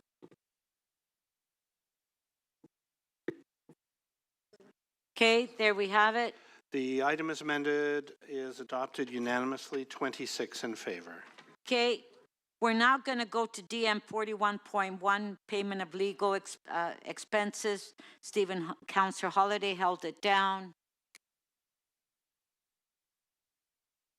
Do we have 18? Okay, we'll add members' motion.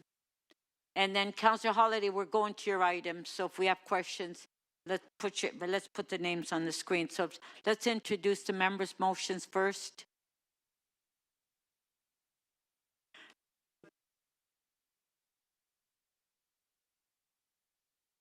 Yes. So the other timed item that was, we're not ready yet, so we're going to Councillor Holiday's item that was timed. Okay. Councillor Ainsley. Councillor Ainsley. Yes. Oh, sorry, I thought we were going to Councillor Holiday's item. Well, we are, but you have a member's motion you want to introduce. I do, that authority to enter, I would like to move this about authority to enter into a non-competitive agreement with Municipal VU Consulting Incorporated for procurement development consulting services.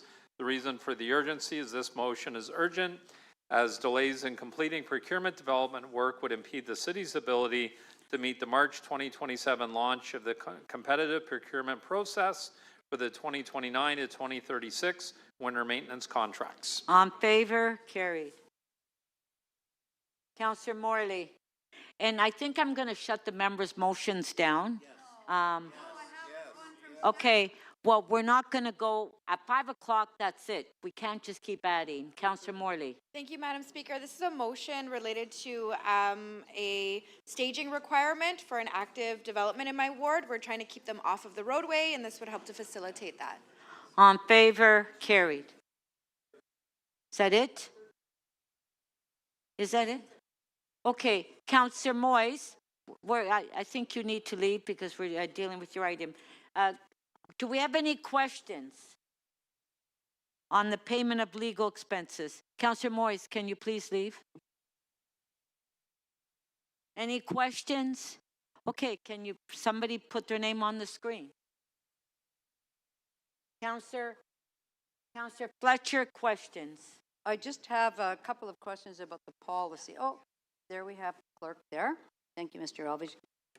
And the current policy of the two, the 5,000 and the 15 up to 20, that's from a 2008 report, correct?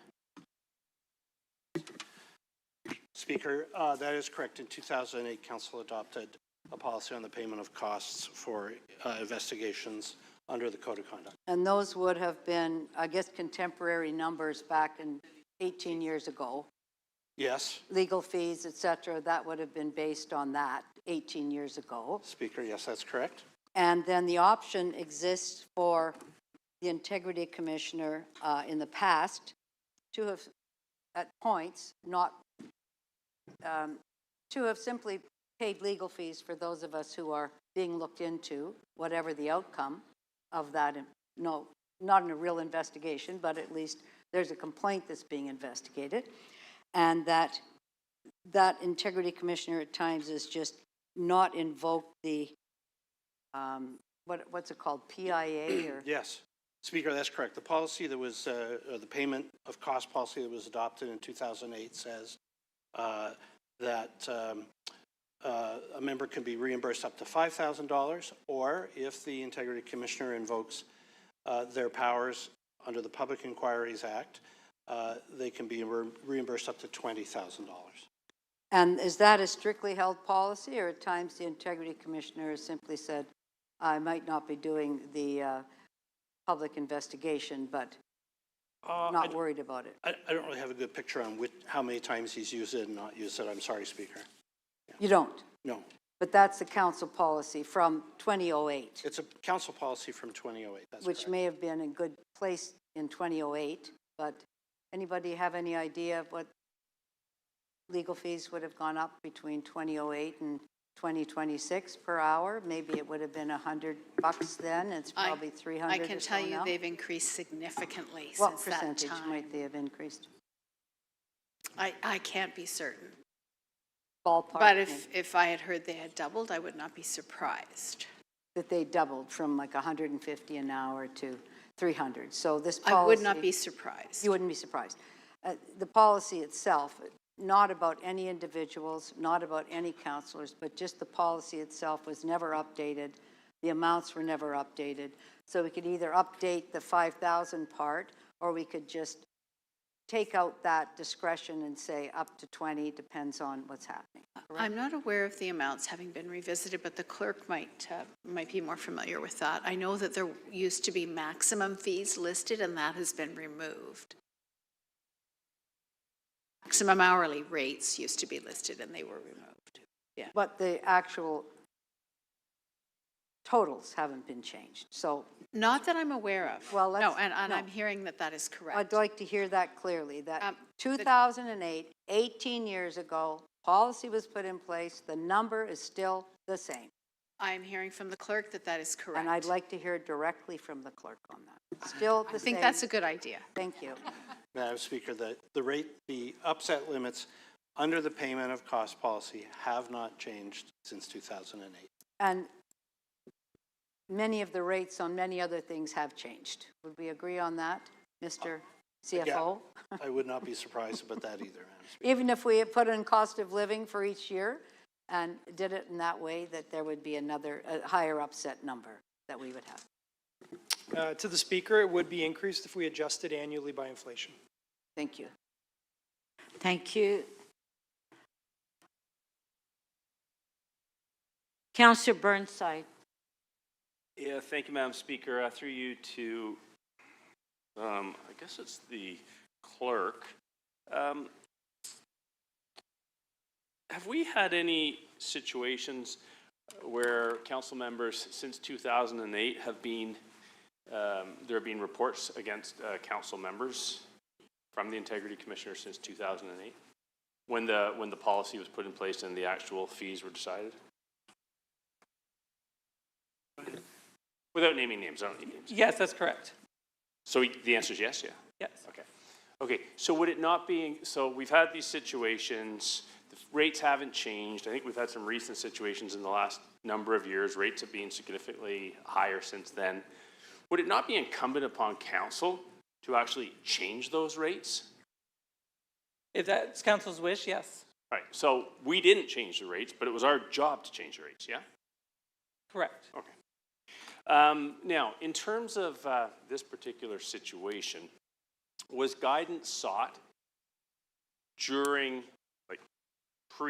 during these costs being incurred?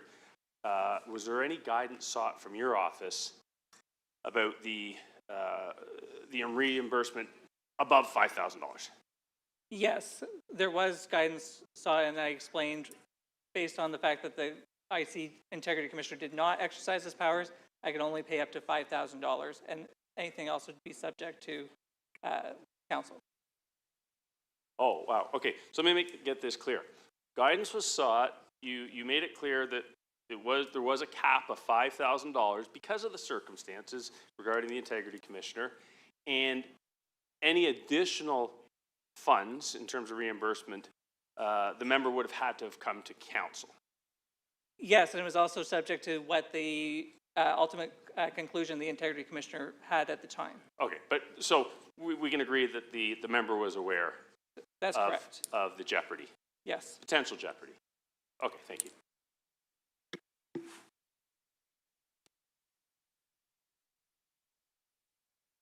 Councillor Holiday. Speaker, I think the Deputy City Clerk could answer this. From 2008 to 2026, what would be the consumer price index adjusted number for $5,000? What would that be today? Through the speaker, I believe when I calculated last month, it was around 7,500. I'm ballparking for what I recall. It's close to what I got too. Okay, thank you for that. Could someone elaborate, either yourself or the clerk or the solicitor, on the Public Inquiries Act and when an integrity commissioner may use those powers? Like, what does that entail? What is the type of work that they would do under that set of tools?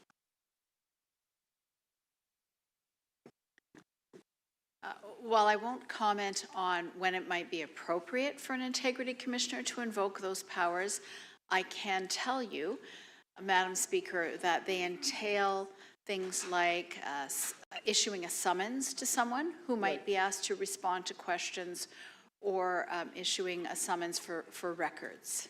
Right. So would it be a fair description in sort of plain terms from me that those are more formal, backed by legal powers type investigations that may also be in depth? If they're getting into document production or having statements under oath, those can be very significant investigations. They're certainly more formal. However, I can't comment on whether an integrity commissioner might feel that it's necessary to use them, because often the people responding to questions or producing documents would be city staff or councillors who might be fully prepared to comply without a proper summons. Councillor Holiday, I'm going to put your time on hold. Sure. Because we have to have a quorum call. We don't have quorum.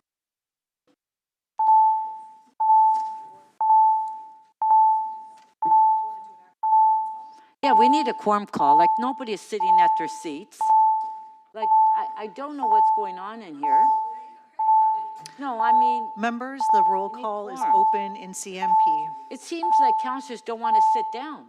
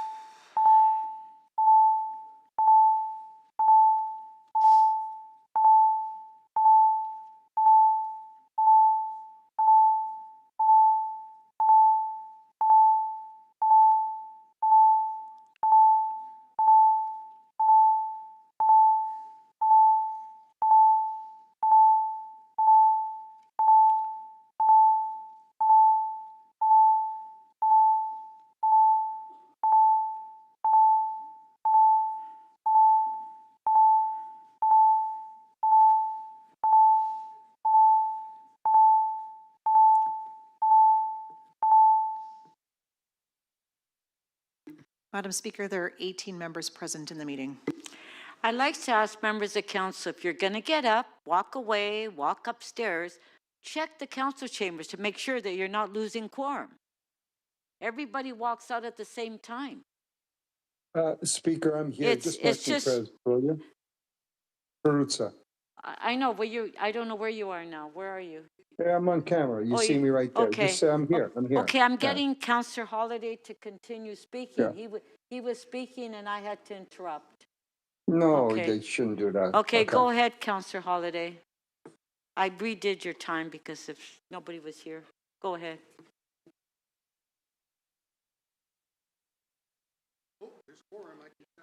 Thank you, Speaker. I think there's just one final question, and it's a general one about the work of the Integrity Commissioner. Would it be fair to say that the Integrity Commissioner deals with all sorts of complaints and matters, and that often the Integrity Commissioner can settle things without going to the level of using the public inquiry powers? They may do things informally, they may do investigations, they may do reports, but the Integrity Commissioners have a wide variety of tools to deal with matters. So while I do not see the complaints, Myself, I am aware that the Integrity Commissioner has both a formal and an informal complaints protocol, which would suggest to me that there are times when matters can be resolved in an informal manner. Right, and I'm sorry, there is one other one, and I think we did confirm this, but I'll ask it again. This case did not use the Public Inquiries Act powers. That's not the circumstance here. That's correct. Thank you very much.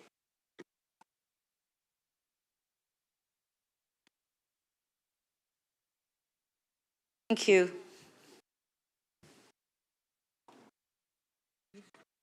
Councillor Pasternak. Yes, thank you, Madam Speaker. I'm not sure whether my question's in order, but I'd like to ask the Integrity Commissioner whether this whole matter could have been resolved with an apology.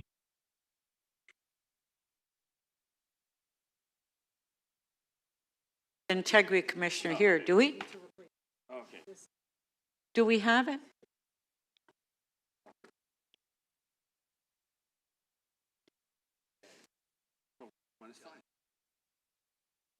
Is the Integrity Commissioner here?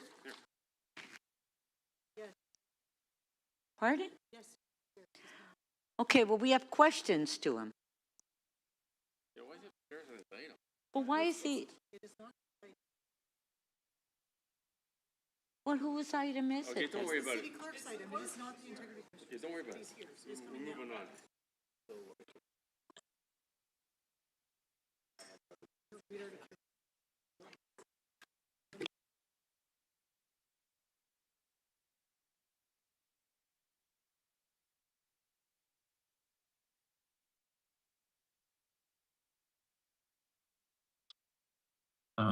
Is he in the chamber?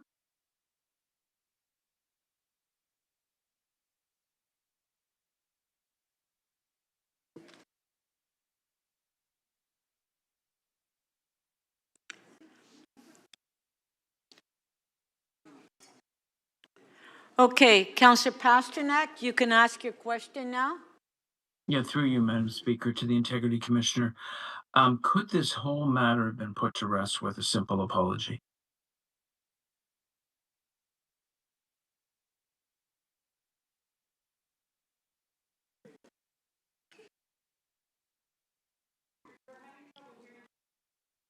Councillor Pasternak, we can't really hear you. Okay. Could this matter have been put to rest with a simple apology? The question I understand is... Councillor Pasternak, that's not in order, that question. Okay, well, I'd asked you in advance, Madam Speaker, whether this line of questioning would be in order, and you didn't seem to have a problem with it. If I may respond through the Speaker, I'm hesitant and will not address the specifics of this case. I can generalize. Now, hold on.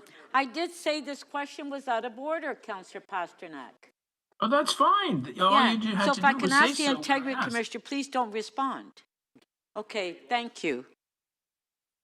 Okay, do you have another question, Councillor Pasternak? No, I'll leave it at that. That's a very key point that we obviously can't discuss.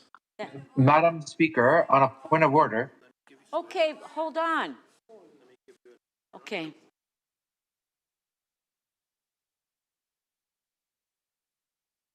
Madam Speaker, it's Councillor Mantis. Mantis, please, I've not acknowledged you yet, so wait.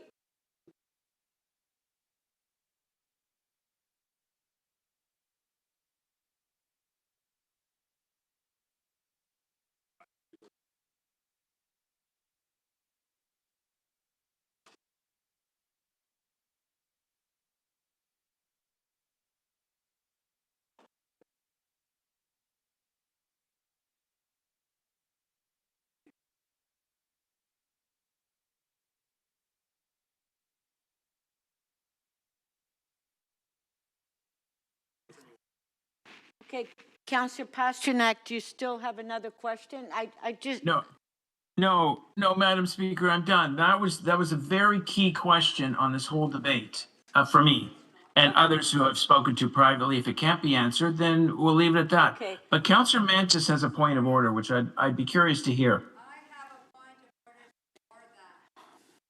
No, Councillor Fletcher, Councillor Mantis had the point of order before you. I heard him first. So, Councillor Mantis, your point of order. Through you, Madam Speaker, if the Integrity Commissioner feels that he can only generalize the questions due to that we're in a public forum, can we take the matter in camera? No. Count. So everyone can speak freely and answer freely? No. Councillor Mantis, the reason the question was out of order because the question that was asked is reopening the item that we dealt with a couple months ago, and that's not before us. What's before us is the legal expenses. That's why I ruled that question out of order. And maybe, Yeah. Councillor Mantis, you can come down in the council chamber so we can hear you. Thank you, Madam Speaker. Thank you. Councillor Fletcher, point of order. Speaker, I would like in this debate for you to be very clear what's in order and out of order, because some councillors are actually so unclear about what's happening. I think strong guidance from you and the clerk. I'm asking for that. And I'm asking for the Integrity Commissioner to understand that we're not on that previous item. We're only on this repayment issue. That's it, period, full stop. Yeah. Anything else, get the gavel out, please, Speaker. Yes, and I did, Councillor Fletcher, I did say that to Councillor Pasternak. Yeah. Oh, okay. So, members of council, what we have before us is the item for legal expenses. That's the only questions we're asking. Okay? We're not reopening an item that council dealt with. And I have said that. And that's why I ruled Councillor Pasternak's question out of order and Councillor Mantis. So please stay on what we're discussing. Yeah. Yeah. So really, I don't think there needs to be any questions to the Integrity Commissioner. So thank you to the Integrity Commissioner. I apologize, but all right. Councillor Myers, question. Thank you, Speaker. Just to clarify, Councillor Moyes is entitled to the $5,000, and the amount that we're discussing right now is the figure above $5,000, correct? That's correct. The $5,000 has already been paid. Okay. And we heard from, in the questions from Councillor Holiday, that if the $5,000 was indexed to CPI, it would be $7,500. Is there precedent for indexing a payment to a councillor after the fact, to inflation? Not to my knowledge. However, council can choose to decide to pay whatever amount at this point. Thank you. And I guess my final question, when councillors seek advice from the clerks on legal costs or seeking legal representation, are they ever advised that it is a good practice to tell the lawyers beforehand that this is the cap? There's a $5,000 cap, there's a $10,000 cap, so that the lawyer knows not to go beyond that figure without first seeking direction from the counselor, which is the client in this case. Well, in this situation, I advised both the counselor and the lawyer about the caps at the time it was known to me. So Councillor Moyes knew about the cap beforehand? Yes. Okay, thank you.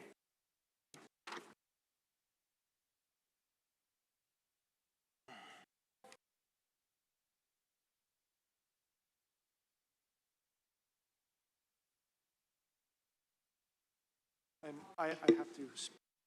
So, Speaker, I'm moving the same motion that I moved last council meeting, which was to receive the report from the clerk and take no action, and also to ask the clerk to do some other work, which was to take a look at the policy. And my rationale was that this was the same way that council treated the original report that came here. We essentially received the report for information. We took no action on the item. Council did not get involved in a situation which was between a member of council and a member Councillor Holiday, I'm sorry to interrupt again. They, they don't have your motions. They're not ready, yeah. So Sorry, Speaker, your motions are not ready. Okay. I submitted them a day ago, and Just give us a minute, Councillor Holiday. could you shut the mic off? Yes.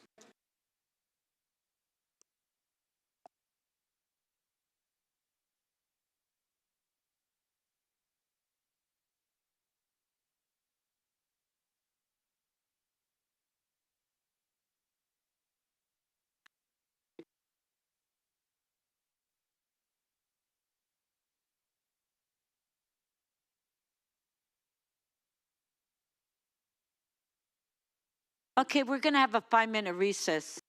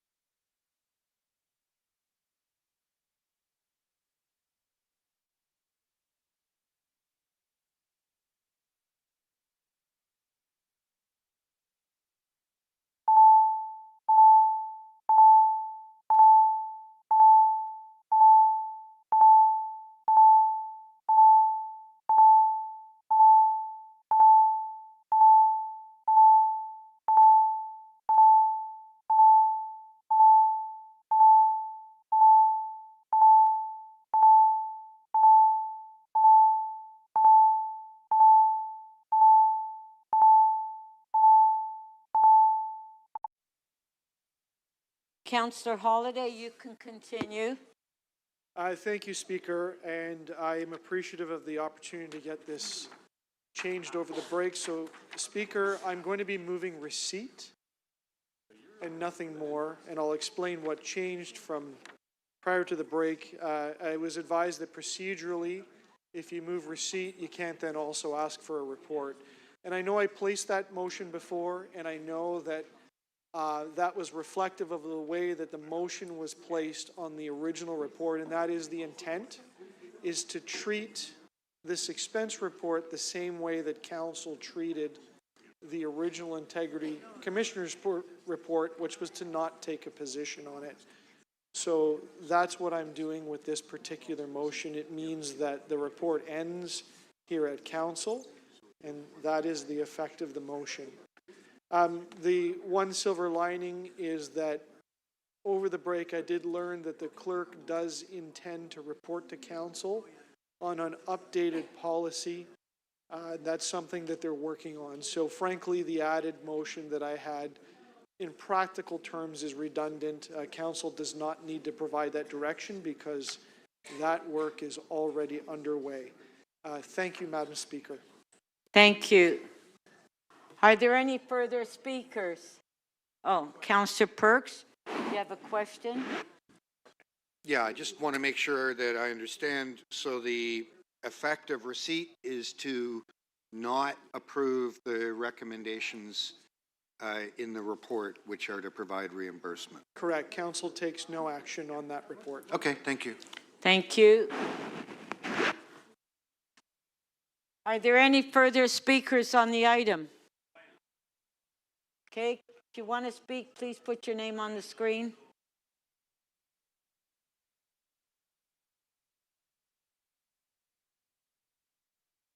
Councillor Burnside to speak. Yeah, Madam Speaker, I do have a motion. Okay. That City Council amend recommendation 1 by deleting the amount 20,807.61 and replace it with 50% of the total expenses, less the amount that is already being reimbursed. So that it now reads as follows. Thank you. Yeah, are there any further speakers? Okay. And I want to just mention to members of council that at 5 o'clock, I'm going to stop receiving any members' motions. Pardon? Maybe say something. Oh, I'm sorry. I thought you said that's it. Okay. No, I thought you have to introduce your motion and then you speak. Oh, I get his jacket on. Hang on. I'm sorry. You stood up and put your jacket on. I thought that was it. Go ahead. Sorry. Leave? I'm sorry. No, Madam. Well, thank you, Madam Speaker. Council colleagues said to me, they said, what if you were in Councillor Moyes' position? And so I thought about that. And there are definitely extenuating circumstances of what happened. And we don't have to get into that. We don't need to relitigate. But I understand it. Could he have handled it differently? Yes. Could he have done a better job? Yes. Is he human? Yes. Here's the thing, though. We found out from through the clerk that he knew that the reimbursement was only $5,000. And for me, as a steward of public funds, I would never have gone and spent $23,000 more and put council in this position. You know, we're making millions of dollars decisions, tens of thousands. Earlier today, we were talking about the number of air conditioners we can put in low-income households. I would never have done this. So this is why I'm coming forth with this motion, because I do believe there are extenuating circumstances. I do believe it's not clear-cut, but I also believe that as a responsible city councillor, he could have done a lot better, especially when it comes to rolling up a bill or accruing a bill of $28,000 for legal advice, knowing that there was only $5,000 he was guaranteed that was covered, and I would never have put my colleagues in this position. Thank you.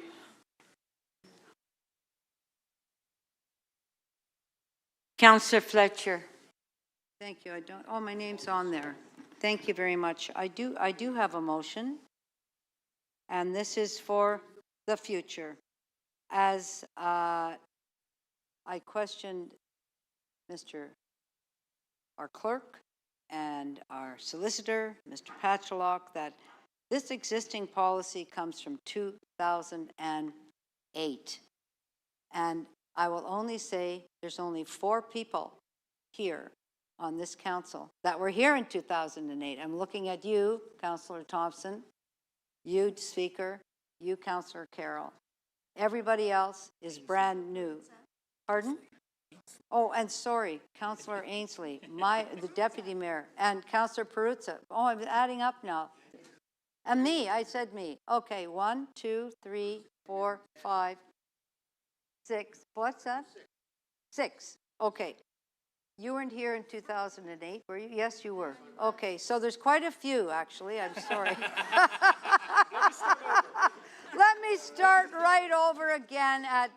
I'd like to introduce a motion on behalf of 6 or 7 of us that should have thought about this a while ago, because we were all here when David Miller was mayor, and he introduced the accountability officers, which was Integrity Commissioner, Ombudsman, Lobbyist Registrar, and the Auditor General became an accountability officer at that time.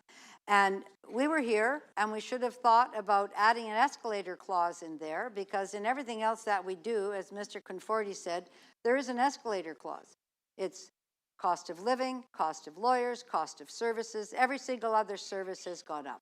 I don't want to go back and ask them to compute everything. I just want to, as Mr. Elvidge told me, end the bifurcation. That's the second time I've been able to use that word this spring, and it's a really great word. Isn't it, Councillor Carroll? I've heard you use that before, meaning these 2 separate things. Let's just combine that, and then you don't have to spend that, but you're not coming here when there might be you with a complaint. It's very different than something in your actual role, your councillor role, that is, and our city solicitor will tell you what that is, whether it's for a planning matter or governance matter. That's different. We're not coming here. We are covered by director's liability. We are not covered by director's liability. And this has been a situation where, because those of us who were here and agreed to a rather cumbersome model and never adding an escalator, we're now ending up with this debate today. So that's, Councillor colleagues, I would just say, let's bring us into 2026. And that motion is for all the new people. And we are making our amends for not having updated anything after 18 years. Thank you. Thank you. Okay, if you can just put your name on the screen, please.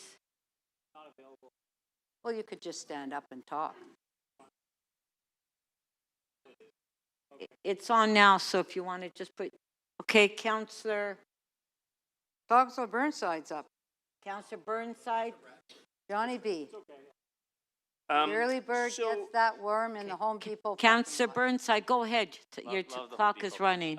Yeah, I won't take all my time anyway. So Not just the clock. Yes. through you, Madam Speaker. So does this motion apply retroactively No. to this situation? Does not. So it's just moving forward. That's it. It doesn't apply to what we're. No, it discussing. does not. Thank you. Madam Speaker, if I may. Doesn't. No. Councillor Chernus Lynn. Councillor Bradford, did you put your name on the list? I don't see it yet. Councillor Chernus Lynn. So Refresh your I'm on, screen. I would like clarification from Oh the my clerk. God. Yeah, from the same issue. You can't do that now. Councillor Chernus Lynn. So I'm concerned, I have a question about clause number 2, because you're asking that City Council delete the recommendation of the city clerk. That refers to the report recommendations. Oh, I did. It is. Okay, that wasn't exactly my motion. So that would I'm be sorry. Yep. contrary to Councillor Burnside's Correct. motion, I believe. So that's correct. I didn't take that off. Let's just remove So that. would you be willing to Yeah, it's delete gone. clause number 2? Yes, I am. That was Okay, my intent. thank I'm you. sorry. That was a very early version. Clause number 2 is gone. Thank you. Councillor Bradford. Thanks, Madam I Speaker. wonder if we could just see that deleted, if you don't mind, please? On the screen. So we're up, so number 2 is not going to be there, so that's That's correct. Okay, got it. That was not my intention, that was a mistake. All good. Part 1, we heard from staff in the last debate, the 5,000 threshold, you get that, and then if they use the powers of the commission, it can go up to, what was it, 20? 20, 15 more. Okay, so basically we're saying that's not going to be the thing anymore. It's going to be 20 straight up across the board.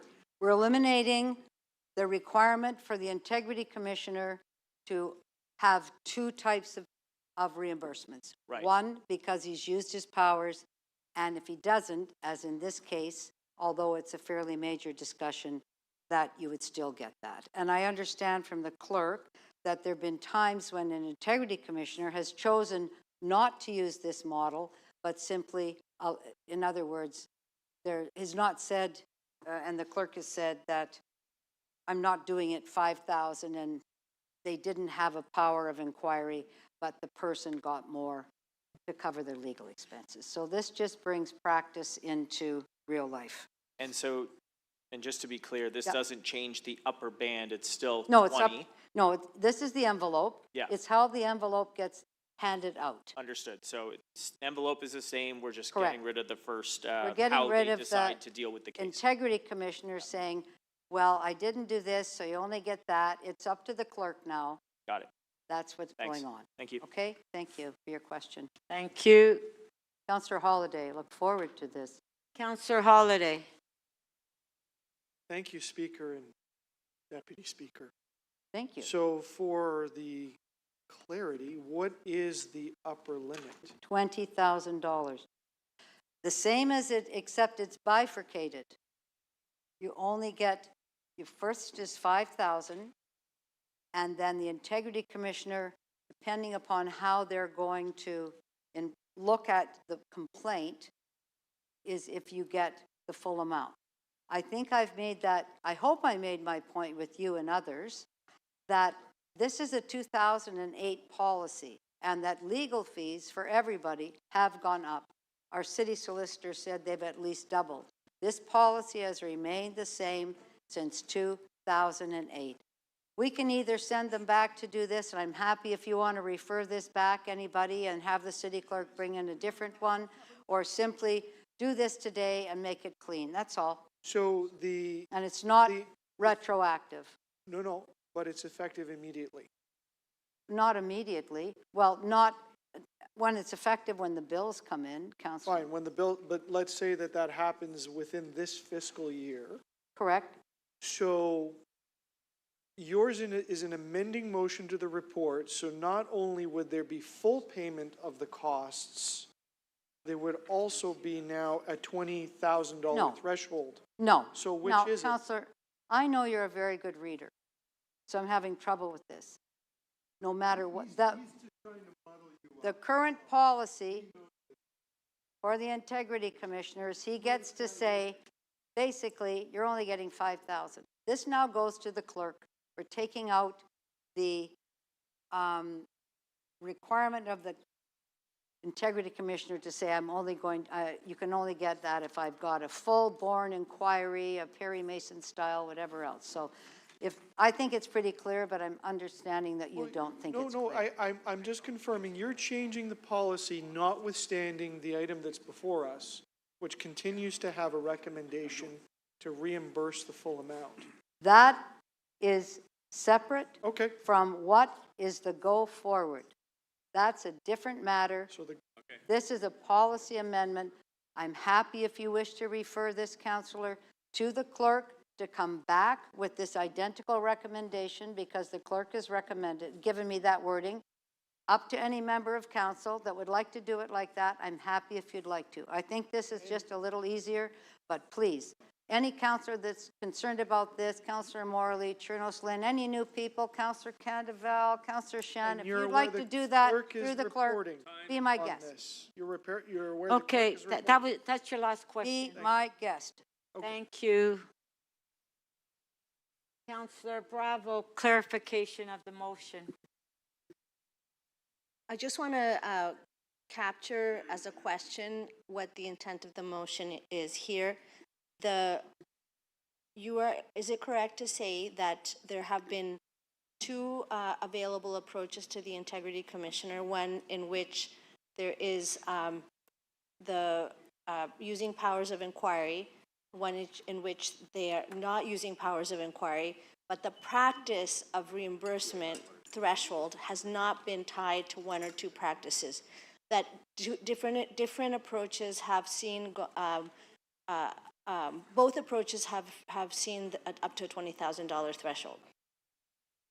Basically, it takes it away from the Integrity Commissioner saying, I'm only doing this, so technically the clerk can't say you can have a reimbursement up to, let's say, $10,000. This puts it back to the city clerk. And the thing is that I think what you said before and the answers that we got is that there has been an inconsistency in application of the policy in any case. So what the benefit of your motion is that now there's clarity around what the threshold is, regardless of whether there is use or no use of those powers of inquiry. That is my understanding. Thank you. There have been a number of integrity commissioners, and some integrity commissioners have simply said, go ahead, pay the amount, and others have said, I didn't use my power, therefore you're only getting the minimal amount, which, by the way, I'll say again, hasn't changed since 2008. And I'll remind you all that your... Thank you. Councillor Myers, clarification of the motion. I think I'll just withdraw my motion because nobody understands No, Councillor Myers has a question for you. I'll just withdraw it. Nobody understands it. Well, I don't know. Councillor Myers, do you understand it? No, I want clarification on it. So What do you need clarified?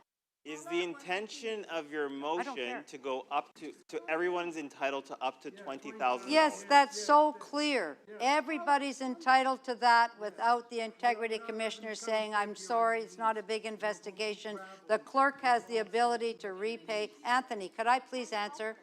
Because I'm this close to withdrawing this. Well, I'm this close. Okay, come on, let's move on. We have a huge agenda here we want to finish. Councillor Peruzza, turn around and stop interrupting. This puts it in the hands of the clerk, the same as the trip to Turin, where it was over that amount, that councillor had to come to council. And that is our policy. Miss the plane, do whatever, come to council, get your reimbursement, but this is $20,000. That's the maximum, dead stop, period. Integrity Commissioner is not part of it. It's your legal expenses once somebody has made a complaint.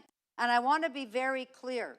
There are a lot of people that are actually making, I don't know if I can call them vexatious complaints, but were political complaints. They've discovered that they have a root. And I think this simply gives us a chance to hire legal counsel, to get advice, to speak to the Integrity Commissioner on our behalf without coming here on broken glass, bending for something more than a 2008 number. Okay, thank you. Councillor Myers. But I'm happy to withdraw it if you want me to. Okay, Councillor Myers, do you understand that now? I just want one further clarification. Okay, hold on, please. Councillor Peruzza. Councillor Myers has the floor. Just one further clarification. So is it the clerk who decides then if you can go up to $20,000 or $10,000 or $15,000?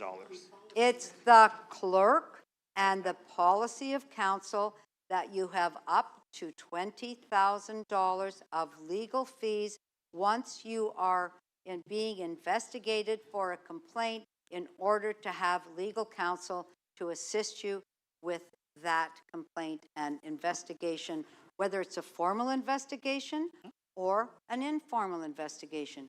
You might want to have somebody help you. Okay, thank you. Is that clear? Yes, come on. Let's move on, please. Councillor Peruzza to speak. Thank you, Speaker. Speaker, you know, this is a really really interesting conversation. And I'll tell you why it's an interesting conversation, because I've seen a whole bunch of different folks over time, get caught up in this situation, not quite this situation. Howard Moscow was on someone's mind this morning. Well, he's certainly on my mind. Howard Moscow got sued, right? A number of times, because he was a very active guy. He did his job. He took his job seriously. He involved himself in everything. So what happened in that case? People said, I'm going to shut Howard up. I'm going to sue him. So I remember Howard going around peddling tickets, fundraising to defend himself. To defend himself. If I was walking out of a Home Depot store and some guy comes running out with some stolen goods, and I jump and I put him in a headlock, let's say, right? You know what's going to happen? Two things. I'm on the weekend, right? I'm on a Sunday. Two things. One, let's say I get sued or charged. I'm probably on my own, because I'm not a counselor then. But there's something else that can happen at the same time. That person can complain to the Integrity Commissioner about what I did. And all of a sudden now, I'm peddling tickets. I'm going to sell John Burnside a $20 ticket to come to my fundraiser so I can pay my expenses as it relates to the Integrity Commissioner. That's our job. I have, as you all do, lots of developments in the ward. Sometimes I take the positions against developments. It's my right as the counselor, as the spokesperson, as the advocate for the community to take a position. I'm at meetings and I have people with phones, on the development issue, with phones in my face recording every word you say. You know what they're getting ready to do? Two things. One, for me to say an untoward word about something or something that's not true, two things will happen. They slap me with a lawsuit, take me out of the game on the issue. I can no longer be the advocate for my community. And two, file an Integrity Commissioner complaint, for which now I'm defending myself on another matter altogether. Why? For doing my job. And then you know what I got to do? I got to crawl here on my knees on broken glass saying, please, folks, I was just trying to do my job. Can you help me here? And then the least sanctimonious of us is going to stand here and say, oh, you know what? Yeah, whatever. I don't know. I could go to a home, what was it, Canadian Tire, right? Chase some guy in a parking lot, tell him I'm going to kick his ass all over the parking lot. Oh, that was Home Depot too? Yeah, kick the guy's butt all over the parking lot, right? On the weekend while I'm out shopping for what? I don't know, shopping for plants or something, right? Or soil for my garden. Yeah, now I'm no longer, the head guy here, but what am I faced with? Charges and an Integrity Commissioner complaint. Think about that, because that's what you're doing each and every day you're out in the public. You're all exposed to it. That's what you are. Now, is Councillor Fletcher's motion completely out of line? No, I think it's worth supporting. You're all clear on it. You're all clear on what it says. And just let's move on and be able to do our job. Okay, you have Simple 10 as that. seconds. 10 seconds. Okay. I give you the 10 back. Okay. All right.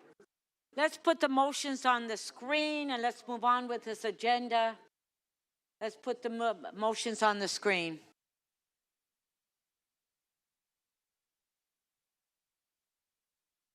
Okay, we have motion 1 by Councillor Holyday.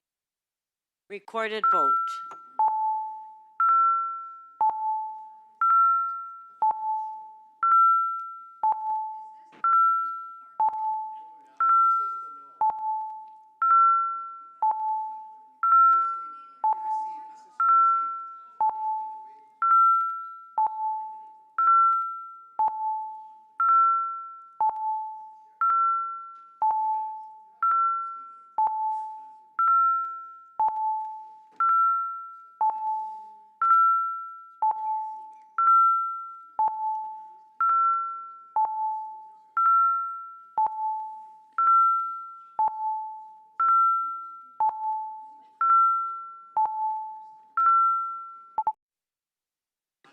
The motion to receive the item does not carry. The vote is 6 to 16.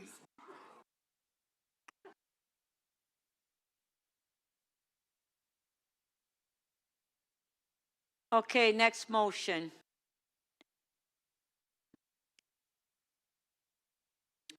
Motion by Councillor Burnside, recorded vote.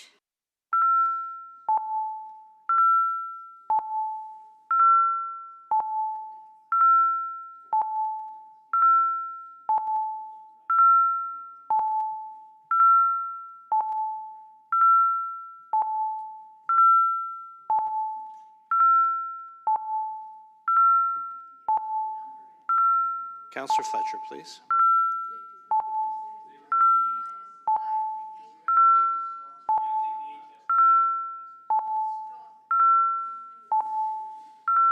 Come on, no talking, we're in the middle of a vote.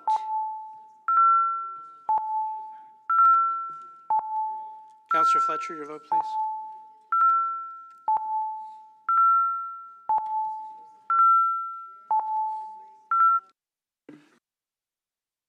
The motion carries. The vote is 16 to 6. Okay, next motion. Councillor Fletcher's motion, recorded vote. No talking in the middle of a vote. I think you spent a half hour explaining it so people understand.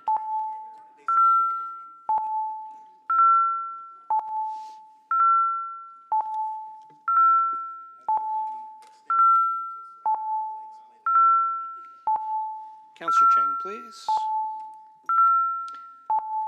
Councillor Crescenti, please. Thank you.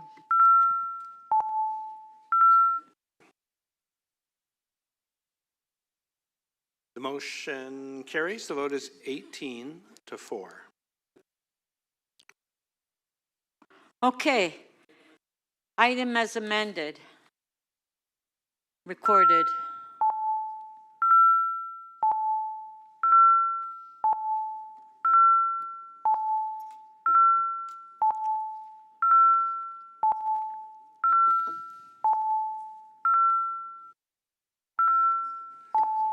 Councillor Perruzza, please. Councillor Chang.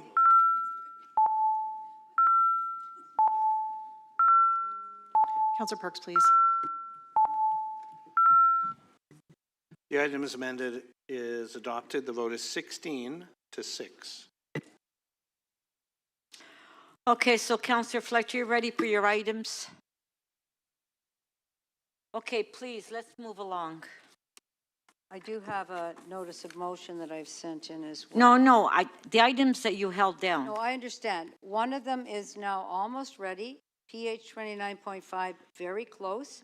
The one I'm going to release right now is IE 29.9, and the clerk has the motion there. Okay, so if we can put the motion, and what about EX 31.3? You're not ready? That is, everything will be a quick release. Okay, so let's put Promise. the motion for IE 29.9 on the screen. There it is. On favor, opposed if any, carried. Item is amended. On favor, carried. Thank you, Speaker. All right, so now we'll go down to Councillor Perks, PH 30.3, 3838 Bloor Street. Pardon? Oh, sorry, Councillor Bradford, your name was on the list. I can do a quick release if you'd like. Okay. CC 41.3, update on the 26 motorized watercraft exclusion zones, and just moving the recommendations from the supplemental staff report. Okay, I'll just keep holding it. I didn't hear who said anything. Oh, okay, well, it's not a quick release. Councillor Myers. Maybe Deputy Mayor Malik, can you speak to Councillor Bradford so we can release it? Councillor Myers. Thank you, Madam Speaker. I just have a quick amendment on SC 31.19 that I pre-circulated. It just makes an amendment to take my ward out of the multiplex on-street parking ban. Okay, so Councillor Myers has put the amendment on the screen on SC 31.19. On favor, opposed if any, carried. You want to record? Councillor Thompson wants a recorded vote. On the amendment or item as amended? On the amendment.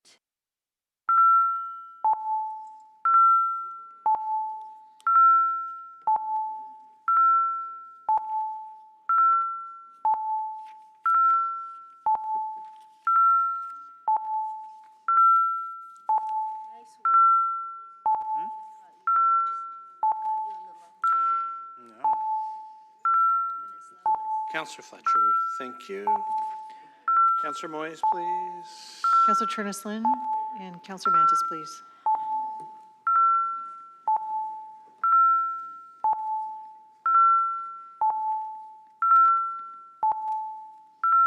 Councillor Mantis, please.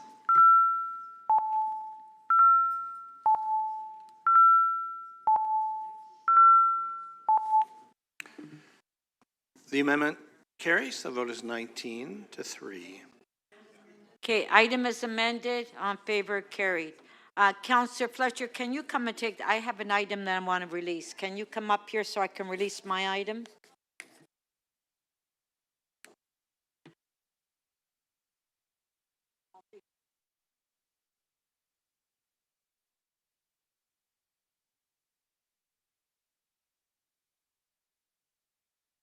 Hang on.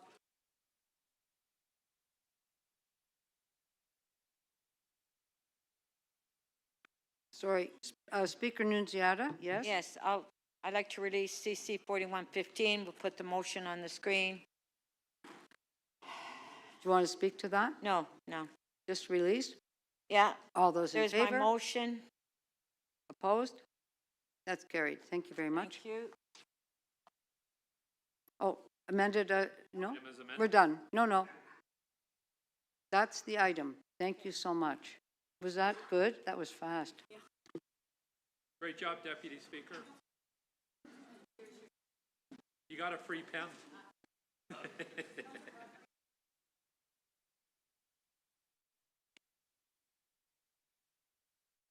Yep. Back on the list? Oh, okay. Sorry. No, because Deputy Mayor Malik held it down. We already went, and we already did Councillor Myers. It's just Councillor Morley now. Councillor Morley. Thanks, Madam Speaker. I'd like to quick release item EY 31.2. I just have a quick motion.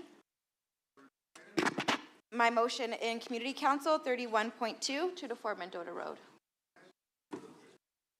2 to 4 Mendota Road, Official Plan and Zoning Bylaw Amendment, Decision Report, Ward 3, Statutory Planning Act. Do you have questions? Okay, so it's not a quick release. Unfortunately, okay. All right, so we'll go to, then Councillor Perks, you're up. You held item PH 30.3. Do you have questions? Yeah, well, Councillor Holiday wants to ask questions, so you go ahead. You go ahead.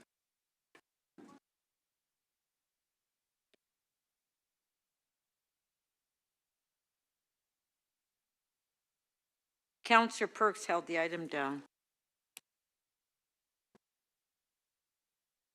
Okay, Councillor Holiday, you have a question?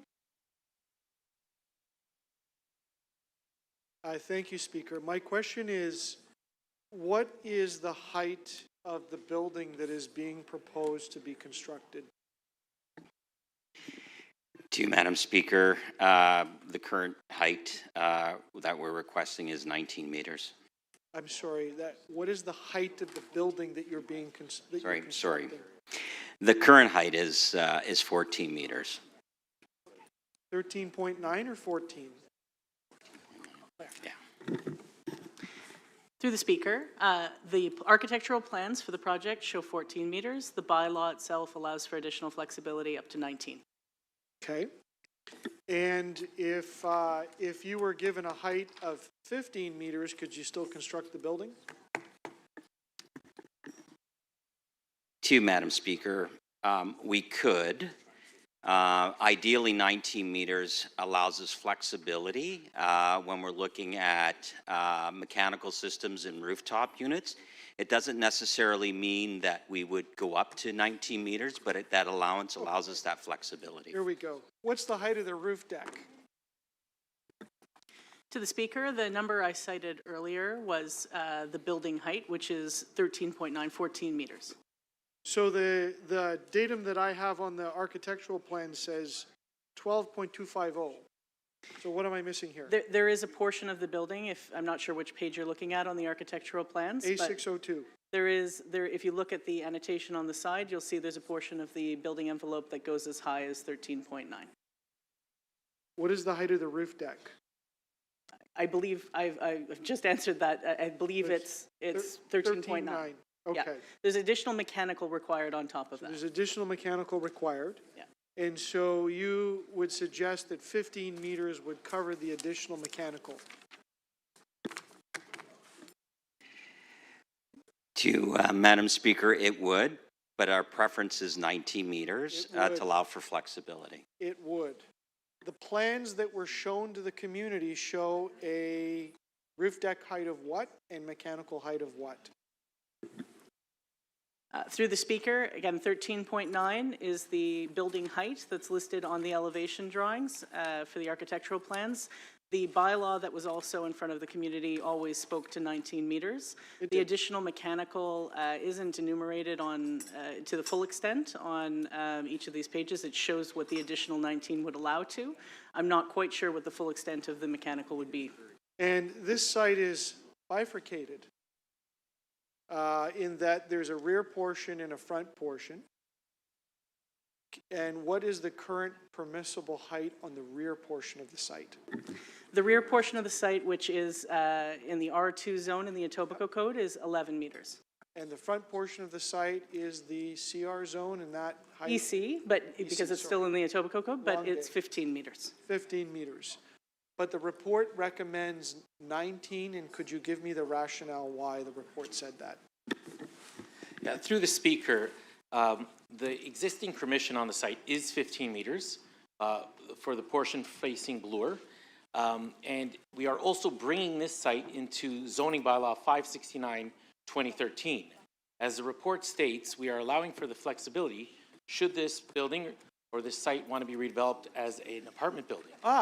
Once an apartment building is permitted, even with the 15-meter height currently on the site, by bringing it into 569-2013, the zoning bylaw would already allow for 19 meters. So the point, though, is the flexibility to rebuild this as an apartment building. And was that presented to the community? No, by bringing the site into 569-2013, the bylaw would already allow for 19 meters. That's why the bylaw that was presented was shown to be 19 meters. That was the bylaw that was presented, but no pictures of apartment buildings, no claim to add extra floors, no changes. It was a shelter with architectural plans, 1, 2, 3, 4 stories. That's what was shown to the community. That's correct. Thank you very much. Thank you. Councillor Perks. Thank you. I want to pursue that a little bit. What was the bylaw you're bringing into conformity with again? 569-2013. So I think that's the harmonized zoning bylaw that was passed by council in 2013, right? Through the Speaker, that's correct. And that harmonized zoning bylaw, would I be correct to say that it gave this kind of permission to hundreds and hundreds and hundreds of properties across the city? Through the Speaker, that's correct. And similarly, that harmonized zoning bylaw confirmed, for example, in the R zone, that houses could be 4 stories. Yes, it did. I might add that it's our more recent major streets bylaw, which Yep. brought in the 19 meters. But yes. I know but the harmonized zoning bylaw did different things. It frankly upzoned or confirmed the upzoning of thousands and thousands and thousands of properties. Through the speaker, yes. And that, that means that in some places you could, put another story on your house, and other places you could build an apartment building. When we did that harmonized zoning bylaw, did we show the public drawings of what all of those properties would look like? The speaker, no, we did not. But this is just standard when we bring properties into conformity, that it creates additional permissions. It doesn't compel anybody to build anything. Through the speaker, that's correct. So the fact that the zoning bylaw says that my house could go up to 4 stories doesn't compel me to build 4 stories. Through the speaker, yes, that's correct. It just confirms our long-term plans for the city generally. It doesn't confirm that any particular property has to build up. Yes, that's correct. Thank you.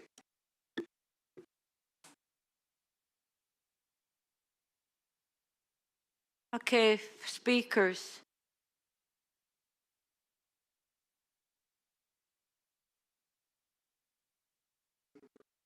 Councillor Perks to speak. As chair of the committee, I'll speak last. Okay, it's just that his name was up there. And Councillor Holiday.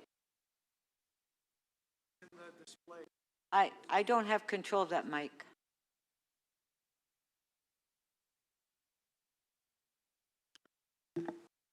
Thank you. No, I need, okay. Speaker, this is an important issue. 3838 Bloor, we've talked about it council before. This is a city project to build a shelter. It should be no surprise to the council that it is controversial in the community. It should be no surprise to the council that the majority of people that I've heard from, but nobody listens. and those are the constituents of Ward 2, the majority of them, although some support it, oppose it. And so I'm here to move a motion. If I could have the staff present that motion. Do you have a oh, there's your motion. Read your motion, please.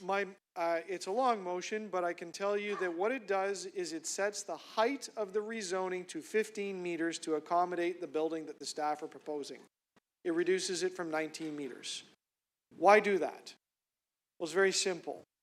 This has been a very difficult process and something that is readily opposed by the community because of the entire circumstances that it's here with. And you have to understand that there is mistrust in the city because of the way that our shelter program has been designed by council, in the way that we acquire land and then tell people about it. So what's happened in this case is there's a simple picture here from the display. They want to increase the zoning on a site on Bloor Street to allow them to build the shelter. By the way, this is a go, no-go decision. It'd be very difficult for the staff, although that they are allowed to have a shelter here under the zoning, to have a successful shelter because they aspire to develop it and create it larger. The problem is they've come in now with a report that is suggesting a height of 19 meters. They don't need the 19 meters. The 19 meters is codified into the bylaw. And people have asked, well, why are you going for 19? There's no clear answer on that. All I keep hearing is that there's no intent to make the building larger. So the point I want to make to council is the proposal that I have here right sizes the zoning to the building. It does not interfere with the ability of staff to bring the building forward, but it sets up for a scenario of mistrust. Why on earth would the city, who is both the developer and the regulator for the changes to the site, actually zone it larger? And I understand the major streets policy. It doesn't apply to this entire site, by the way. But the city is now asking for a taller height than the building. Think of the optics of that and how the community perceives that the city could come back in the future, add another floor, change this particular site. I will put to council, by allowing me to place this motion, accepting this motion, the zoning is right-sized to the site. If the city wanted to come forward and change the site in the future, they'd go through a rezoning process. And they would go to the community, seek their input, and there would be at least some ability for the community to talk about the proposal that's before them and voice their opinion on it. Very, very simple ask. If we don't do that, then the city has unfettered ability to go and build this as both the regulator and the developer of the site. What I'm trying to do is repair a little bit of the mistrust between the community and the city. Make no mistake, I won't be supporting this. That is the ask of the community to me. However, what I'm trying to do is offer an option to council to repair a little bit of the trust that has been broken in all of this process. It has absolutely no harm and effect to the plans that the staff have, unless there's other plans. And I don't think that there is. No one has ever told me that there's more. But we heard it in the questions. This preserves the right for the city to put in an apartment building in the future. Why would we set up a scenario where that is possibly going to happen without going back to the community? If you take a look at the diagram here and the architectural plans, which I'd be happy to share with anybody at council, this building has been designed and resolved in a certain manner. They don't need the extra height. And you can understand from the diagrams here that it is a low-scale neighborhood and that these changes are material. Thank you, Madam Speaker. And with that, I will ask for a recorded vote on the item. Thank you.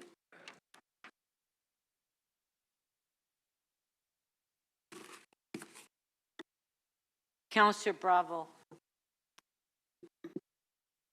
I'm going to say that while I understand Councillor Holliday's concerns, and I'll speak to them shortly, I think it's important to note that what's before us is something that happens regularly, in which we have a harmonized citywide bylaw.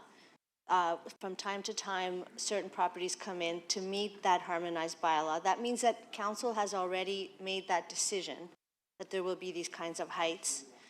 Secondly, that conforms with the official plan, and that the official plan lives under provincial planning rules. So there isn't anything here that's unusual, but there are challenges with the coincidence. Secondly, the question of will this be converted to housing later, that council's already made that decision. We have assured the public that our long-term goal is not to just endlessly build more shelters. Our long-term goal is to ensure that people have shorter stays in shelters, because the goal of this entire council is to get people into permanent homes. And so where possible, we're looking to the future. This is a really important piece of work about talking about not getting into a solution for today, but looking far beyond into the kind of city we want in the future. And that means people being able to live in every neighborhood in a home they can afford. In terms of how this coincidence has been experienced in the community, I do understand that the process of placing a shelter in a neighborhood is challenging for every councillor. I personally have 2 shelters that have been approved, one in the northern part and one in the southern part of Davenport, and there will always be many questions. Why this site? Why this building? What are you going to do to this building? What's going to happen inside? What's before us is really only about making right something that we've already approved in terms of policy. And while the councillor has expressed that he has an obligation to oppose the project, we should all feel comfortable that everything that is before us has been done properly and in accordance to policies that we've all collectively approved in the past.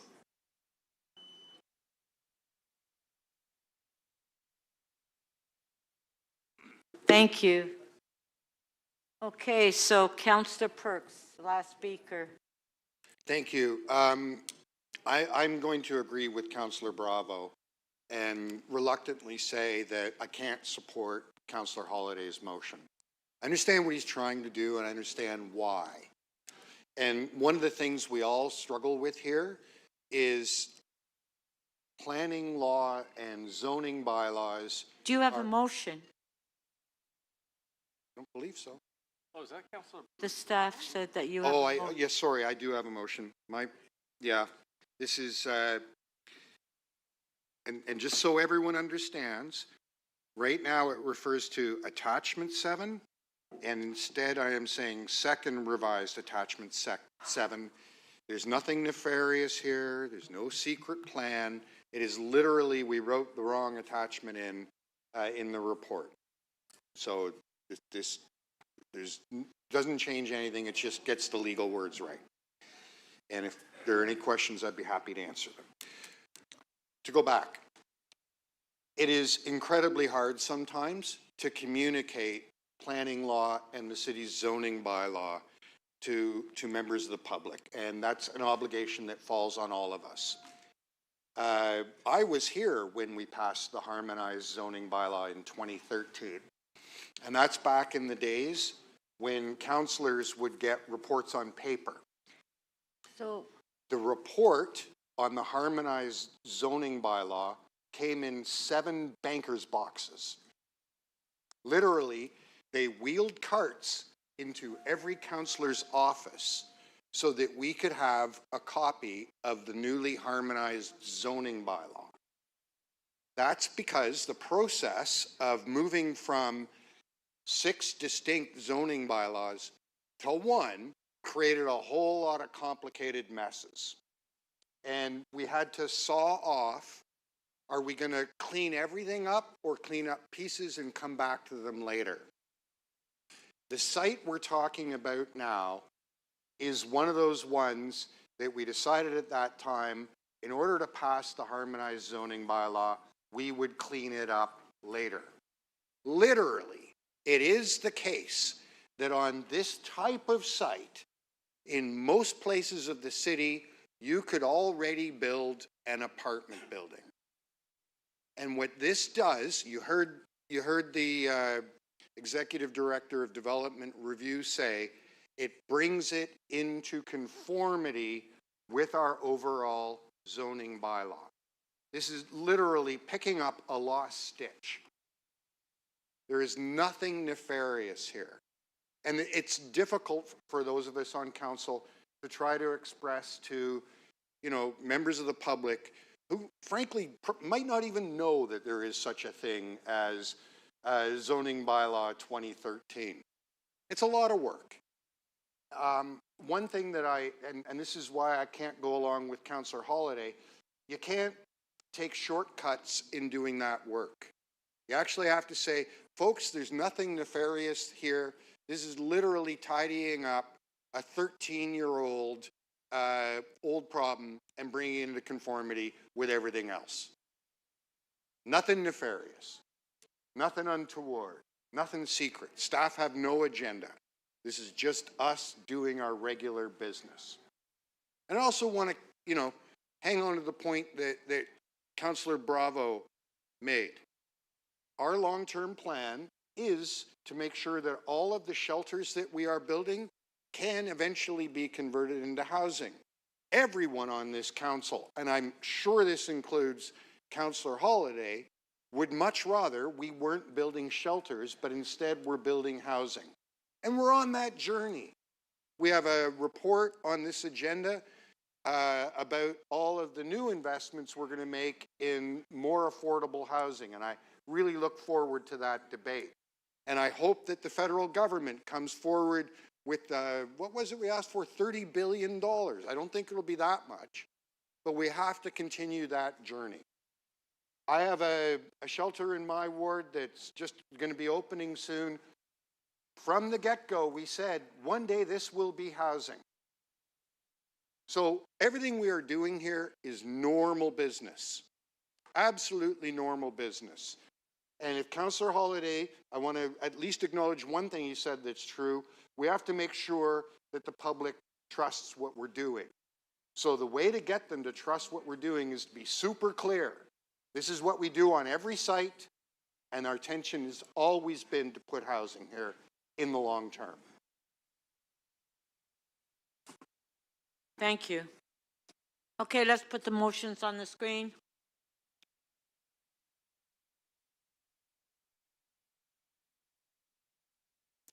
Motion by Councillor Holliday. He's asked for a recorded vote. Ring the bell so we can get councillors back in here.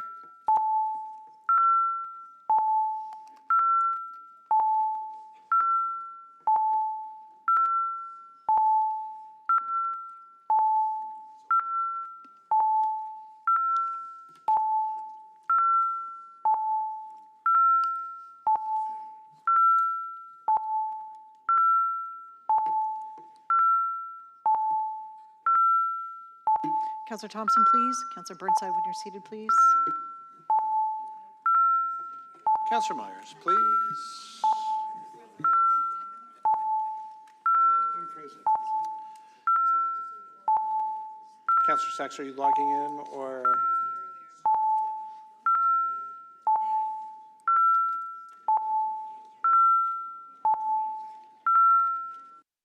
Councillor Perruzza, how do you vote?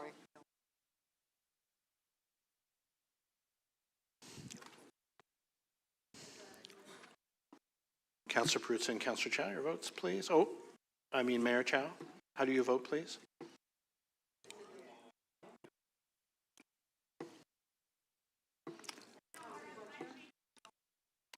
Councillor Fletcher? The voting panel is still open. Councillor Cheng? Oh, I apologize.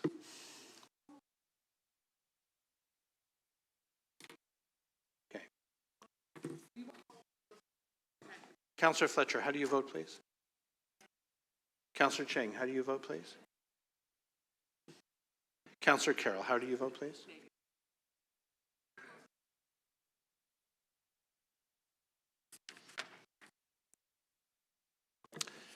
The motion does not carry. The vote is 4-19.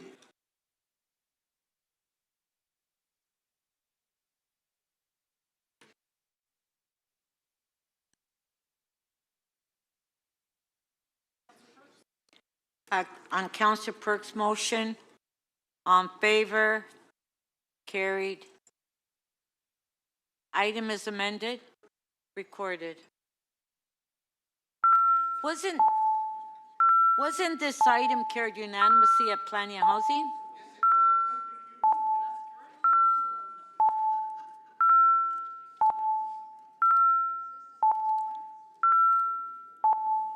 No, but I was just wondering if that other motion went through. Councillor Perruzza, please. Councillor Cheng, please. Mayor Chow, please.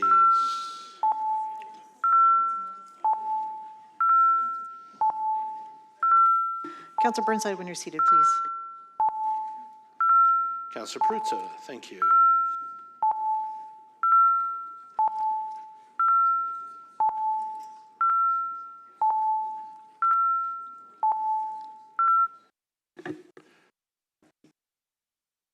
Item is amended as adopted. The vote is 21-2. Okay, so the next item, PH 30.6, I understand by staff we're not ready for that.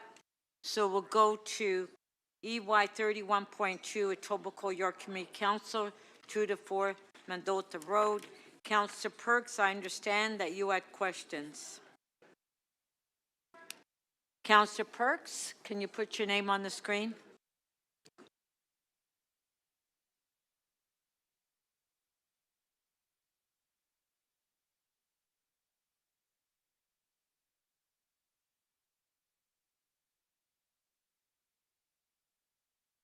Councillor Perks? No. No questions. Okay, does anybody want to speak on it? Okay, can you put your name, please, on the screen? No, it's, okay. Councillor Morley to speak. Thank you, Madam Speaker. Just following on the very lengthy discussion we had about this item at Community Council and many months of work my office has done on this file, along with the local community. This is an unfortunate situation where we have a conflict of neighborhood with old Etobicoke zoning, where previously a storage facility had been permitted at the bottom of a dead-end road.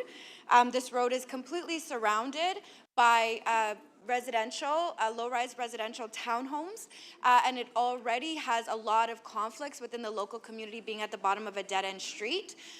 My community and I as a local councillor do not feel like an expansion of this site, which would be a four-fold expansion, is a good location for this in our neighborhoods. Again, it's at the bottom of a dead-end street, and there are only access is through this residential low-rise community. And so we're really strongly opposing, and I have a motion to move refusal on this item. And that's all for me. The motion is before you to move refusal of this particular application and to direct staff accordingly. Motion by Councillor Morley on EY 31.2 on favor. Opposed, if any, carried. Councillor Cheng, your item is next, NY 32.5, Yonge North Subway Extension. Do you have questions to staff? We'll bring staff down. This is Yonge North Subway Extension. Do we have staff here?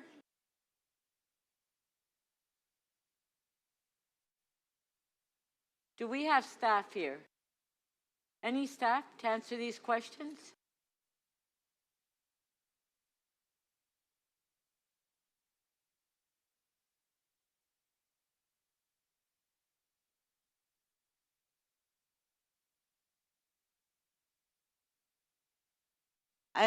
Hello?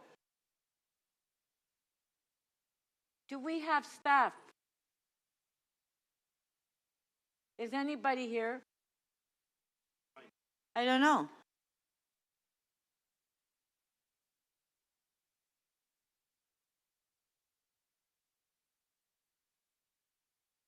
This is the Yonge North Subway Extension, NY 32.5.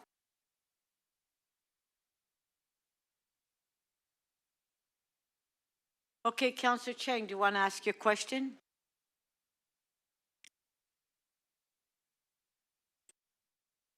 Go ahead. There was news in the Toronto Star that shows that there will be a substantial delay in the opening of this line. And I'm just wondering how that, because that's very new news that we heard through the Toronto Star, how that might impact the timeline of what this zoning approval is going to kick off in terms of the construction work that's happening.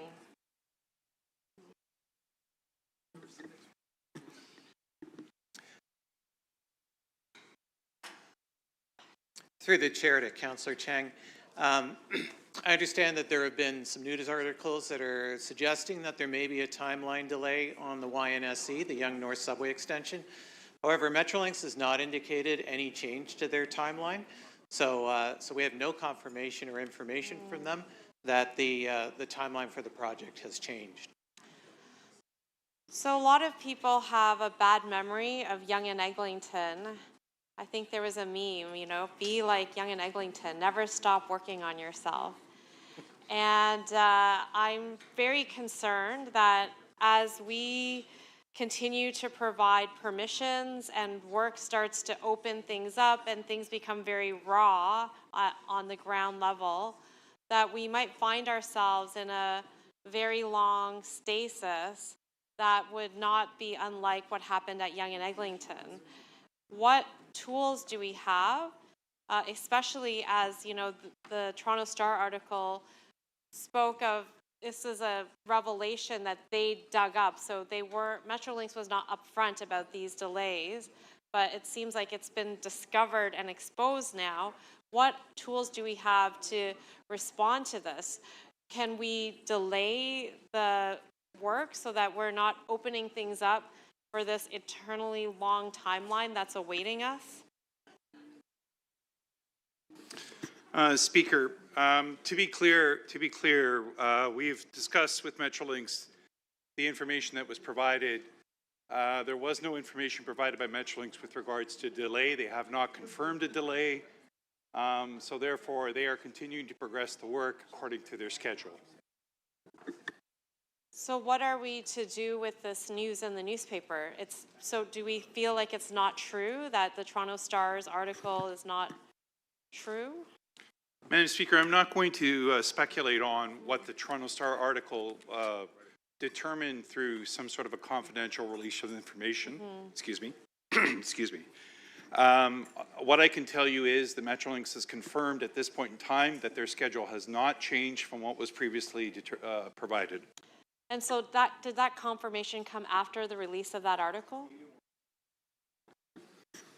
They have maintained that the information that was provided has been provided throughout they've been sharing the same information continuously, and they haven't changed those dates yet. So have we reached out to Metrolinx since the article came out to verify if the accusation of this extension is true or not? Speaker, there is no accusation as far as I'm concerned. What happened was we reached out to Metrolinx to have them confirm what the article indicated. They've indicated that there has been no change in the scheduled completion date at this point in time. What they are experiencing right now, or what they're going through right now, is they're in a process of an RFP for the ROSM contract, which is the Rail Safety and Operations Systems. So that is in progress right now. They will not be able to provide any further schedule updates until that RFP has been completed, and then they have a schedule from the contractor. How are we going to monitor their timelines in order to prevent similar drag that happened at Yonge and Eglinton? Speaker, the responsibility for the schedule of the Yonge North subway extension is the responsibility of Metrolinx. They are required to, as part of reviews with the City of Toronto, they need to submit through the schedules to us. We will review them, and we will provide updates as required to City Council at the various points when we're reporting back. So there could be a painful decade that awaits us at Yonge and Steeles. Is that a possibility? Yeah. Speaker, I'm not sure what you're asking me. Can you just clarify that, please? My And question then is, I'll give you an extra second to get that Do you clarified. think it's possible that a painful decade awaits us at Yonge and Steeles then? Speaker, we have talked with Metrolinx about the various lessons learned from the work that they did on the Eglinton Crosstown LRT, as well as the Finch LRT. They are well aware of the various issues that were faced by the community, by the businesses, as well as the various issues related to traffic congestion that occurred. So they are well aware of it, and they are taking steps to ensure that the future projects are actually taking that into account. Thank you. Thank you very much for clarifying that. Thank you. And then Councillor Pasternak, you are up. Ready? Yeah, I'm ready. You're online, I think, right? Yes, can you hear me? Yes, we can. A little muffled, but move Okay. a little closer. I'll do my best to speak clearly. Look, I'm not sure what we're looking at here. We're giving Metrolinx permissions to put in all the different elements that need to be done for a transit line. Emergency exits, ventilation, subway stations, dual entrances and exits. Is that basically what we're looking at here? Through the Speaker, yes, that's correct. A package of enabling zoning is being brought forward for Council's consideration that would facilitate the delivery of the Yonge North Subway extension. Okay, so with this, by granting these powers, Metrolinx can walk up to private property and install a ventilation system as of right. Through the Speaker, the permissions that are being granted are specific to properties that Metrolinx has identified that they have acquired or will need to acquire or are in the process of acquiring to deliver the Yonge North Subway extension. So it's limited just to the properties that they are using for the project. Right. So are they expropriating these properties or seeking permission to put various elements of subway construction on those sites? Through the Speaker, for the most part, Metrolinx prefers to acquire whole properties to deliver their projects, and in some cases, they do need to expropriate those properties.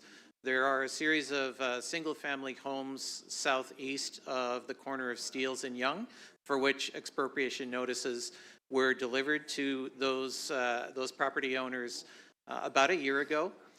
In certain cases, for instance, at the Centre Point Mall on the southwest corner of Yonge and Steeles, Metrolinx will need to acquire just a portion of that property. Okay, so is it done on a case-by-case basis, and it has to go through the Expropriation Act, or are we granting, I don't know, exemptions to that, and it can be fast-tracked? Through the Speaker, no, there's no fast tracking. This all follows the typical process of property acquisition and expropriation, if needed, by Metrolinx. And are any of these municipal properties, or are they all private property?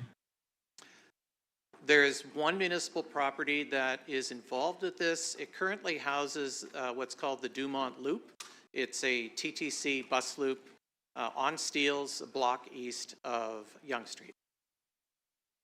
Okay, and does this take effect immediately, or over the course of years, I guess? Once the zoning is adopted, there will be an appeal period, statutory appeal period for 20 days. And beyond that, if no appeals are received, then the zoning comes into force. Now, I'm assuming that if we don't grant this, they can't, I mean, they can override any decision we make, but they can't build the subway without these recommendations, without the zoning bylaw amendments. Through the Speaker, in most cases, they might be able to comply with the existing zoning.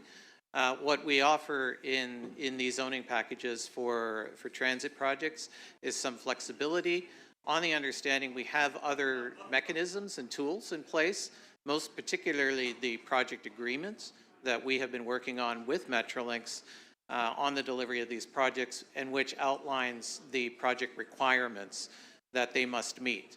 So there's a second layer of requirements that comes into play here beyond what the zoning is. And when it comes to final use, it's basically a use at grade. It's ventilation, it's emergency exits, it is maybe a station. We're not talking about none of this is used for multi-story or. Through the Speaker, no. For the most part, transit facilities are single-story buildings. In some cases, they may be extra tall and look like a two-story building. I think we may have one of those on the Yonge North Subway extension. But for the most part, there are single-story buildings, a bus terminal, a station entrance, an emergency exit building, that kind of thing. Right. Okay. All right. Thank you very much.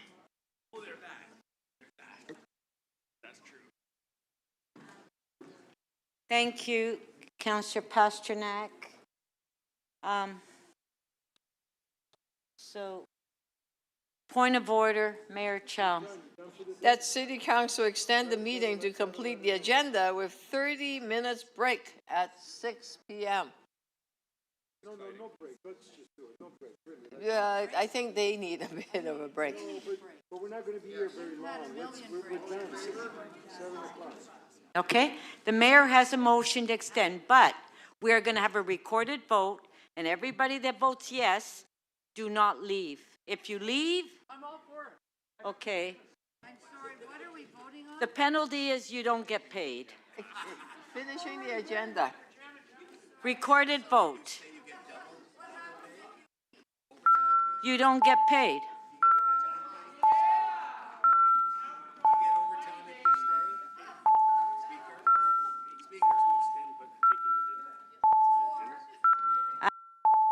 Mayor Chow, the question was asked, are we taking a dinner at 6 o'clock?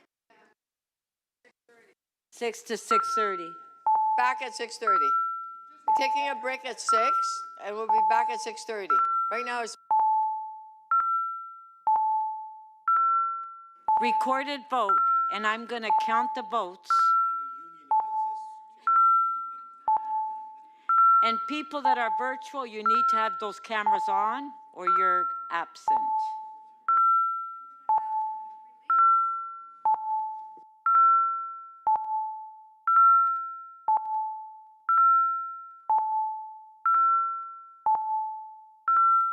Councillor Perruzza. Councillor Perruzza, how do you vote, please?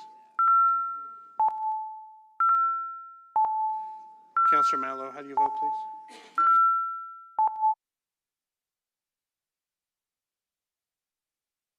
The motion to amend the order paper carries. The vote is 19-2. Councillor Pasternak and Councillor Sachs.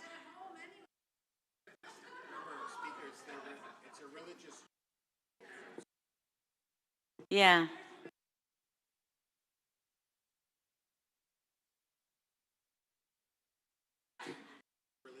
Yeah, no, I realize that with Councillor Pasternak and Councillor Sachs, it's a religious holiday. But there's still, but you're still on virtual. Councillor Pasternak, do you plan on staying virtual? No? Yes, no, I plan to stay as long as I can, probably 7:38, Okay, and then I have to leave. okay, thank you. You're welcome. We're okay then. Okay, so Councillor Cheng, do you want to speak on this item? Okay, Councillor Cheng.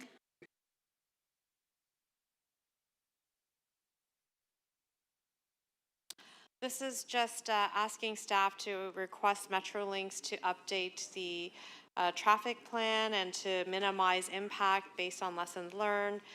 We learned through a lot through Eglinton, Crosstown, and Finch West LRT. Our community is about to go through a kind of a painful transformation, and we are sad that Cummer Station is not included. So the tunnels will be there, but we're not getting that station, even though we're proposing 150,000 more people to my neighborhood. So let that sink in. 150,000 more people are coming to Willowdale in the next 25 years. But we need to make sure that the impact is mitigated. It will not be smooth sailing for sure, but we need to have clear lines of communication. And I am concerned that Toronto Star is saying something, Metrolinx is saying something, and we know historically that we haven't gotten the accountability that we wanted in the past with the crosstown. So I'm going to have to come back and talk about it on a regular basis, probably as we try to get more communications, more transparency. And the unfortunate part about this project is the area that it's being built does not have a BIA. There's a lot of mom and pop shops, people who speak English as a second language, and this challenge that is awaiting them is going to be very difficult with no one advocating for their best interests except our office. So that is going to be really challenging. I don't even know how some of those businesses are going to survive, especially as you saw, we have a whole dead corner of Yonge Street now at Yonge and Steeles because of the expropriation and demolitions that are happening. So we don't want to be a ghost town. We want to continue to thrive. We have some excellent restaurants and businesses, and I want to make sure that they are supported to not just survive the next decade, but that they can also thrive. So I look forward to consistent updates and working collaboratively as we can with Metrolinx, as difficult as that may be. And I will definitely be leaning on my councillor colleagues, including Councillor Matlow, for their experiences on working with Metrolinx and big disturbing projects that are happening in their ward that happen. So it will be a learning process, but we have to hold them to account to get the best outcome and to mitigate impact. Thank you. Thank you. Councillor Matlow to speak. Yes. Madam Speaker, to begin with, I want to clarify something because there's been a bit of back and forth about the Toronto Star's reporting on the delays. The Star's reporting was 100% completely accurate, and it was based on a TTC report. Metrolinx may refuse to respond or just suggest that there was something wrong with the TTC report because they kind of just dismissed it that way. But that can be debatable between the TTC and Metrolinx. And Metrolinx, you know, the TTC has a history of being far more transparent than Metrolinx. Metrolinx often responds by saying, go somewhere else. Don't ask us. They were like that the entirety of the Eglinton Crosstown construction as well. But I just want to be very clear. The Toronto Star reporting was completely accurate, and I don't think it would be fair to suggest otherwise, including the reporter himself, who has an enormous amount of integrity. You know, Councillor Cheng is right to ask some of us who have lived through an expansion project of transit. I often described the Eglinton Crosstown as that the transit is the dream, but the construction is the nightmare. And we all know that construction of transit lines are difficult. And there is going to be disruption. It's not reasonable to suggest otherwise. But when it's done by a provincial agency like Metrolinx, that, as I said, has been unaccountable, there's been lack of transparency. The Ford government has refused to hold a public inquiry into what went wrong. When the media would ask basic questions, they would never come forward. They would never respond. There were even absurd press conferences held by Metrolinx announcing that they weren't going to make any announcements, literally. If it weren't so serious, it would be an SNL sketch. It was absurd. And so if Metrolinx is leading these projects, they need to remember that they're a public agency. They need to remember that they have to answer to local councillors and local communities and local businesses that are being impacted. That local communities and all those businesses that shut down on Eglinton can no longer be treated like collateral damage while they are building something for the greater good. In fact, we want those businesses to enjoy the benefits of transit once it's built. And why is the Yonge extension delayed? There are many suggestions about why. But I would ask this question. Is it simply a coincidence that there are delays and that the route was changed to benefit developers whose lands will be adjacent to the new stations? It's interesting, isn't it? Maybe I don't know, but it's weird. So Councillor Cheng and her community has our 100% support. And I hope that as this extension is built, we all want more transit, that again, they keep the local community in mind, they keep the success of the businesses in mind, and ultimately, if things go right, we should applaud them. And if things go wrong at any point in time, they should be open, transparent, accountable, and accept support and help so that things can get fixed and things can get done. Thank you.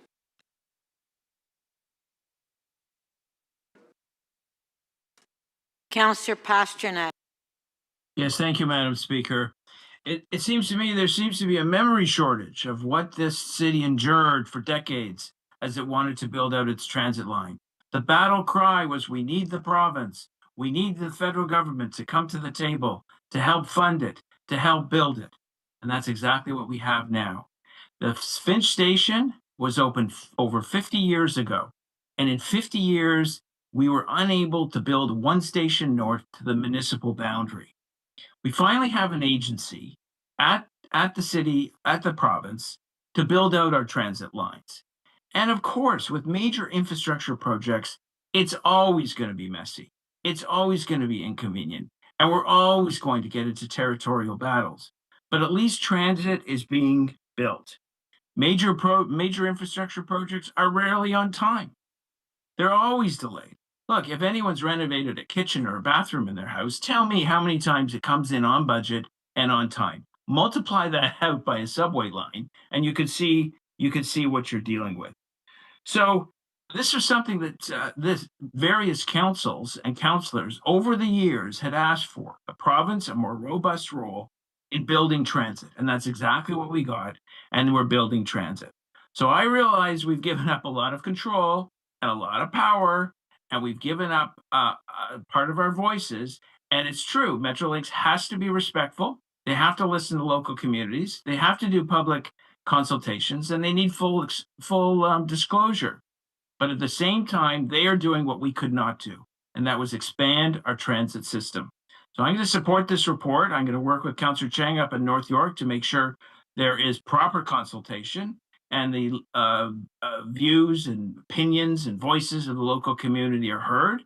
But for the first time in over 50 years, that young line will be extended north. And I think that's something to celebrate. Thank you. Thank you.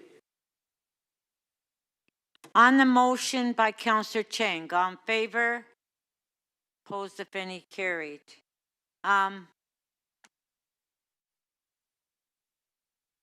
next item is Scarborough Community Council SC 31.1, 3307 and 3313 Ellesmere.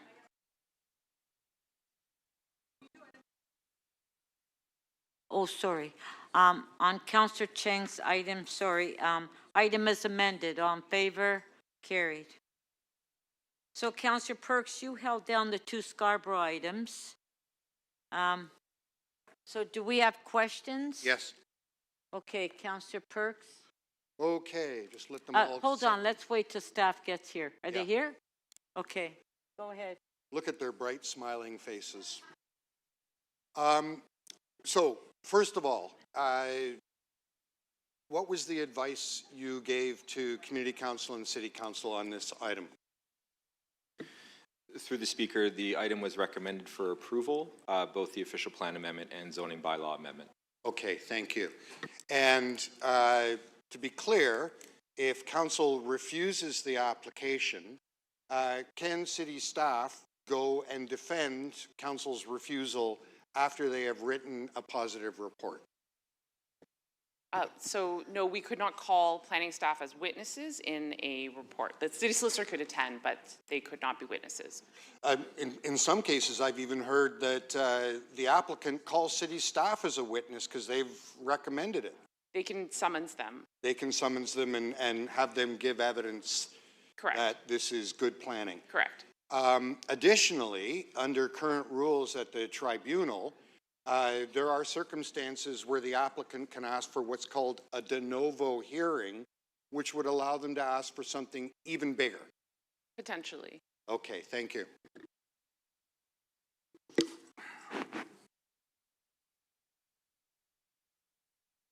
Councillor Shan.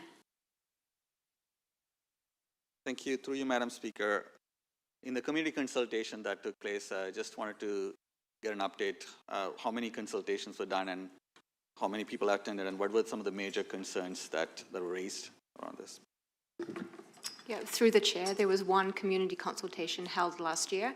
Approximately 40 members of the public attended the meeting.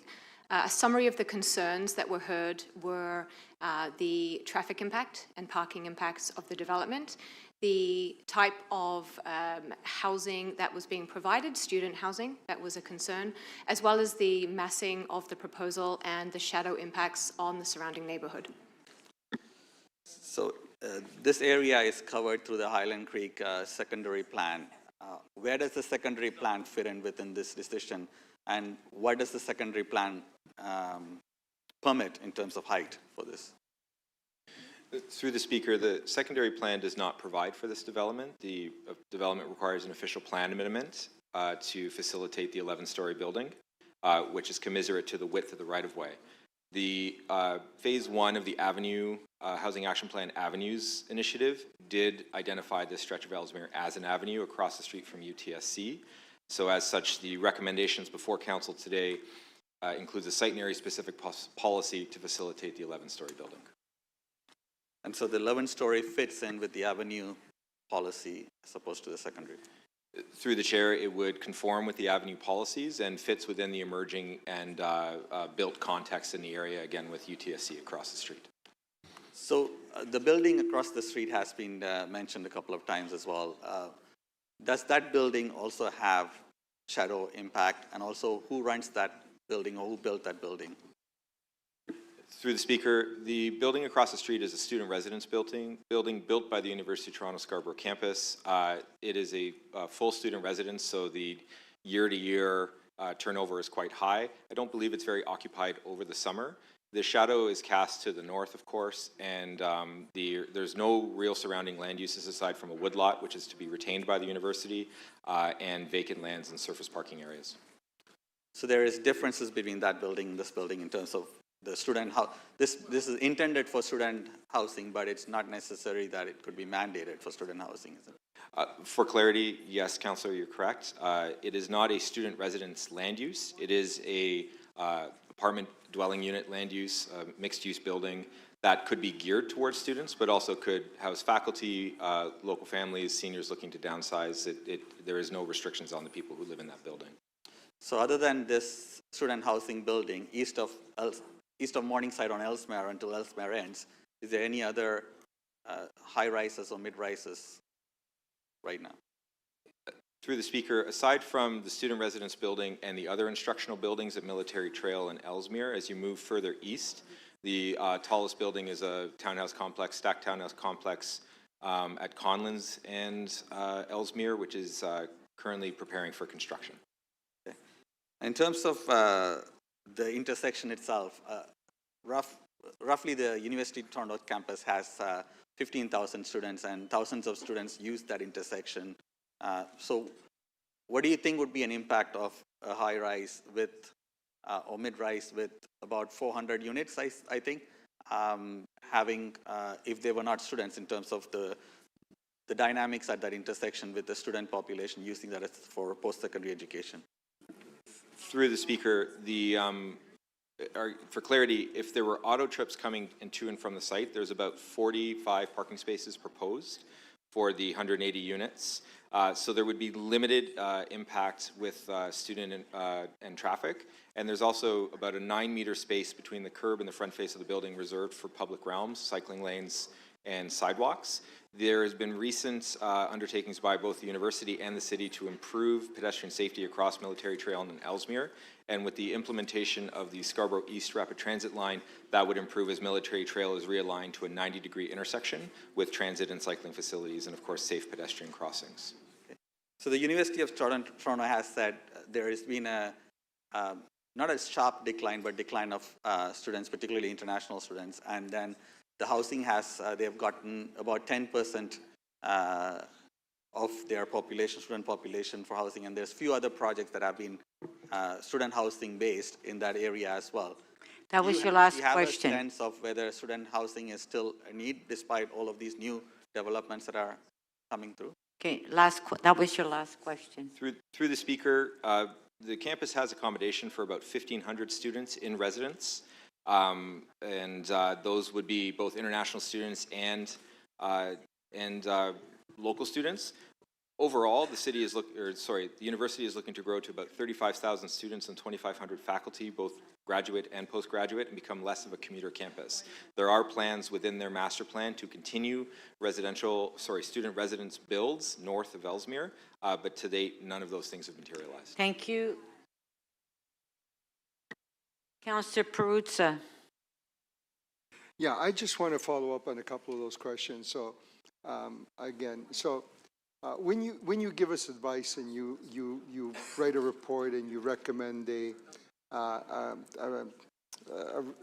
course of action, for us to do anything different would be, as you said, I don't know, you go to the Ontario Land Tribunal, you're going to provide your sort of witness in that regard, and we're like, so we really can't alter anything that you recommend to us, right?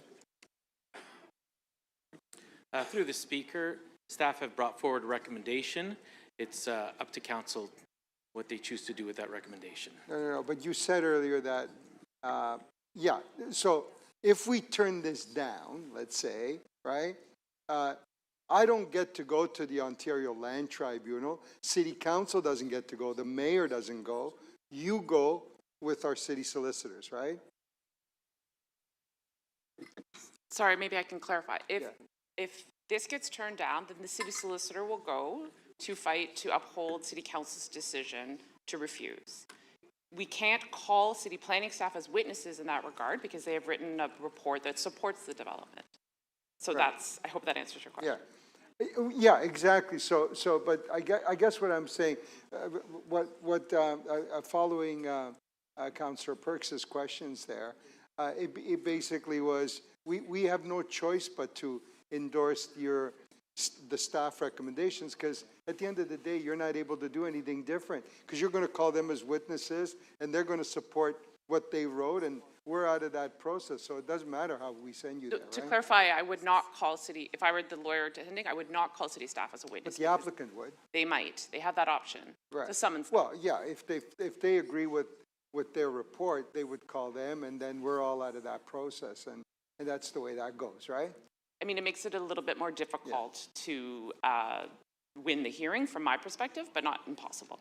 Yeah. But So definitely more difficult. really, we only have one choice in front of us today, and basically is to support and take the advice that we're being given here by our planning staff, and send you and our planning staff and just approve this application. I mean, that's really the only, let's call it serious course of action we have before us today, right? If you, whatever course you take, the city solicitor will do what we're instructed to do. Okay, let me approach it another way. Okay. If we did decide, I got a couple more minutes. No, I know, but, Sure. Yeah, okay. Sure, we're good. Answer your phone. Please, Councillor Prusa, no phones in the council chambers. Your mic. Okay, forget it. We have time for one more question, and then we're going to break. Councillor Mantis. Thank you, Madam Speaker. To you, to Mr. Ventresca. If the application is refused and it goes to the OLT, can the applicant ask to increase the height of the building?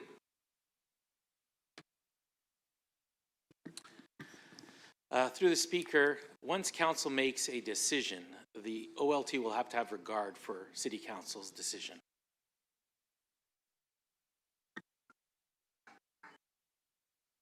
But that doesn't answer the question. I mean, could the applicant revise his plans and ask for a taller building? Potentially, they could ask to have revised the plans, yes. Okay, thank you so much.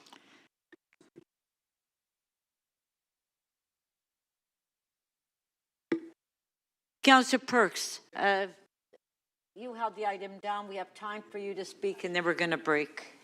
Councillor Perks. Yes, I have a motion. City Council delete the Scarborough Community Council recommendations and adopt instead the recommendations in the report of April 14th, 2026 from the Director of Community Planning Scarborough District. And that's just laid out in those 3 points there. I hate these. I hate these so much. I hate what the province of Ontario has done to land use planning in the city of Toronto. You know, 7 or 8 years ago, when there was a distance between what the community wanted and what the applicant wanted, you'd convene a working group, the applicant would come, planners would come, the local councillor, local residents, you'd negotiate, and you get to something you could live with. It used to work so much better. And we also used to have twice as much time. And the frustration we have now is we're dealing with a provincial government that has stacked the deck. They've broken the ability of local governments to have any meaningful say in development applications. And they've stacked that deck in favor of private developers. And the even more infuriating part of that is all these private developers are coming in with requests for OPAs and zoning amendments and getting those approvals and then not even coming in for building permits to build it. The effect of provincial planning law right now is that you buy a piece of land, you upzone it, and now it's worth more potentially in the future. You don't have to build anything, but you have, you know, just the day that you get that approval, your land is worth more money.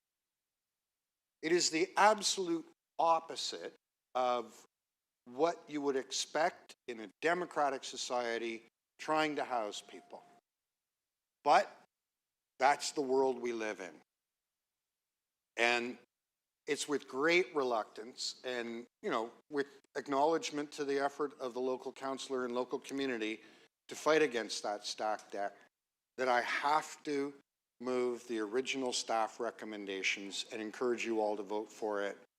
Because as bad as this is, the way the system is set up, it could be much, much worse. Thank you.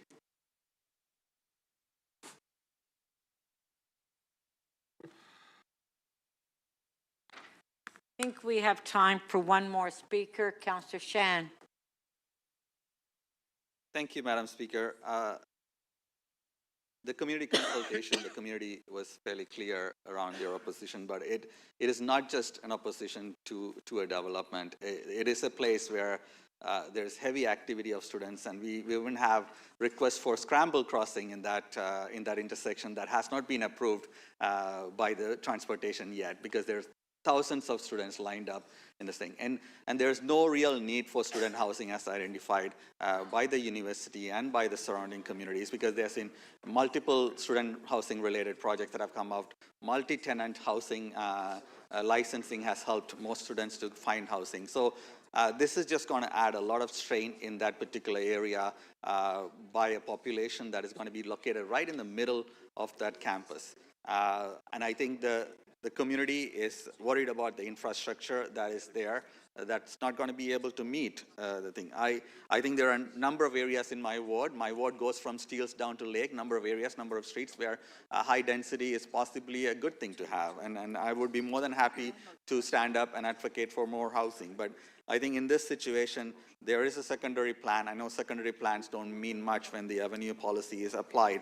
And the concerns around the community having this high density location on Ellesmere. Now, Ellesmere is also a main avenue, but its character changes across different parts of Scarborough. There are certain parts of Scarborough where Ellesmere could take on a much higher high-rise building, and in fact, it does. So I would like to, and the Scarborough Community Council heard the delegations, deputations. Except one councillor who actually was making an argument that this might be much worse. The rest of the councillors agreed and refused the application. So that is the position that the Scarborough Community Council has taken. That is the position that Scarborough Community Council has put forward. I ask all councillors to take that into consideration when you vote on this and support the Scarborough Community Council in this decision. Now, the fact that it could get much worse by going to OLT, you know, it is true, but it is a hypothetical situation where we might be able to fight it. If we are not able to vote against any staff recommendation for a development, then what is the point of this process? So the fact that we are able to at least articulate the position that we have as elected representative where an appropriate development happened, where the height might be appropriate, where the density might be appropriate, and so on, is a critical role that we need to play. So I'm hoping that you will support the position of the Scarborough Community Council that has heard hundreds of people through this item and the following item as well, and looking forward to challenging it if it does go to OLT, hopefully through our city solicitors. Thank you. Thank you. We'll recess to 6:30. No, but then there's Councillor Ainsley after Councillor Holiday. Okay. Okay. Councillor Holiday. Yeah. Speaker, I just wanted to remind council that we heard avenues policy came into play, and it was this council that voted for the avenues policy. So I've heard this a few times about blaming the provincial government, and I got lots to blame them on planning, but we cannot wash our hands of it as a council because it was this council that voted the avenues policy through. That's it. Done. All right.